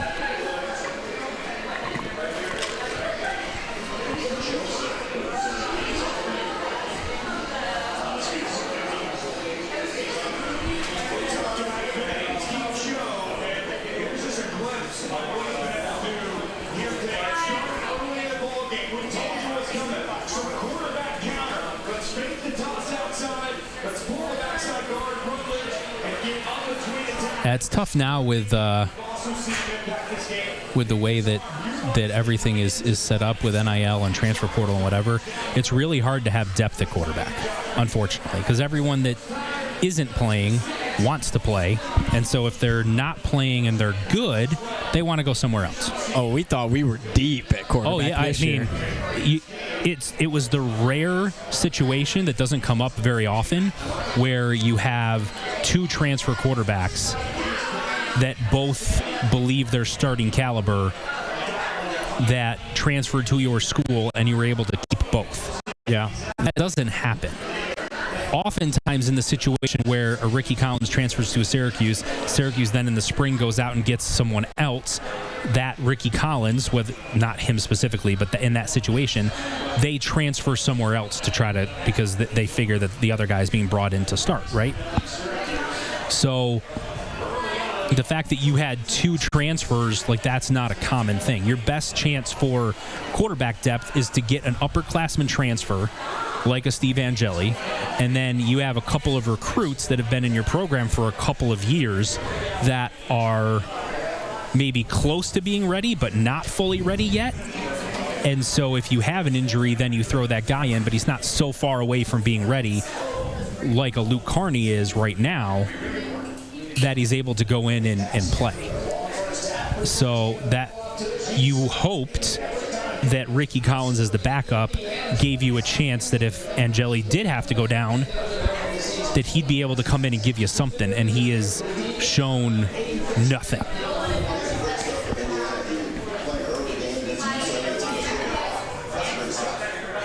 Absolute garbage. Just kidding. That's terrible. That was not a good first half of football offensively for the Syracuse football Orange. No, I thought defensively they gave them chances to get in, to get the offense going and give them a chance to stay in the game. But the problem is when the offense can't sustain anything, even when the defense is playing well, you keep going out there and keep going out there. So are we gonna see Luke or like what? Or no? I just don't think you're gonna see him. I think it's gonna be Ricky the rest of the year. I agree. Again, two things can be true.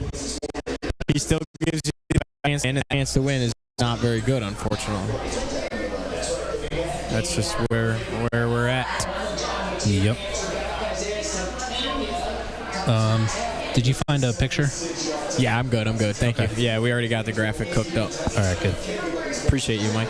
I'm sorry I didn't tell you. This is really weird, though. So I just typed in Syracuse football. They've got, random pictures of Syracuse versus Georgia Tech, a random picture of Syracuse University, something from Fordham or something? Mm-hmm. Or no, that's Fowler High School football field, which is random. And then they've got random pictures of Syracuse versus Georgia Tech intermixed with random pictures of the JMA with Wireless Dome for some reason. Interesting. I had no idea why. And they got the Lally Athletic Complex for some reason. Like, it's very weird. I'm going to use the bathroom real quick.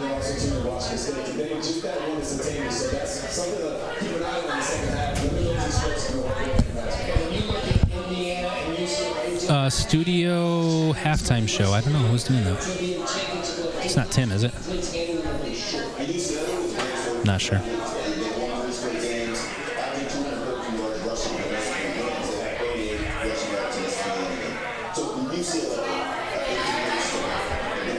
I don't think you're going to see either, Cuse, unfortunately.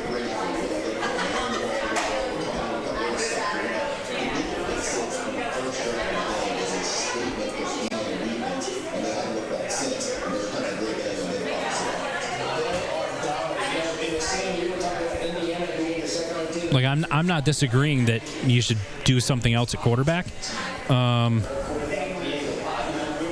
Phil, I'd never expect the Eagles to win, so.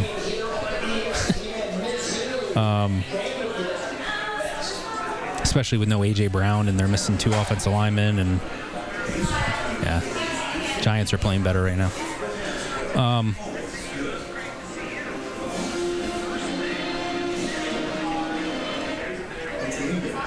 Like, I'm not disagreeing that, trying something different at quarterback is warranted.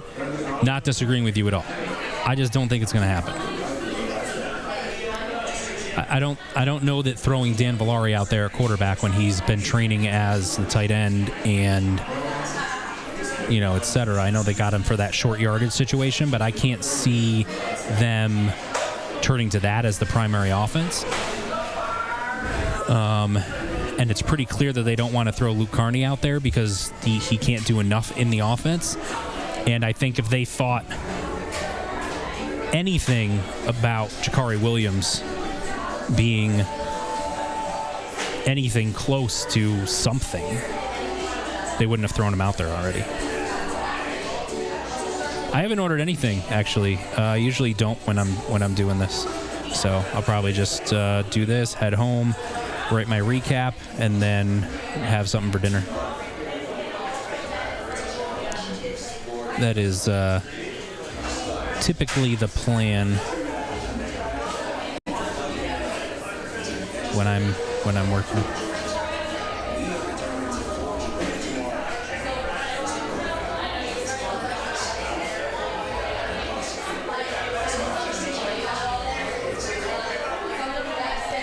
Yeah, the offense stinks. It has the last 4 games.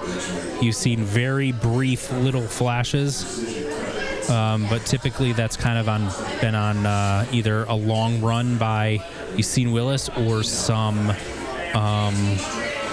a broken play where Ricky scrambles. But there's been nothing consistent. There hasn't been sustained offense.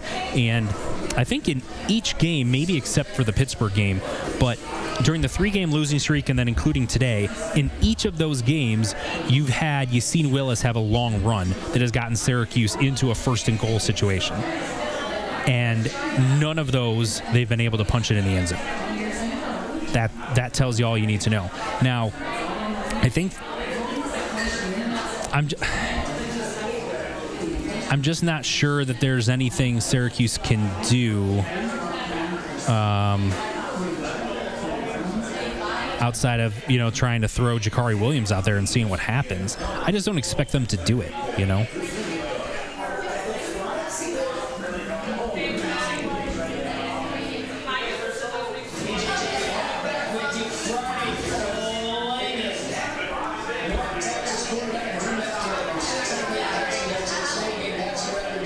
But assuming that what the coaches say is accurate, which is that Luke Carney doesn't know much of the offense, so they can't run much with him, then I get why you're not throwing him out there. But so how much does Jakari know, right? Does he know enough that he can run the whole offense?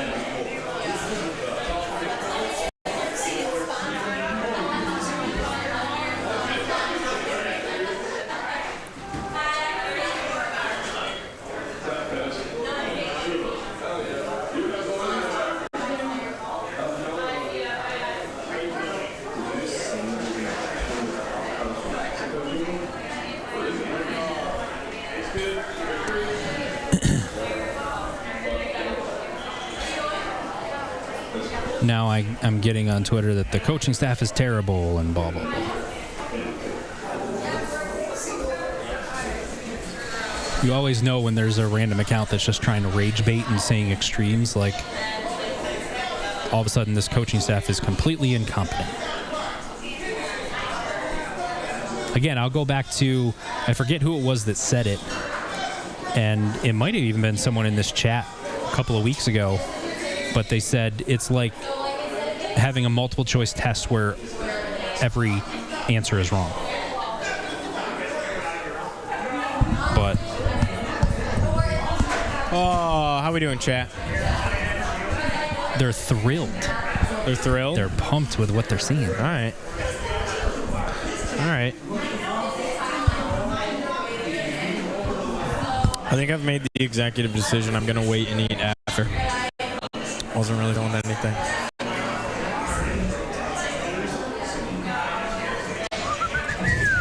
I don't know what I'm going to say in this post-game show, Mike. Especially with the lack of Wi-Fi accessibility.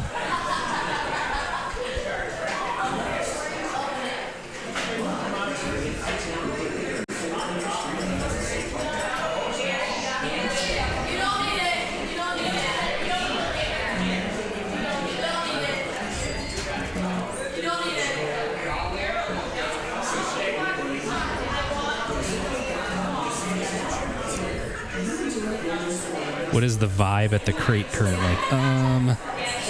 Not thrilled with the quality of play thus far, but seem to be enjoying food and beverages. I think the people coming in care more about the pub crawl than I mean, yeah.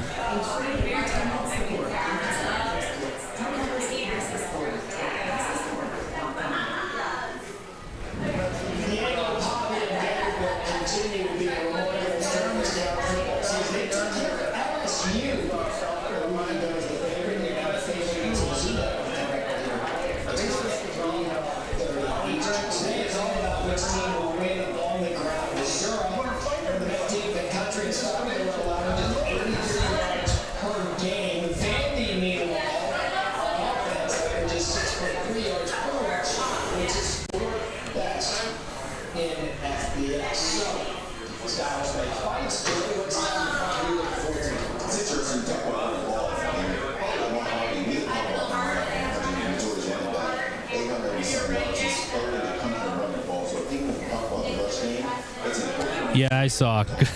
I don't think anything's going to save him today. My reverse jinx powers are limited in this capacity. I should have done it before.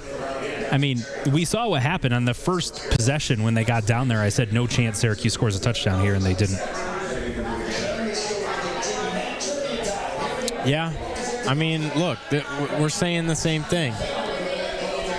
Like, I don't know how Yassine Willis doesn't, like, that's... Yeah, I get it. I think it is worthwhile to, or it's worthy to question the decision on personnel and the play call. I think they overthought it, which is if you put Yassine Willis out there and you just plow him up the middle, it's too obvious they're prepared for it, etc. If you try it with Will Nixon out there, you think that all the attention is going to go on Rick Collins and that you can fool him by running a zone read and letting Will Nixon take it. Again, I think it's overthinking it. I agree with you got half a yard to go or less, whatever it is, and Yassine Willis is a beast. So just the button get half a yard, but yeah, I don't know.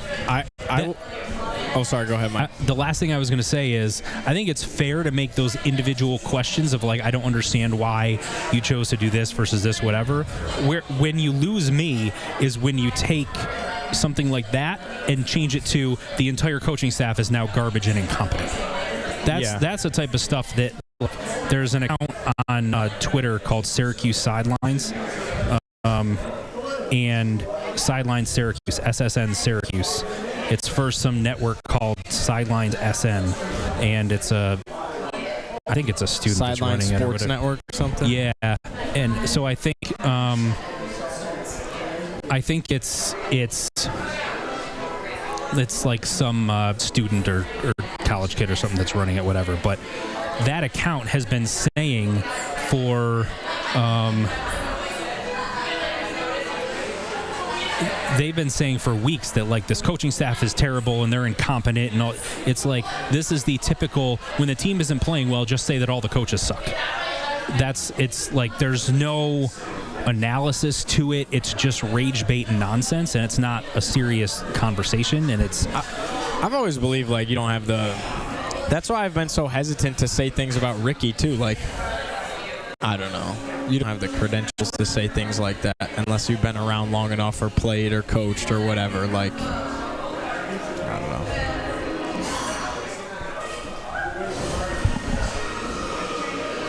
Trolls.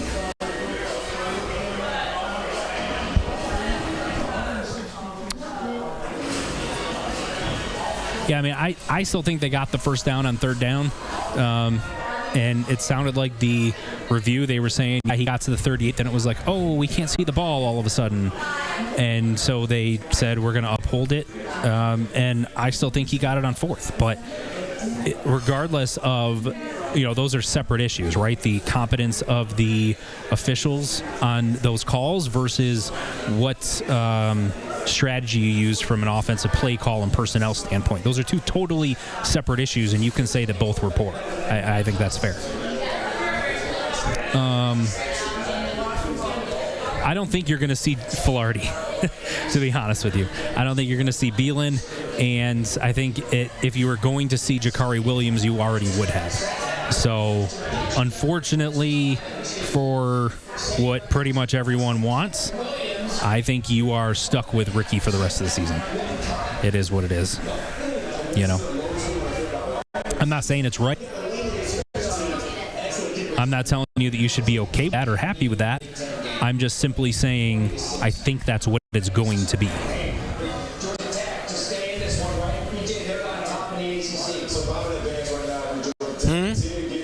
No.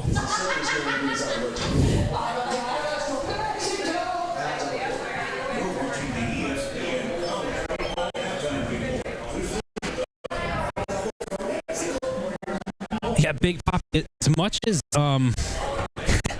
like the tush push gets a lot of attention, right? And the whether or not it should be banned in that whole discussion. What I'm amazed by is like QB sneak has just become a something that nobody wants to run anymore, and I'm shocked by it.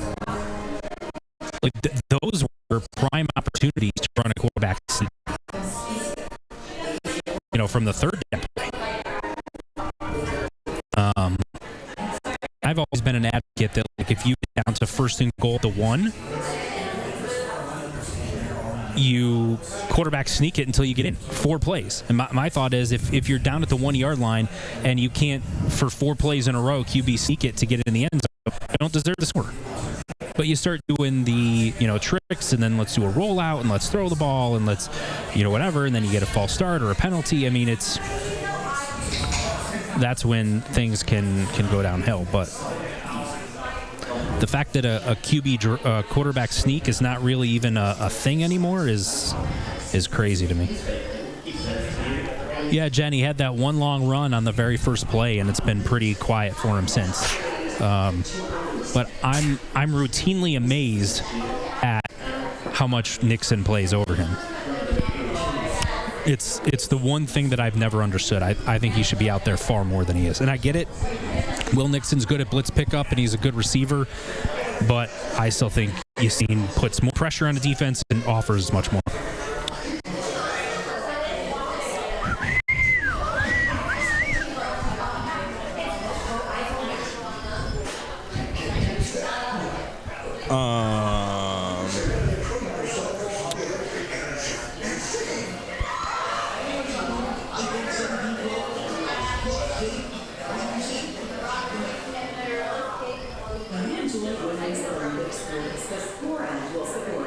Looking at the box score a little bit here.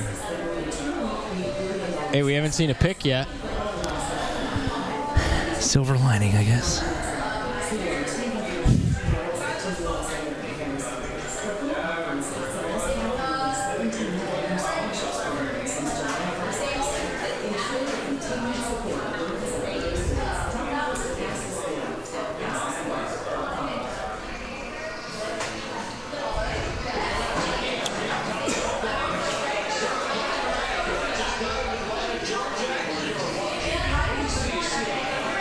Georgia Tech has had 7 big plays. Syracuse has had 3. You really needed to get on in the end zone on that Yassine Willis run. Yeah, either him or after that. Now, I'd have to go see a replay of the false start penalty, but from what it looked like what Fran Brown was arguing and what I've seen on social media is that Syracuse hadn't gotten set yet, and so the guy moving can't be false start because he hadn't lined up. And if you haven't lined up, you can't false start because that literally the definition is you're lined up and then you move before the ball is snapped, and he hadn't lined up. That was the argument. But I didn't have a great view of it when it happened. I didn't see the movement. I'd have to go back and rewatch it, but that put them behind the 8 ball, and they never recovered from that. I would have been interested to see what they were actually going to run on 1st and goal at the 1. But man, it didn't feel. Syracuse had 118 yards of offense, and I think like half of that was the first run. 1 for 6 on 3rd down versus 4 for 7 for Georgia Tech. You know, that's a huge issue. Gio's always heating. What are you talking about? It's literally in his name that he is a heater. True. So you should never be cold. I know. Right? I know. At least people spell your name right there. I would assume, most of them. Yeah, they don't mess that one up. Although when you're saying it over the phone, they don't understand that it's an H. They think it's a P. Really? Yeah. All right. Hey, we got a completion down the field. All right. Blind squirrel finds a nut every once in a while. No phone calls today. It's still early. No phone calls today. That's funny. If you know, you know. Still Ricky, Cuse. It's still Ricky. Honestly, like if you're Ricky Collins, sometimes it's like, you know. Where's this touchdown! man? 2 plays! Who's this quarterback? And what have you done with my Ricky? Well, just like I told you, Ricky Collins is ready to break out this half. Telling you, y'all give up way too early. Gunsling Rick. It took him way too long to get that ball there. Oh, my God. That should have been a touchdown and a half. And he way underthrew it. That's because it was the second read.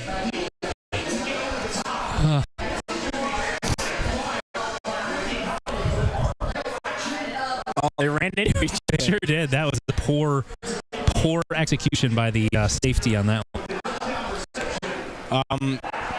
There are now 3 wide receiver catches today. There were 1 in the first half. There are now 3 wide receiver catches today. Darryl Gill has 2 of them.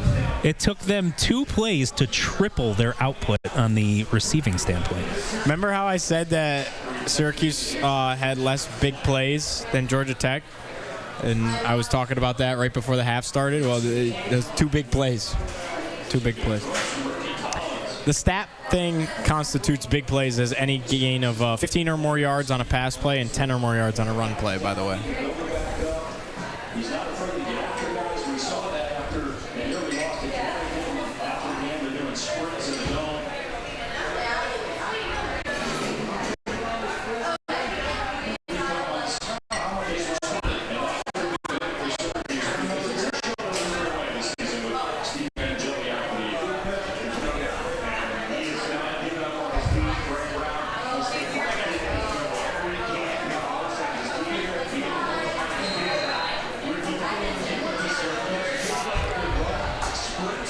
Back in it, Mike.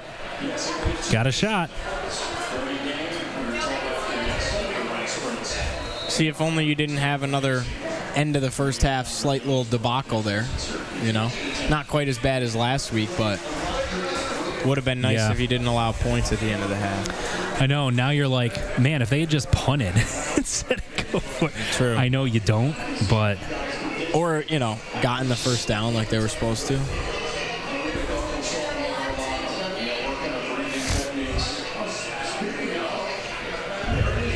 Oh, look at that. Dave Pash, Syracuse class of 1994.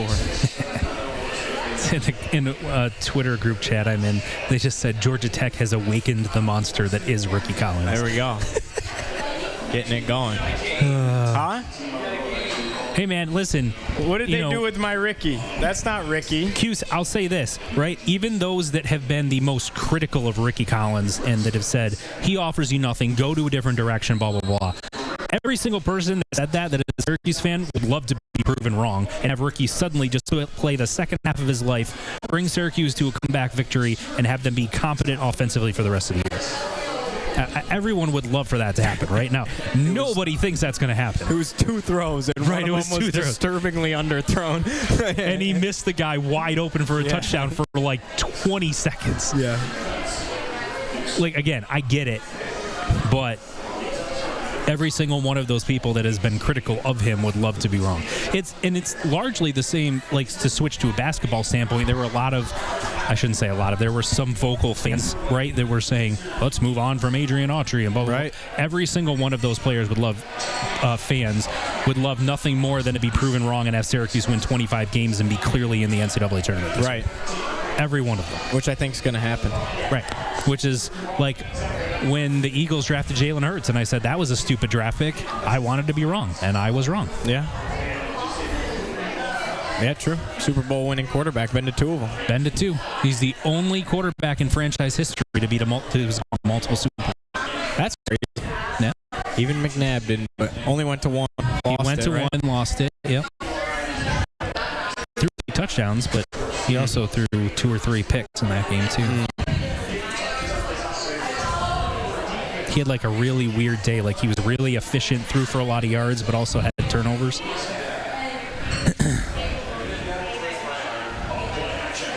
Get him. Got him. Listen, that pass rush was not there 2 weeks ago. Nope. So I don't know what it was that they did as far as the pass rushing and the blitz schemes and all that, but the last 6 quarters coming into this game and then even today at times has been much better than what it was early. Unrelated, but it's not a popcorn machine. It's a pizza warmer. I just saw him put a pizza in there. It smells really good. It does smell good. Pizza smells legit. Go get him again. There, he threw it away. Oh, my God, tackle him. Oh, my goodness. How do you give up a first down on that? That's crazy. That's absolutely crazy.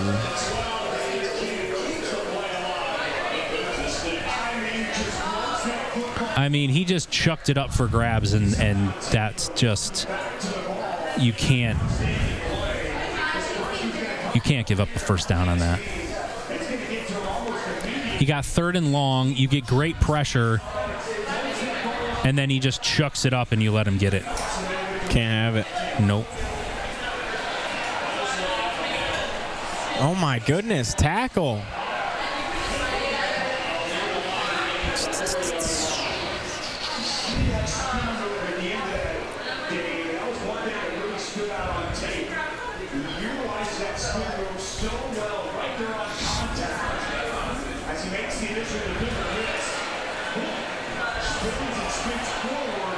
I'd have to watch a replay on that, and someone said that a defender fell that was supposed to be covering that receiver.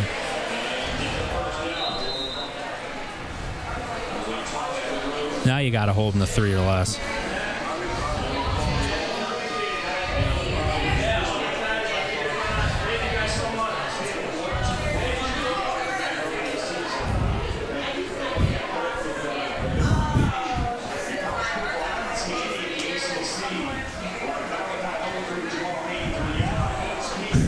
I don't mean to bother you, Tim, but I'm gonna. That was cool that he was wondering what's going on. Oh, my goodness.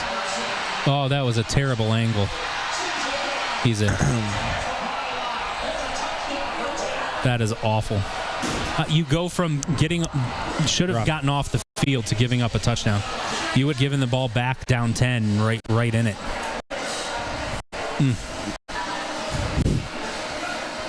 That's... Yeah, he's in. That's a touchdown.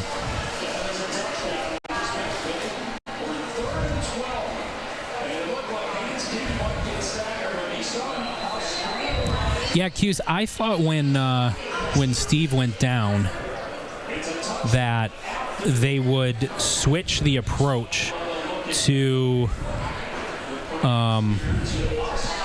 be a more run-focused offensive team because of Ricky's strengths and trying to put the ball in you've seen Willis's hands more in order to take advantage. Oh, I wonder if he was out back there at like the 9.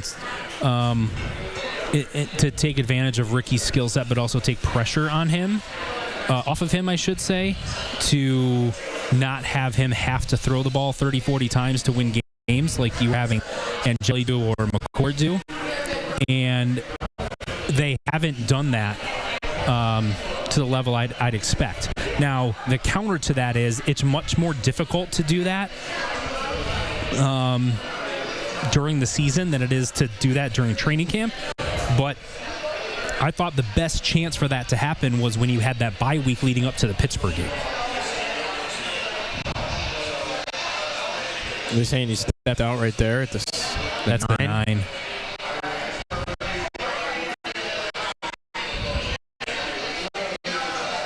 They're going to uphold it. They just said he stepped out of bounds and then...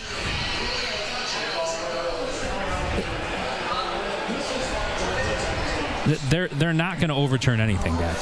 That doesn't. It's not happening. That doesn't make any sense. I told you. But see, this is what happens when you accept wrong calls that are blatantly obvious stuff over and over and over again. You accept the inconsistency of one team holds and it's a call, the other team holds and it's not. Yeah. Is you get incompetent officials making incompetent calls. That's what happens.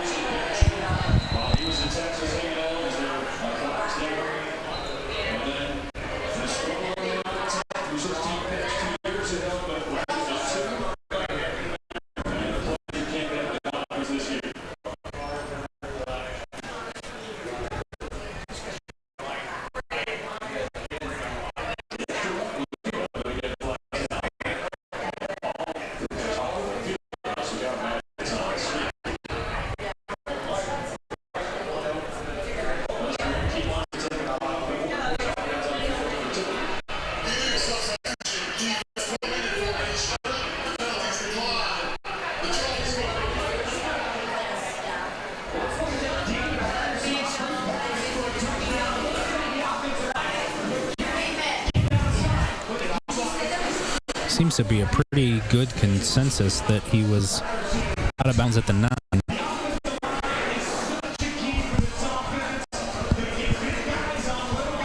That safety took a terrible angle on that, but I'd love a zoom in when he's down at the 9, and they never did that.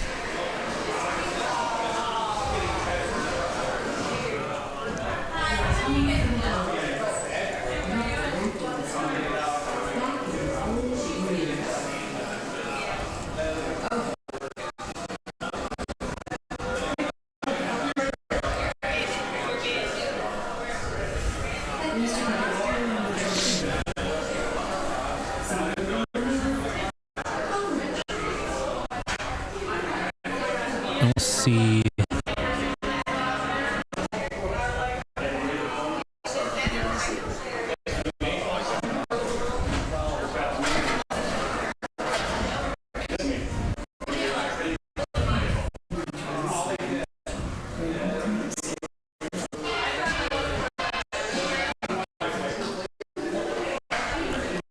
They have see if they tweeted the picture. Security out there. I guess. Mike, they're gonna ID you if you guys come back in. I know, right?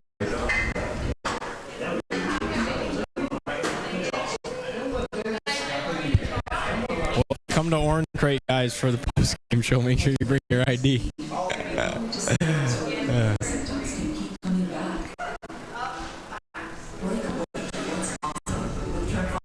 I was a bouncer for Jim Boeheim once. Were you? Yeah. No kidding. How'd you please tell that story? So my other job, I at the time was working for a financial institution, and they had a new branch opening. And part of the way that they were doing the new branch was they had Jim Boeheim and Jerry McNamara there to sign autographs. And so at the event, I was one of the two bouncers that stood in front of Jim Boeheim when the people come up to get autographs to make sure people didn't get out of hand, or there was a limit of like you could only bring 1 or 2 items or whatever it was, and making sure they didn't do that, all that type of stuff. Had to ID people that would they'd go through the line, get their quota of things signed, and then go to the back of the line with new stuff. Oh yeah. And had to be like, no, you can't do that, because it was like memorabilia collectors that would try to go to these things and get like 50 different things so they can put them on sale on eBay or whatever and charge like $300 for them. Right. Yeah, no, we're not doing a drinking contest. That's a great idea. No, I would lose big time. I don't think they've had alcohol in like years. I almost never drink. Never been a big alcohol drinker, consumer.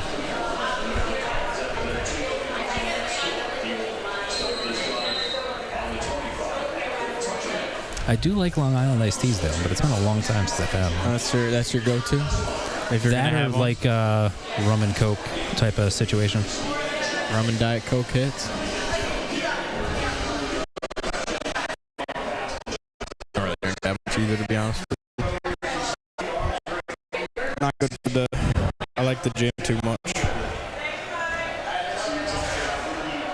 Well, especially like the prime time to do that would be on weekends, and that's when all your sports stuff, when you're trying to prepare for a career and a job and everything else, that would not seem to be the ideal time to do that. You just described the story of my life in college, yeah. Yeah.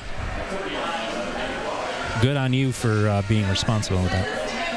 Oh, don't get me wrong. When if there wasn't a game, I found a way to have fun. Responsible. I mean, you were in college. Yeah. Yeah. But that's why I went to a dry campus. I didn't trust myself. No, yeah, I always too in college. I was like, I'm not gonna, if I have a game the next day, I'm not gonna do anything the night before. Lay low.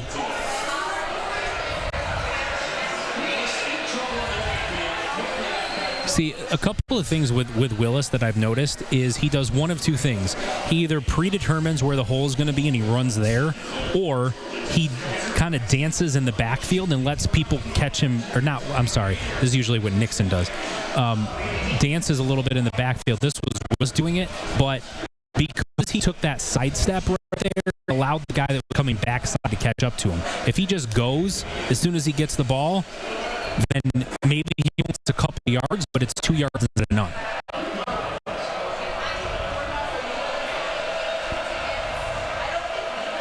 If you want to stay in this game, I think you gotta convert here. Why did he run sideways? You got to go for this.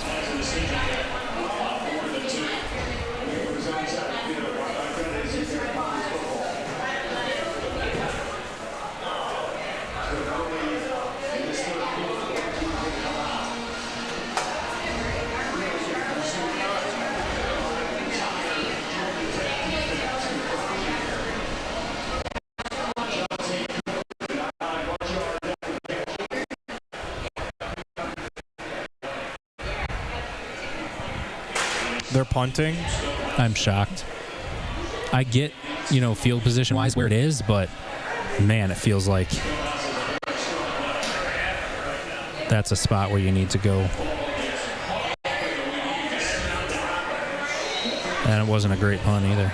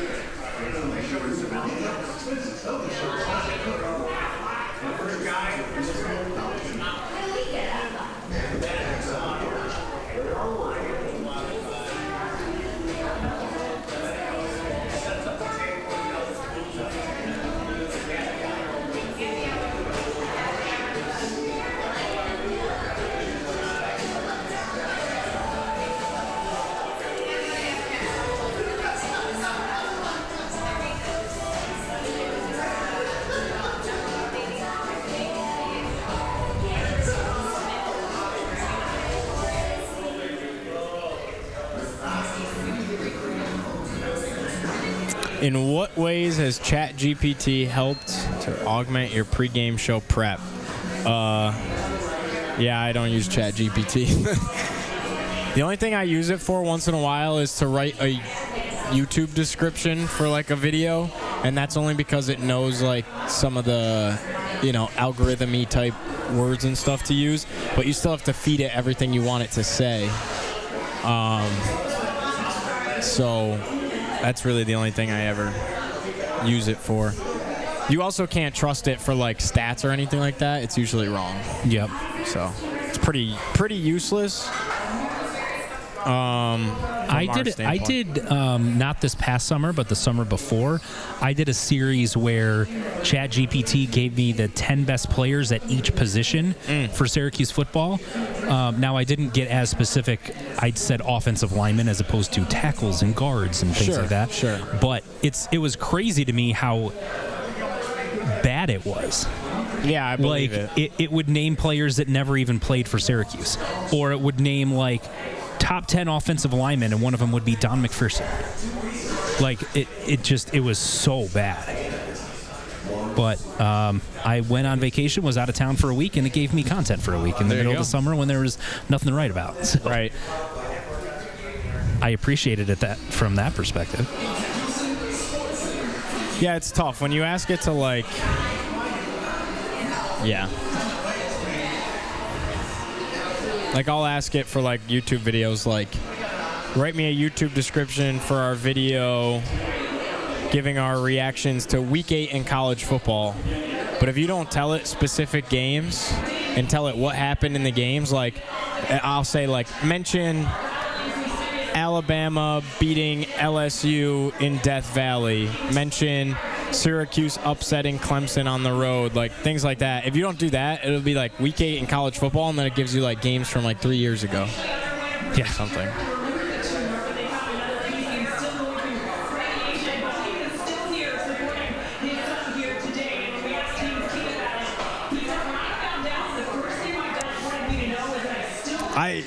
I hear you. I like literally use it for those descriptions every week, so.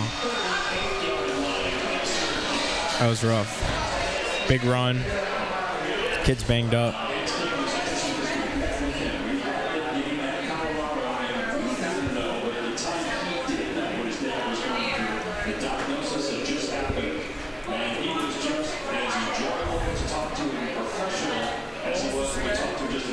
Yeah, Mike, what was the spread? 16.5? Something like that. I think 16.5. Vegas looking about right at the moment.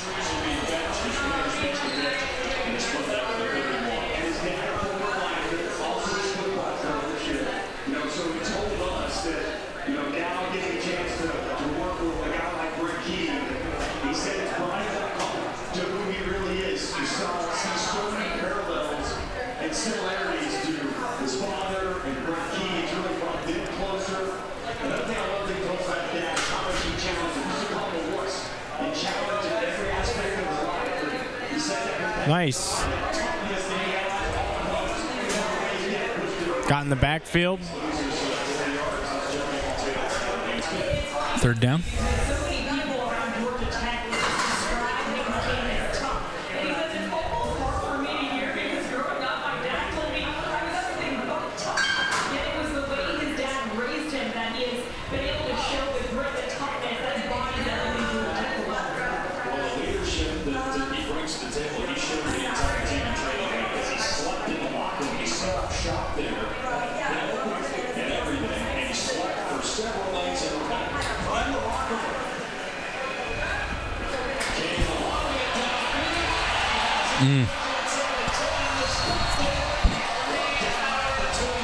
Not great coverage.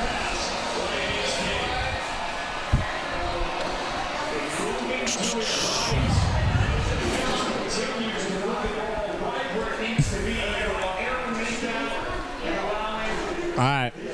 Thanks for coming. Love you guys.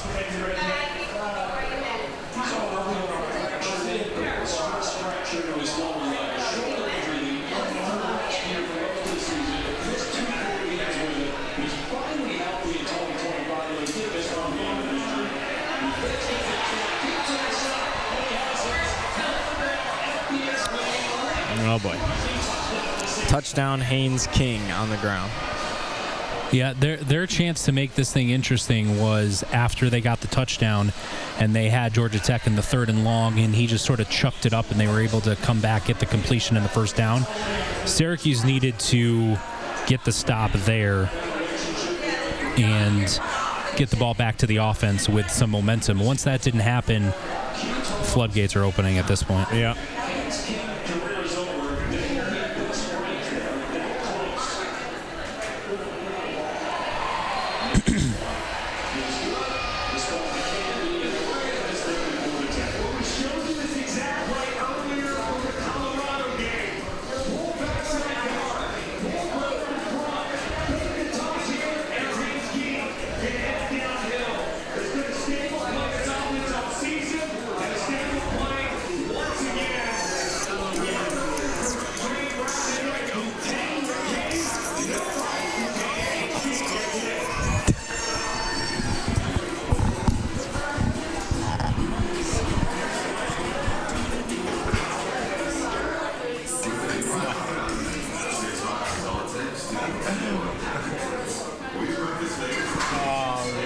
Mike.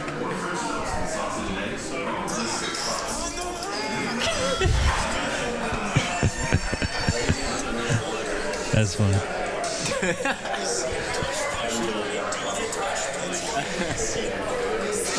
No.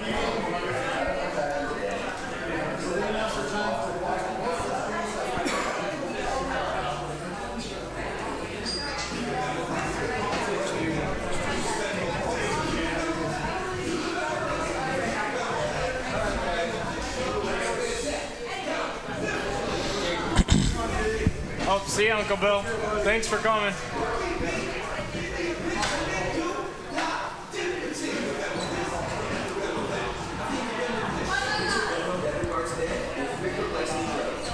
Yo, I can't wait for basketball. Oh, man, you would have thought that's what you would have heard after the Clemson game. Right?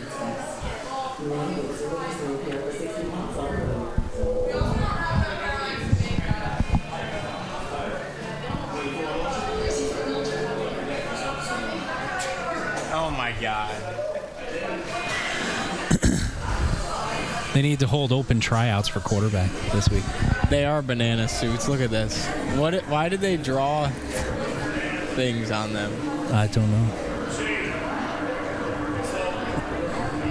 Because they're in college? Why not? So silly.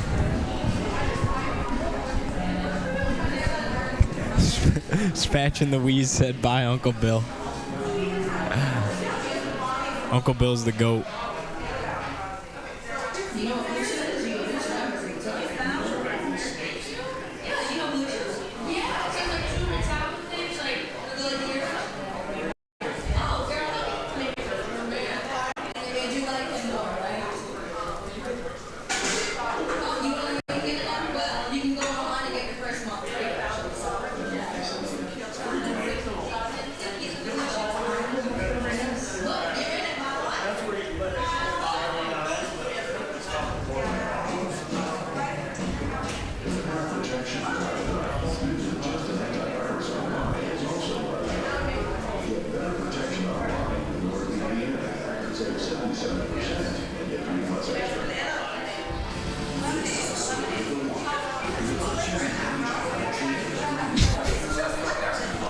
This group chat, Yeah. That's funny. That's spot on.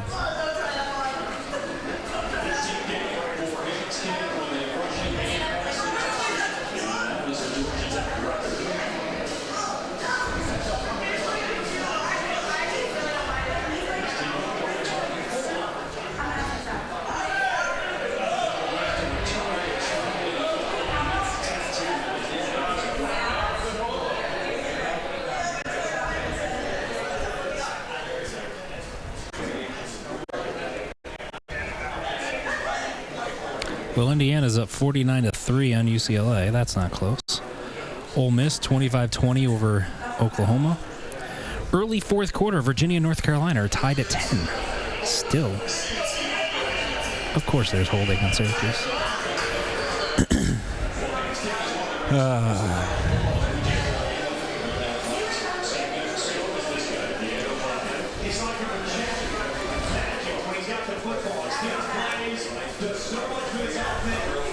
SMU is beating Wake Forest 12-10. That is quite. How much time left? It is late third, 2:53 in the third. Syracuse starts at the 11. Thank you. Oh, nice throw. That was Ricky. a good throw. That was a legitimately good throw. Thank you, Spatch and the Wheeze. No, you're right. It is so nice to have them here. They come every week, and I don't take that for granted at all. Very lucky that they come. Except my mom thinks she's on the show sometimes, I think. Other than that, it's all good. No, I'm just kidding. I am very lucky to have them come every week. The funny thing is they'd be doing exactly this whether it was here or not.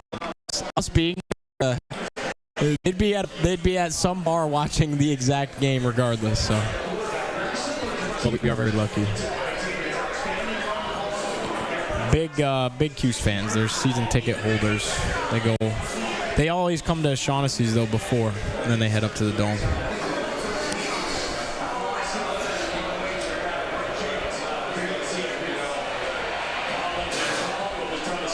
Oh, that was set up too. They had blockers. Dare I say that was the best throw from Ricky Collins we've seen all year? The one that he hit Valari with on the seam? It might be. That's a pass that typically would have been well underthrown or well overthrown for a pick. Yep. In previous. He is pickless. He is pickless. That is a positive, I guess. But they just haven't been able to kind of string multiple things together, really. Like, you know, they had the turnover, right? And they weren't able to turn that into a touchdown. And then when, you know, they score a touchdown to get within 10 and they have a chance to get off the field and give the ball back to the offense, and they give up that ridiculous third down play. So, you know, it's just kind of one of those things, I guess. I'm like unproud of that video that they posted of us getting hyped for Teen Willis. I was acting like a child, but I was very excited that he broke the run. Throw the ball, dude. Okay, Ricky. Oh my goodness. Whoa. Now, don't fumble. Now you got to go. You have to go for it. You're at midfield. You're down by 3 scores.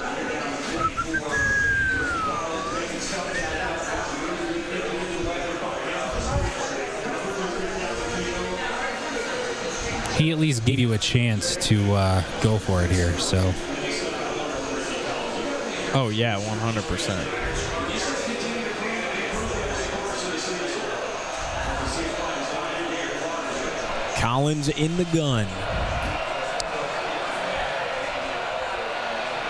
Forward progress. That should be a first. They'll mark him back at their own 50, at their own 45. Right, would be just like them. That is an easy first down. He's like half a yard beyond it. But they're not going to give it a good. Wait a quick snap. Yes, sir. Oh, my gosh.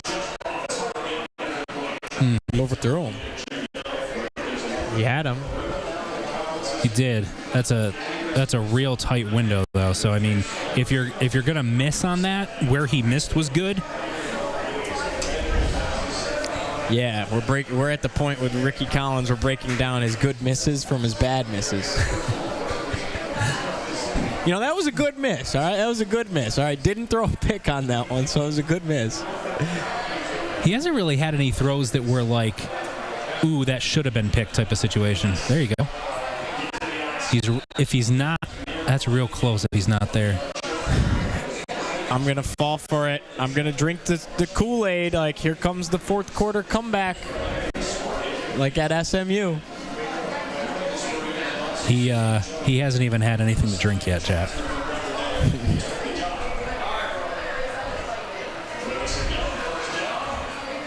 And every single person is going to say, where was that on 4th and 1 West at the end of the first half?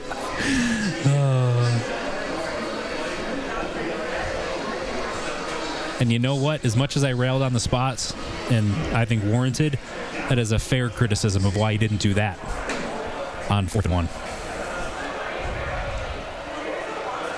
Oh, that was the first one. That was the first one where that was like interception worthy. Yeah.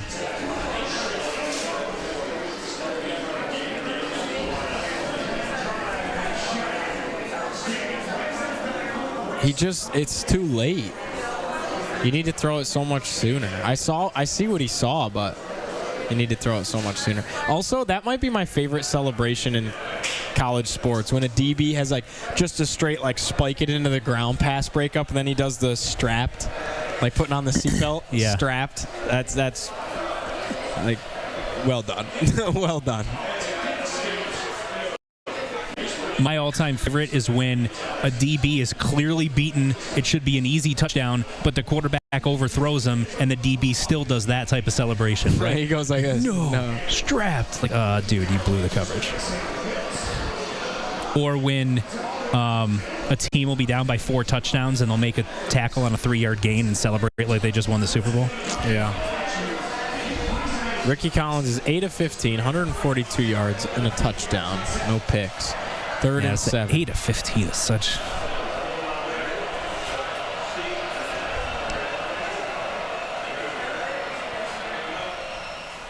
I mean, that's not bad. I mean, You're in 4-down territory the rest of the game, so yes, for sure. So you give yourself a 4th and short. Okay. Run the ball. You've seen Willis time. I mean, obviously you'd prefer a first down, right? But if you're not going to get the first down, take the yard. That's at least a smart decision. Run the ball with Yassine Willis. Oh, He's God. not in. It's Nixon. God. Why? Why is it Nixon? I've been asking this question all season. Why is it Nixon? Every time Nixon is in. Why is Nixon in?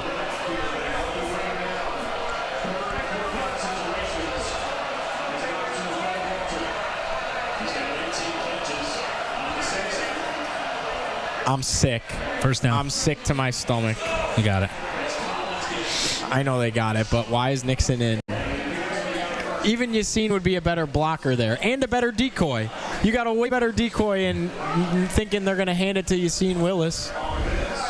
Should put Byron Washington back there. Good luck tackling him. There was a split second there when I first said I'm sick that I thought they were running the ball with Will Nixon in that spot. Yeah. And I would have. I mean, who would complain, right? So you remember Refrigerator Perry back in the day, right? And every once in a while, teams will use like a defensive lineman as their fullback. And what is the issue now?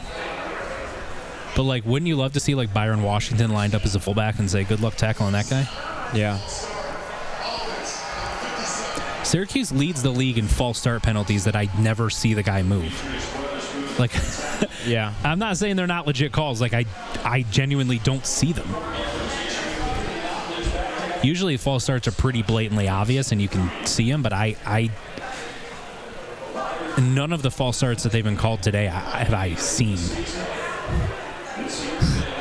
Bowling Ball said Ricky is running more and the offense looks better. Gee, that's weird. Funny how that works. They're not designed runs. Well, I guess that one was a designed run, actually. Yeah, that zone read action. Tyreek Hill got a couple of yards.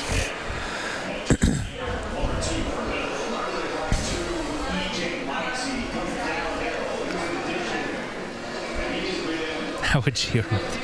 That wasn't a specific question to him in general. Just I was around for the '85 Bears in spirit. I know ball. Come on.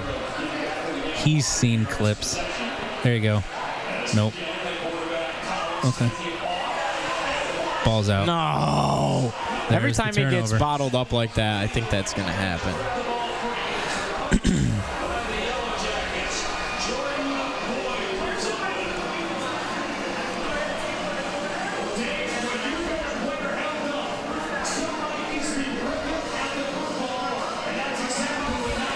That's all right. They weren't going to win the game anyway. Oh, yeah. Yeah, he was still standing straight up. Yeah, your only hope would have been that they called forward progress had stopped before that came out, but I didn't hear the whistles, so. No. And even still, he was still moving forward a little bit, so I don't think that would have been a warranted whistle. But, sometimes they get a little early, but. Oh, I know the Super Bowl shuffle.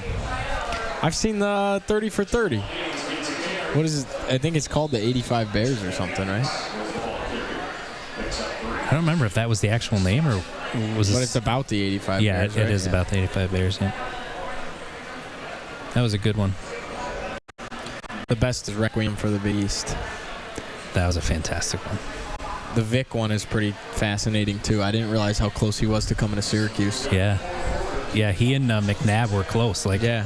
He verbally committed on his visit here. Yeah. And McNabb hosted him. Yep. And then Mom said nope. Yep, went back down, and Mom convinced him otherwise. Jim McMahon. Dude, what though?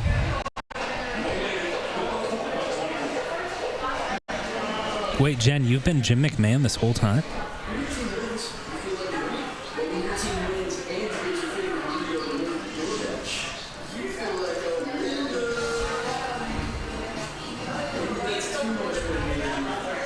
No way I spoke too soon on Ole Miss again this week. They're losing. How did I do that again? I have to stop. I felt really good about it. And no way it happens 2 weeks in a row, right? Still plenty of game left. They're only down by a point and they have the ball. All right, let's see. Syracuse has not lost a close game all season. Lost by 19 to Tennessee, 35 to Duke, 13 to SMU, and 17 to Pitt.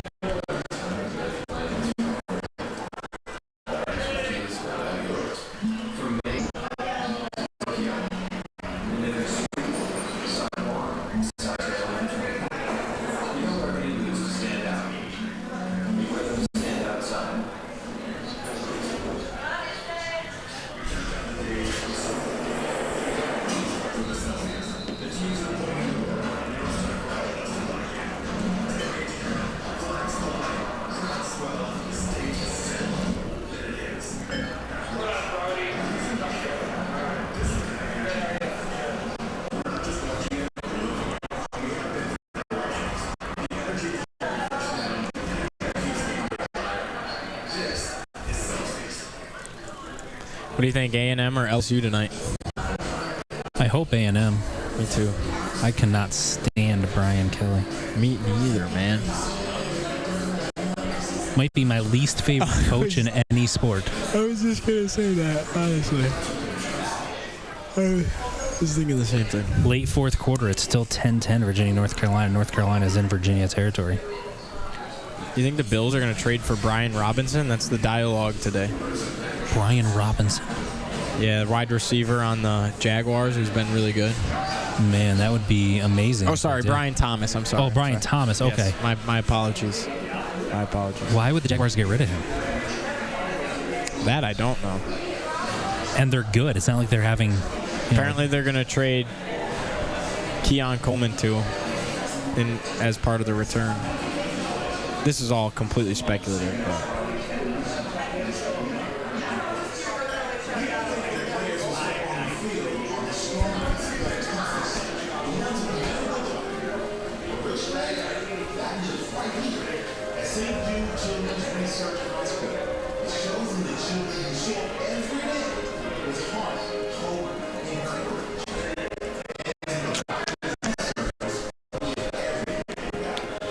Who caused the fumble? Was it Chris Peel in the opening possession? It was Chris Peel, right? Yeah, it was Peel that ripped it out, yeah.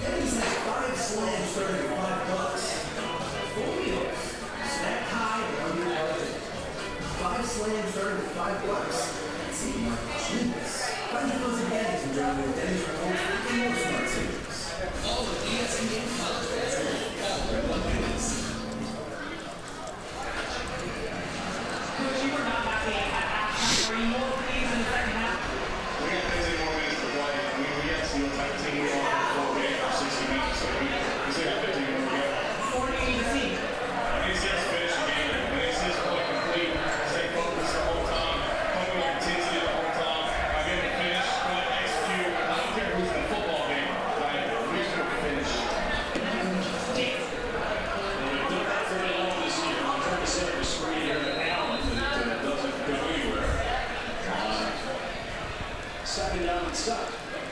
Yeah, they've been one of the best fourth-quarter teams all season. And when you think about the Colorado game, the Clemson game, what they were able to do last week in that deep game and the fourth quarter, and of course the game after that, they have given as well as anybody. And to me, that's just continue to push. All right, I mean, got him in 3rd and long here, Mike. He wants to see them keep their foot on the accelerator. Third down and 9. All right, we're getting the ball. Syracuse is getting the ball here.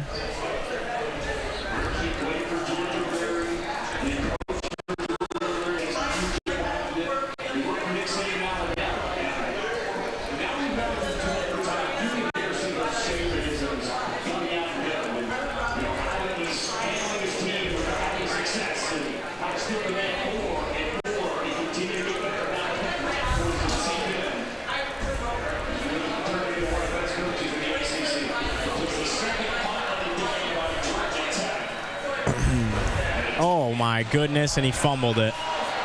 Syracuse got it.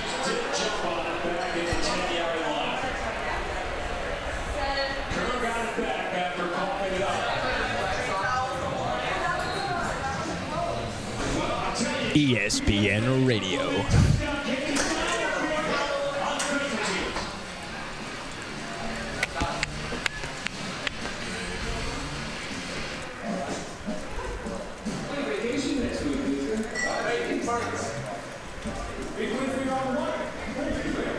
Basketball tips at what, 7?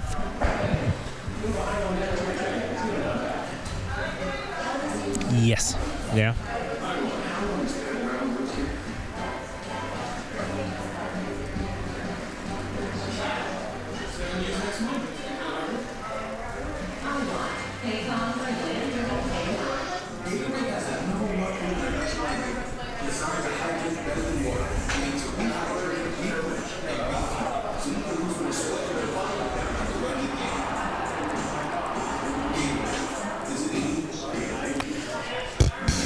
What's up, Chad? Give us some food for thought here. We're at a loss for words with the performance at the moment. Oh, it's been like I know what the score is, right? You're down by 24 points, but it's been one of those where it feels like multiple so close opportunities for Syracuse, right? Not scoring a touchdown on that first drive. And then the 3rd and 4th and short where you could have scored at the end of the half to try to give yourself some momentum. It leads to 3 points for Georgia Tech. And then you come out to start the 3rd quarter, you go bang, bang, score a touchdown. You get them into 3rd and long where their quarterback just sort of chucks it up in the air and hopes. And the prayer is answered. Georgia Tech converts that, catches the ball, gets a first down, and then turns that into a touchdown. Instead of giving the ball back to your offense down by 10 with some momentum, Georgia Tech takes complete control of the game, and they just haven't really been able to get back into it since. And then even this last drive where you started showing some promise, and then, Ricky fumbles. So just one of those where it just can't get out of your own way. Tough situation. But yeah, I think hot, spicy takes to liven things up today.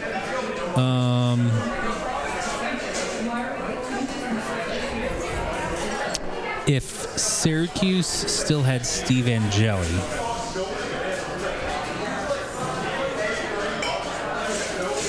the winner of this game would be in prime position for the ACC championship game. Wow, that is spicy. I like it. Now you'd still have to beat Miami, but hot spicy take. Georgia Tech is going to get into the playoff and get hosed by the first Big Ten or SEC team that they face. Why did they turn that light on? Because now we're getting into it's no longer our space, Mike. I legit can't even see the television anymore. It's bar crawl time. This is going to be a quick post game.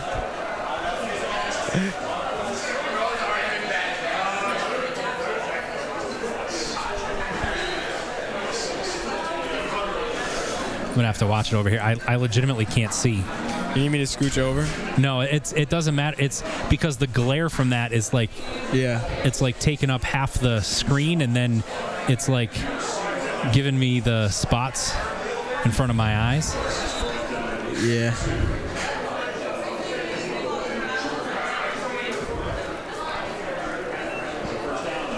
My hot take, Syracuse basketball wins 24 regular season games.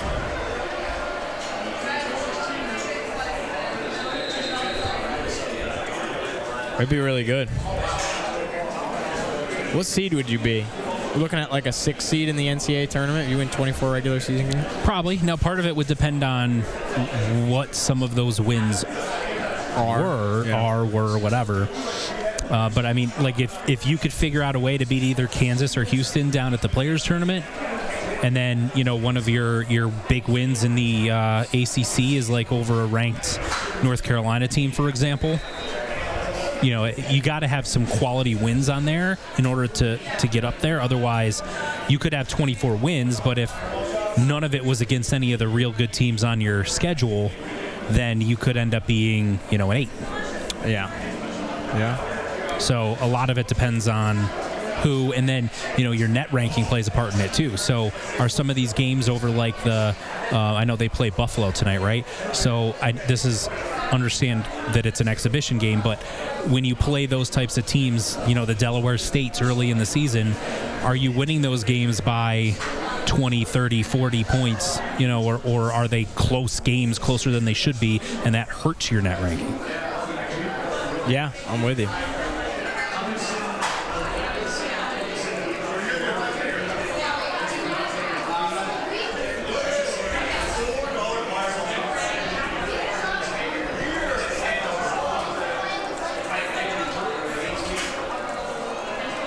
Why are we watching from this camera angle? I don't know. Maybe that's their way of protesting the light that's right above the television. Maybe. Chat, so they just decided randomly to turn this very large, bright light right on top of the television on and have it start... Thanks for coming, guys. Cycling through different colors, like randomly out of nowhere, just turn it on. And it's really bright, and it's the television that's showing the Syracuse game and is... making our viewing much less enjoyable, I'll say. I'm not really sure why they decided to do that.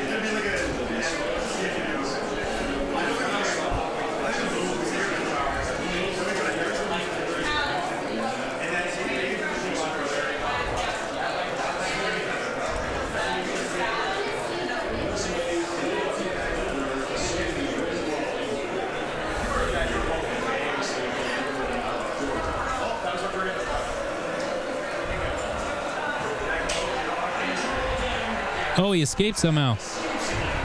Didn't get anywhere, but that was impressive. I don't understand what happened to the normal camera view. I don't either.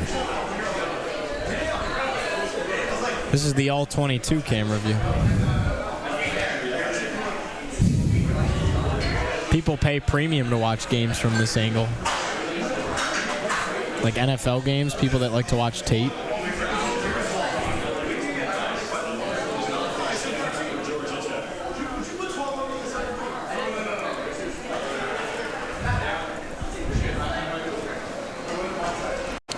Coat's going back on.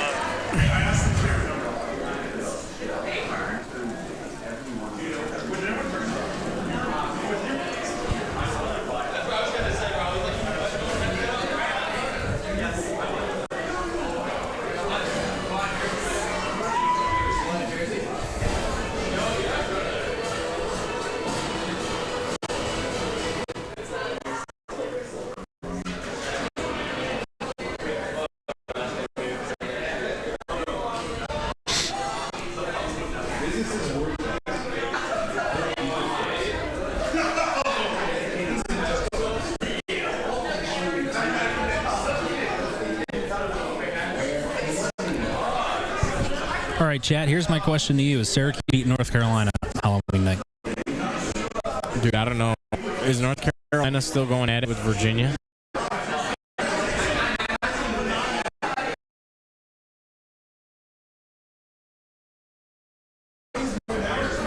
Ole Miss is not beating Oklahoma. It is still 10-10. There's a minute in the fourth quarter. Oh, my gosh. It's really been on the road. No way Virginia stumbles against Carolina, man.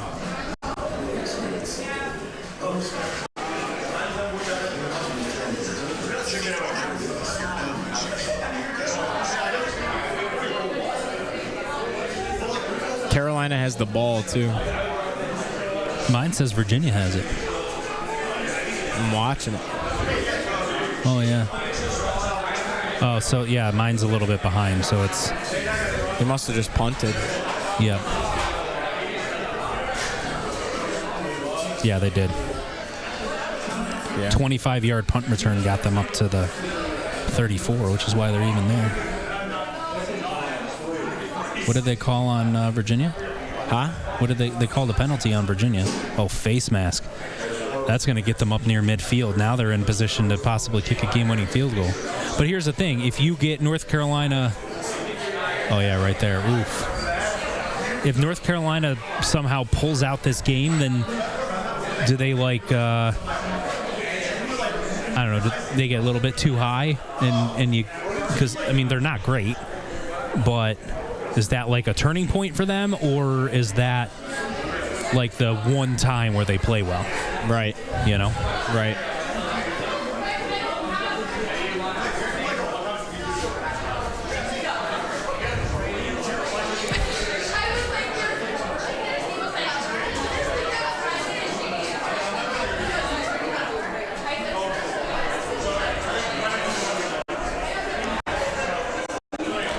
Crazy the undefeateds that remain.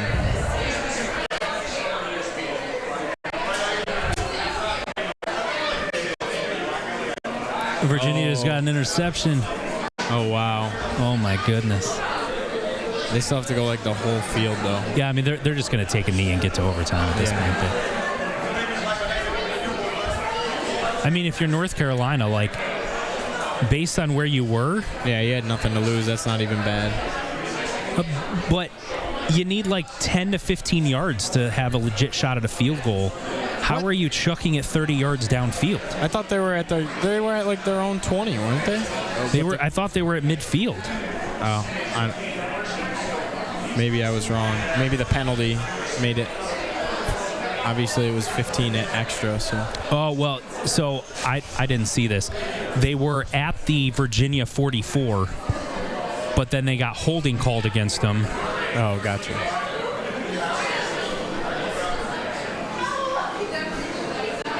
No, okay, so they were up at the near the 40. They got holding called against them, and so they went back. That's why they were further back than I thought. I thought they were close to midfield after the face mask penalty, but I was wrong.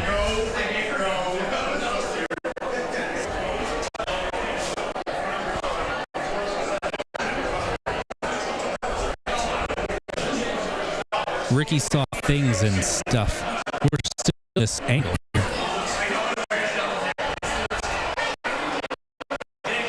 How did he catch that? Oh my gosh, and he fumbled it. We fell on it. Legitimately almost a minor miracle that Syracuse still has possession after that play. Just like they drew it up, Bixby.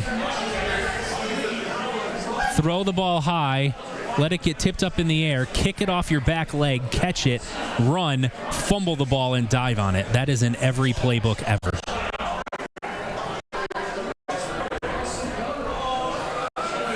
Yeah, I mean, Cusetown, how Syracuse still has the ball is crazy.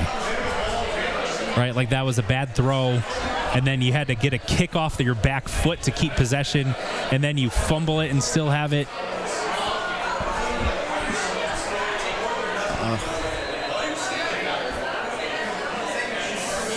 Ricky just running for his life.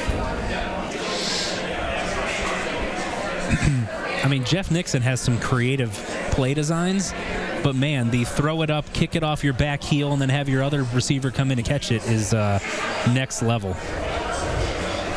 They're back. I don't know what they're doing. I don't think they know what they're doing They said either. they were leaving, and they're back. Or maybe they went shopping and came back. I don't know. I guess so. Get in there. Short touchdown. This camera is driving me nuts. I know, right? Like, you can't. I don't understand. Thankfully, they turned that stupid light off. Once again, short yardage situations and no Yassine Willis.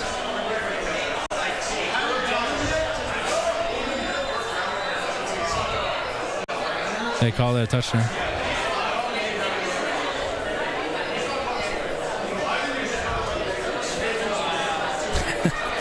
No, we're not asking him to change the channel. Yeah, exactly, Bixby. What other quarterback on this team could have completed that throw it up in the air, kick it off your back heel play? That's what kept Ricky Collins close with Steve Angeli in that quarterback competition.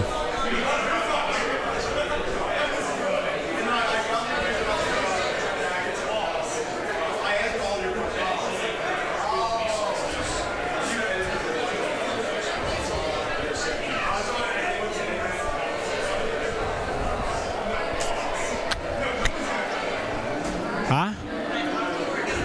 Just text me.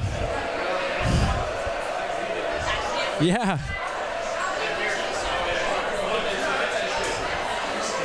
Didn't get it. No, he dropped it.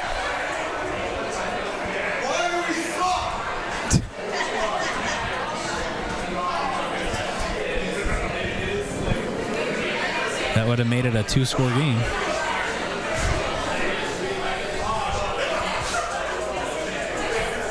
Post-game show, and if it starts to file in, this feels like in a banana outfit. Feels like in the love you guys. It feels like in the college football video game Stadium Pulse. Tim, do we have to go over the PA? Because they do not care. What is Syracuse's success rate on onside kicks this season? Way higher than normal. Yeah. They've gotten 2 of them at least. Yeah. I think they've only attempted that many. They've attempted those 2, and they got the. But have they attempted one in another game? I can't remember. I don't think so. Can't remember. Maybe they attempted one against Tennessee. Did they? I can't remember. Yeah, I just heard that. Just heard that.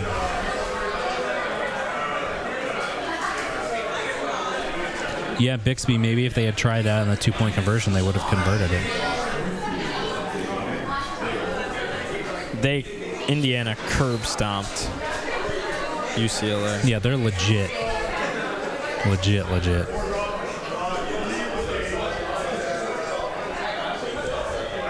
Oh, Ole Miss still has the lead, and they got the ball back. South Florida is winning at Memphis. If South Florida wins that game, their only loss is at Miami, and they run the table. I got to think that they're the G5 in the playoffs, right? Who? South Florida? Probably. It was going to be Memphis if they had won out, but then they lost to UAB last week. Right. They lost to UAB. Didn't UAB fire its coach? Yep. They fired Trent Dilfer and then all of a sudden got competent. That UCLA did that. Virginia Tech did that. Virginia Tech. Penn State did not. No. Are they playing today? I don't know.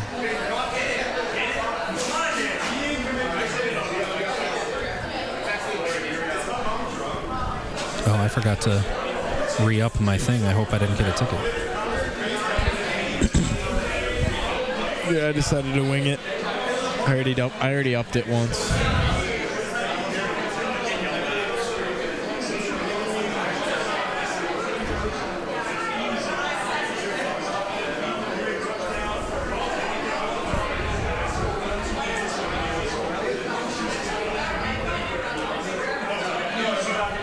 We're going to try that.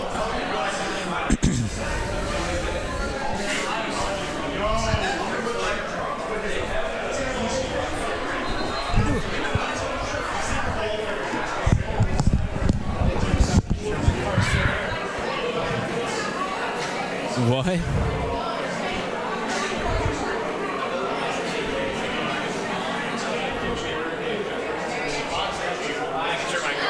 Oh. Resume my... What? Is my car still there? I don't know if I have a ticket on there. But resume my VT talk. You guys don't want to hear that. That's what people tune into the Syracuse Watch Party for, right? Is Virginia Tech breakdown? They say it'll be more interesting.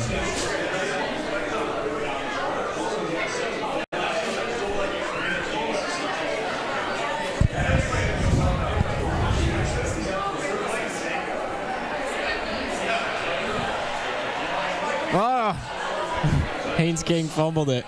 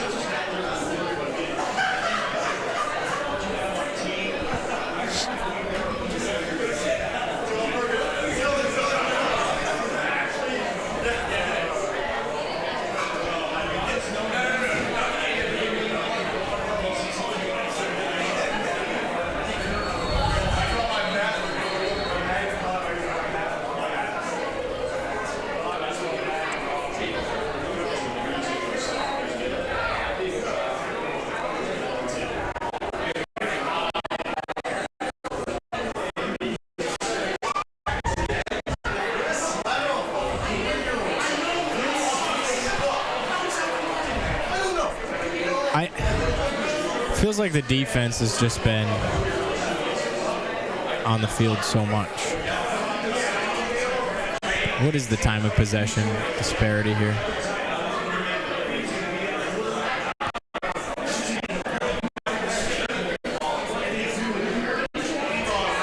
I mean, there's we've had the ball more than them.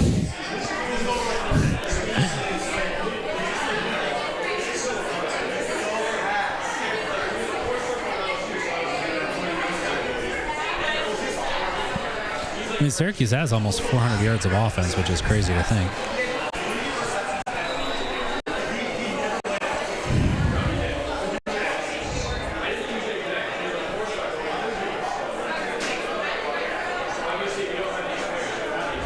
But Georgia Tech is averaging almost 7 yards a carry on the day, 191 rushing yards.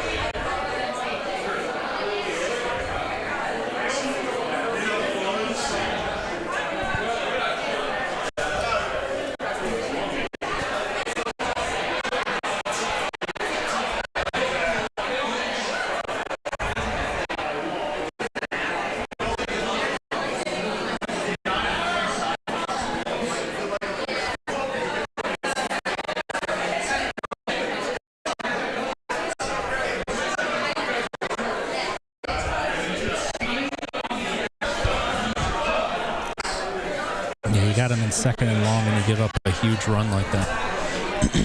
I think Georgia Tech is now over 200 rushing yards for the day.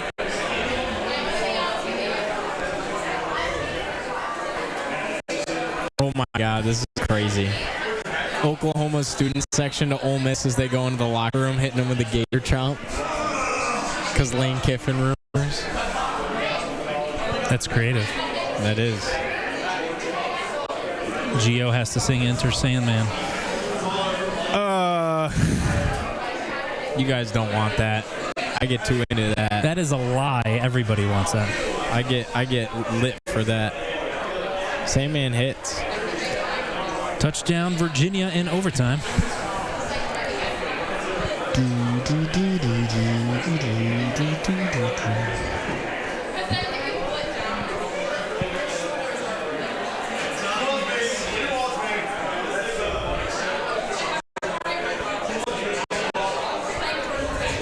Does Georgia Tech score a touchdown here, chat? Thoughts? Bixby, thanks for hanging out. Appreciate you. Appreciate it. Can't believe you stuck around as long as you have. Good for you. What is that? What is that Marshawn Lynch quote? I'm only here so I don't get fined.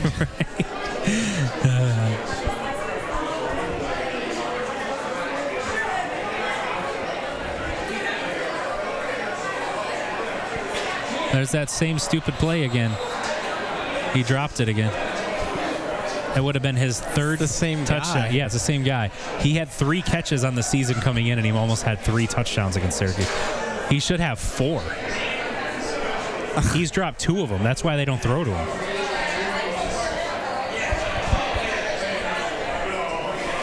He had a 2-touchdown day, and he legitimately should have had 4. How about Rondé Gadsden? Dude, he's so good. He is so good. I saw a funny post on Twitter. Someone said NFL scouts legitimately saw Rondé Gadsden do this, and they showed some highlights of some awesome touchdown, of some awesome catches that he made in college, and said NFL scouts saw him do this at Syracuse and said, "Yup, 5th round." Yep. What was that? Like, why was he? I mean, still being a 5th round pick is still good. I don't know. Other than, there was some concern that basically he's a wide receiver. He's not a tight end, so he can't block and do some of those other things. But I think he's proving like he is a legitimate weapon. Yeah. He's a big-time player. And so the Eagles tight end is Dallas Goedert, and he's, I believe, in the last year of his contract. And he's also has injury concerns and things of that nature. So the comment or the thought process has always been that the Eagles are not going to re-sign him after this year.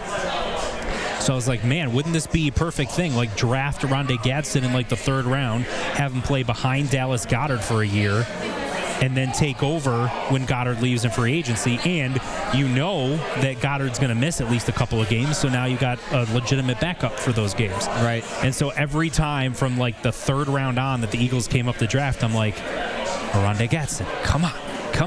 And then it wasn't it? And it wasn't it. And then the Chargers took him. And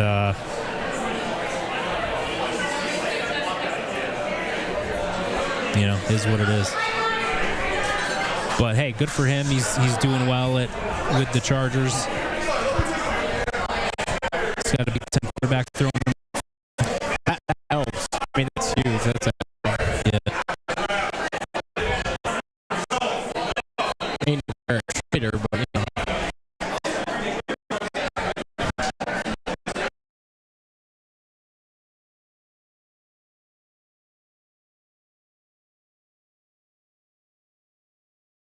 Syracuse team is on life support. Jen, I think they were probably before this, but yeah, it's not great right now. But I mean, there's still positives, right? Like even with this happening and the way the team's looked the last several weeks, they're still getting commitments from class of 2027, class of 2028 players.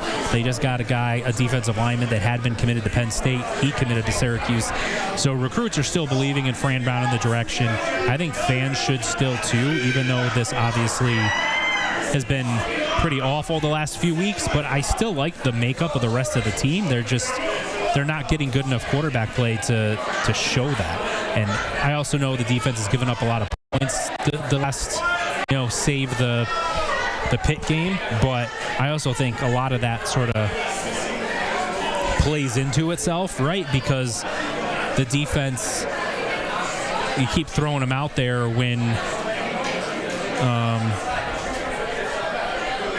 the offense can't get things going. Okay, so North Carolina scored a touchdown. Now they're going to go for 2 in the win instead of going to another overtime. Oh, God. I shouldn't be rooting for Virginia because of my alma mater, but I kind of want... I don't know. I hate North Carolina. Probably worse than Virginia. They don't have anything. Oh, nope. Did he get it? Nope. No. Virginia wins by a point. What a joke.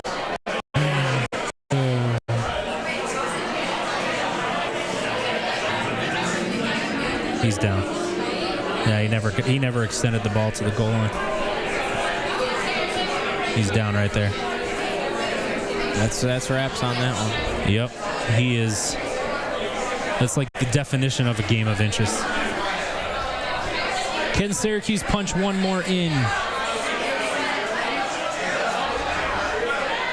Why do you slide on 3rd and 5 when you've got 2 yards to go?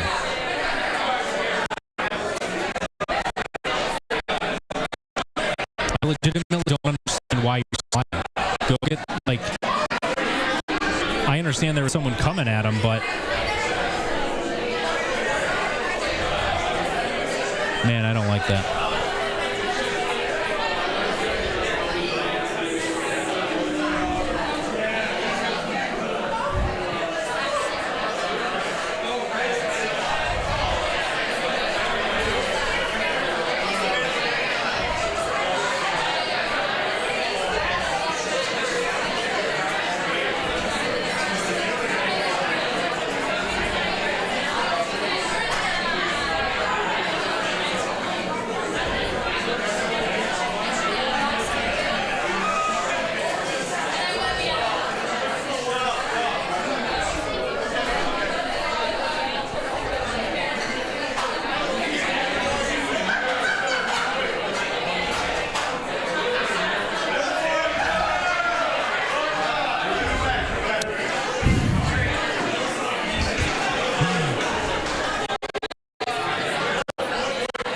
This is filing in with bar colors, and they all have banana outfits. I don't like it. I don't like it. I do not like one of the cool right now. Cool kid am I, Gio. We're just sitting in the corner and we're going to be talking about football, and they do not care. Not at all.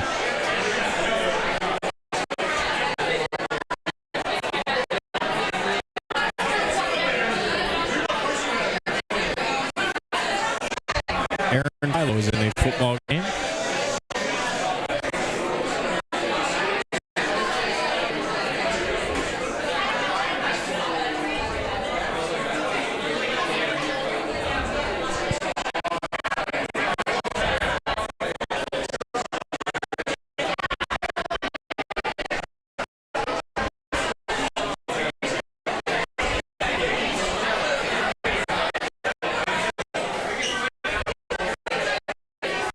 I think if you had told anyone after the Clemson game that Syracuse,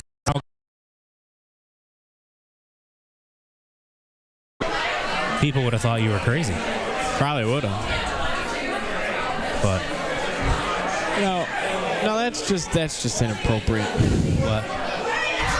On the back of her banana.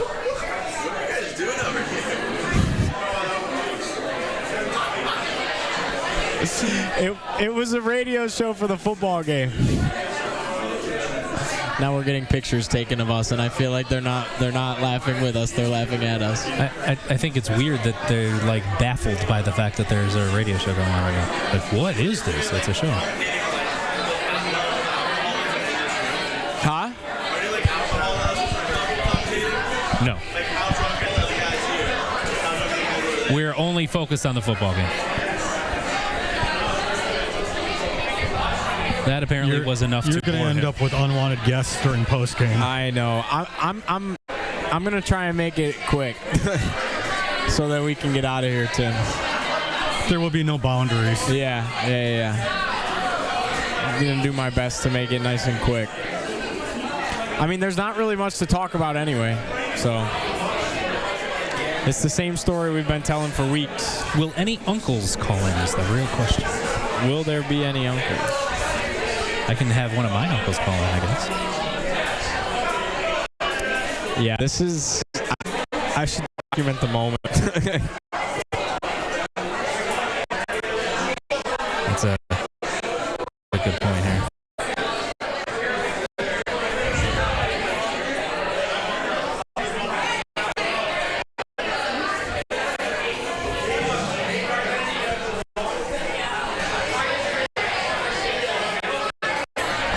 I'm going to get a giant of equipment in and out of here.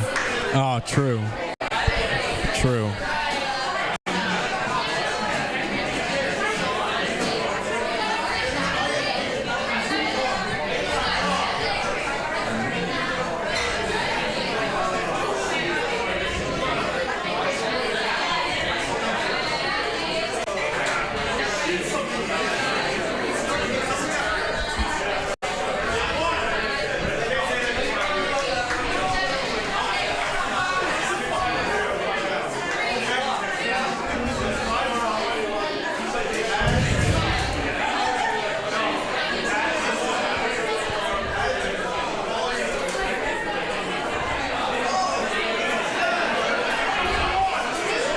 Hey, bud, is mom still awake, or is she taking a nap?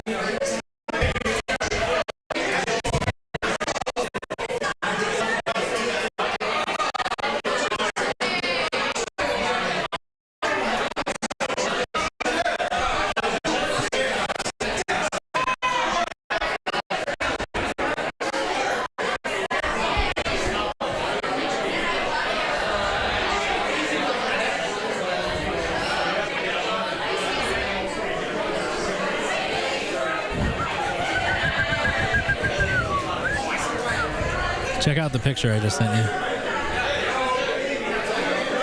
Me? No, my wife is in the chat.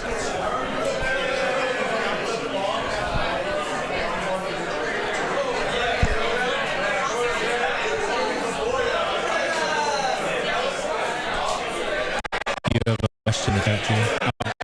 Gio, was Virginia Tech students like this? Oh. Yeah, they just... Yes. All college kids are like this. Pretty much. This is tame. It's still only 3:30. I'm sure it's gonna get pretty rowdy come 9 o'clock. But we will be long gone. I can promise you that. Mm-hmm. Slash Gio's gonna come back in a banana costume. Yeah. No, I'd be too old. I'd be too old by a year. I have to go to the grad student bar, Fagan's, across the street. I have gone there. You gotta, don't let him score again. Like, now, of course, this wonder, like, not taking a knee here, is this Brent trying to rub in a little bit because of last year in the comments and everything else? Or I think they're trying to prove a point that they need to run up as many points as possible. They're going to now, but as far as playoffs go, they need to make every statistic, everything look as polished as possible. You know?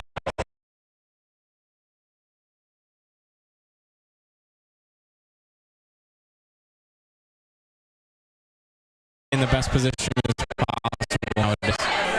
Leave no doubt. That was a cordial meeting at midfield between Fran and I will in the Forest attire later, probably.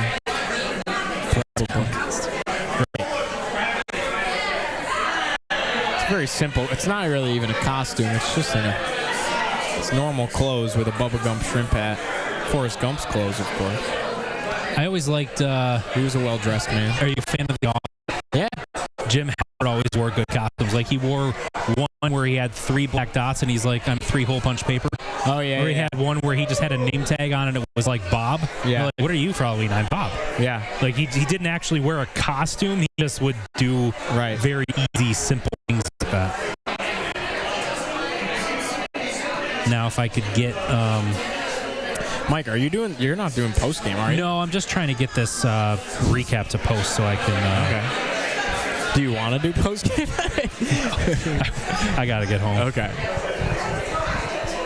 All right, chat. Thanks for hanging out. I appreciate you guys. I'll check you guys out later.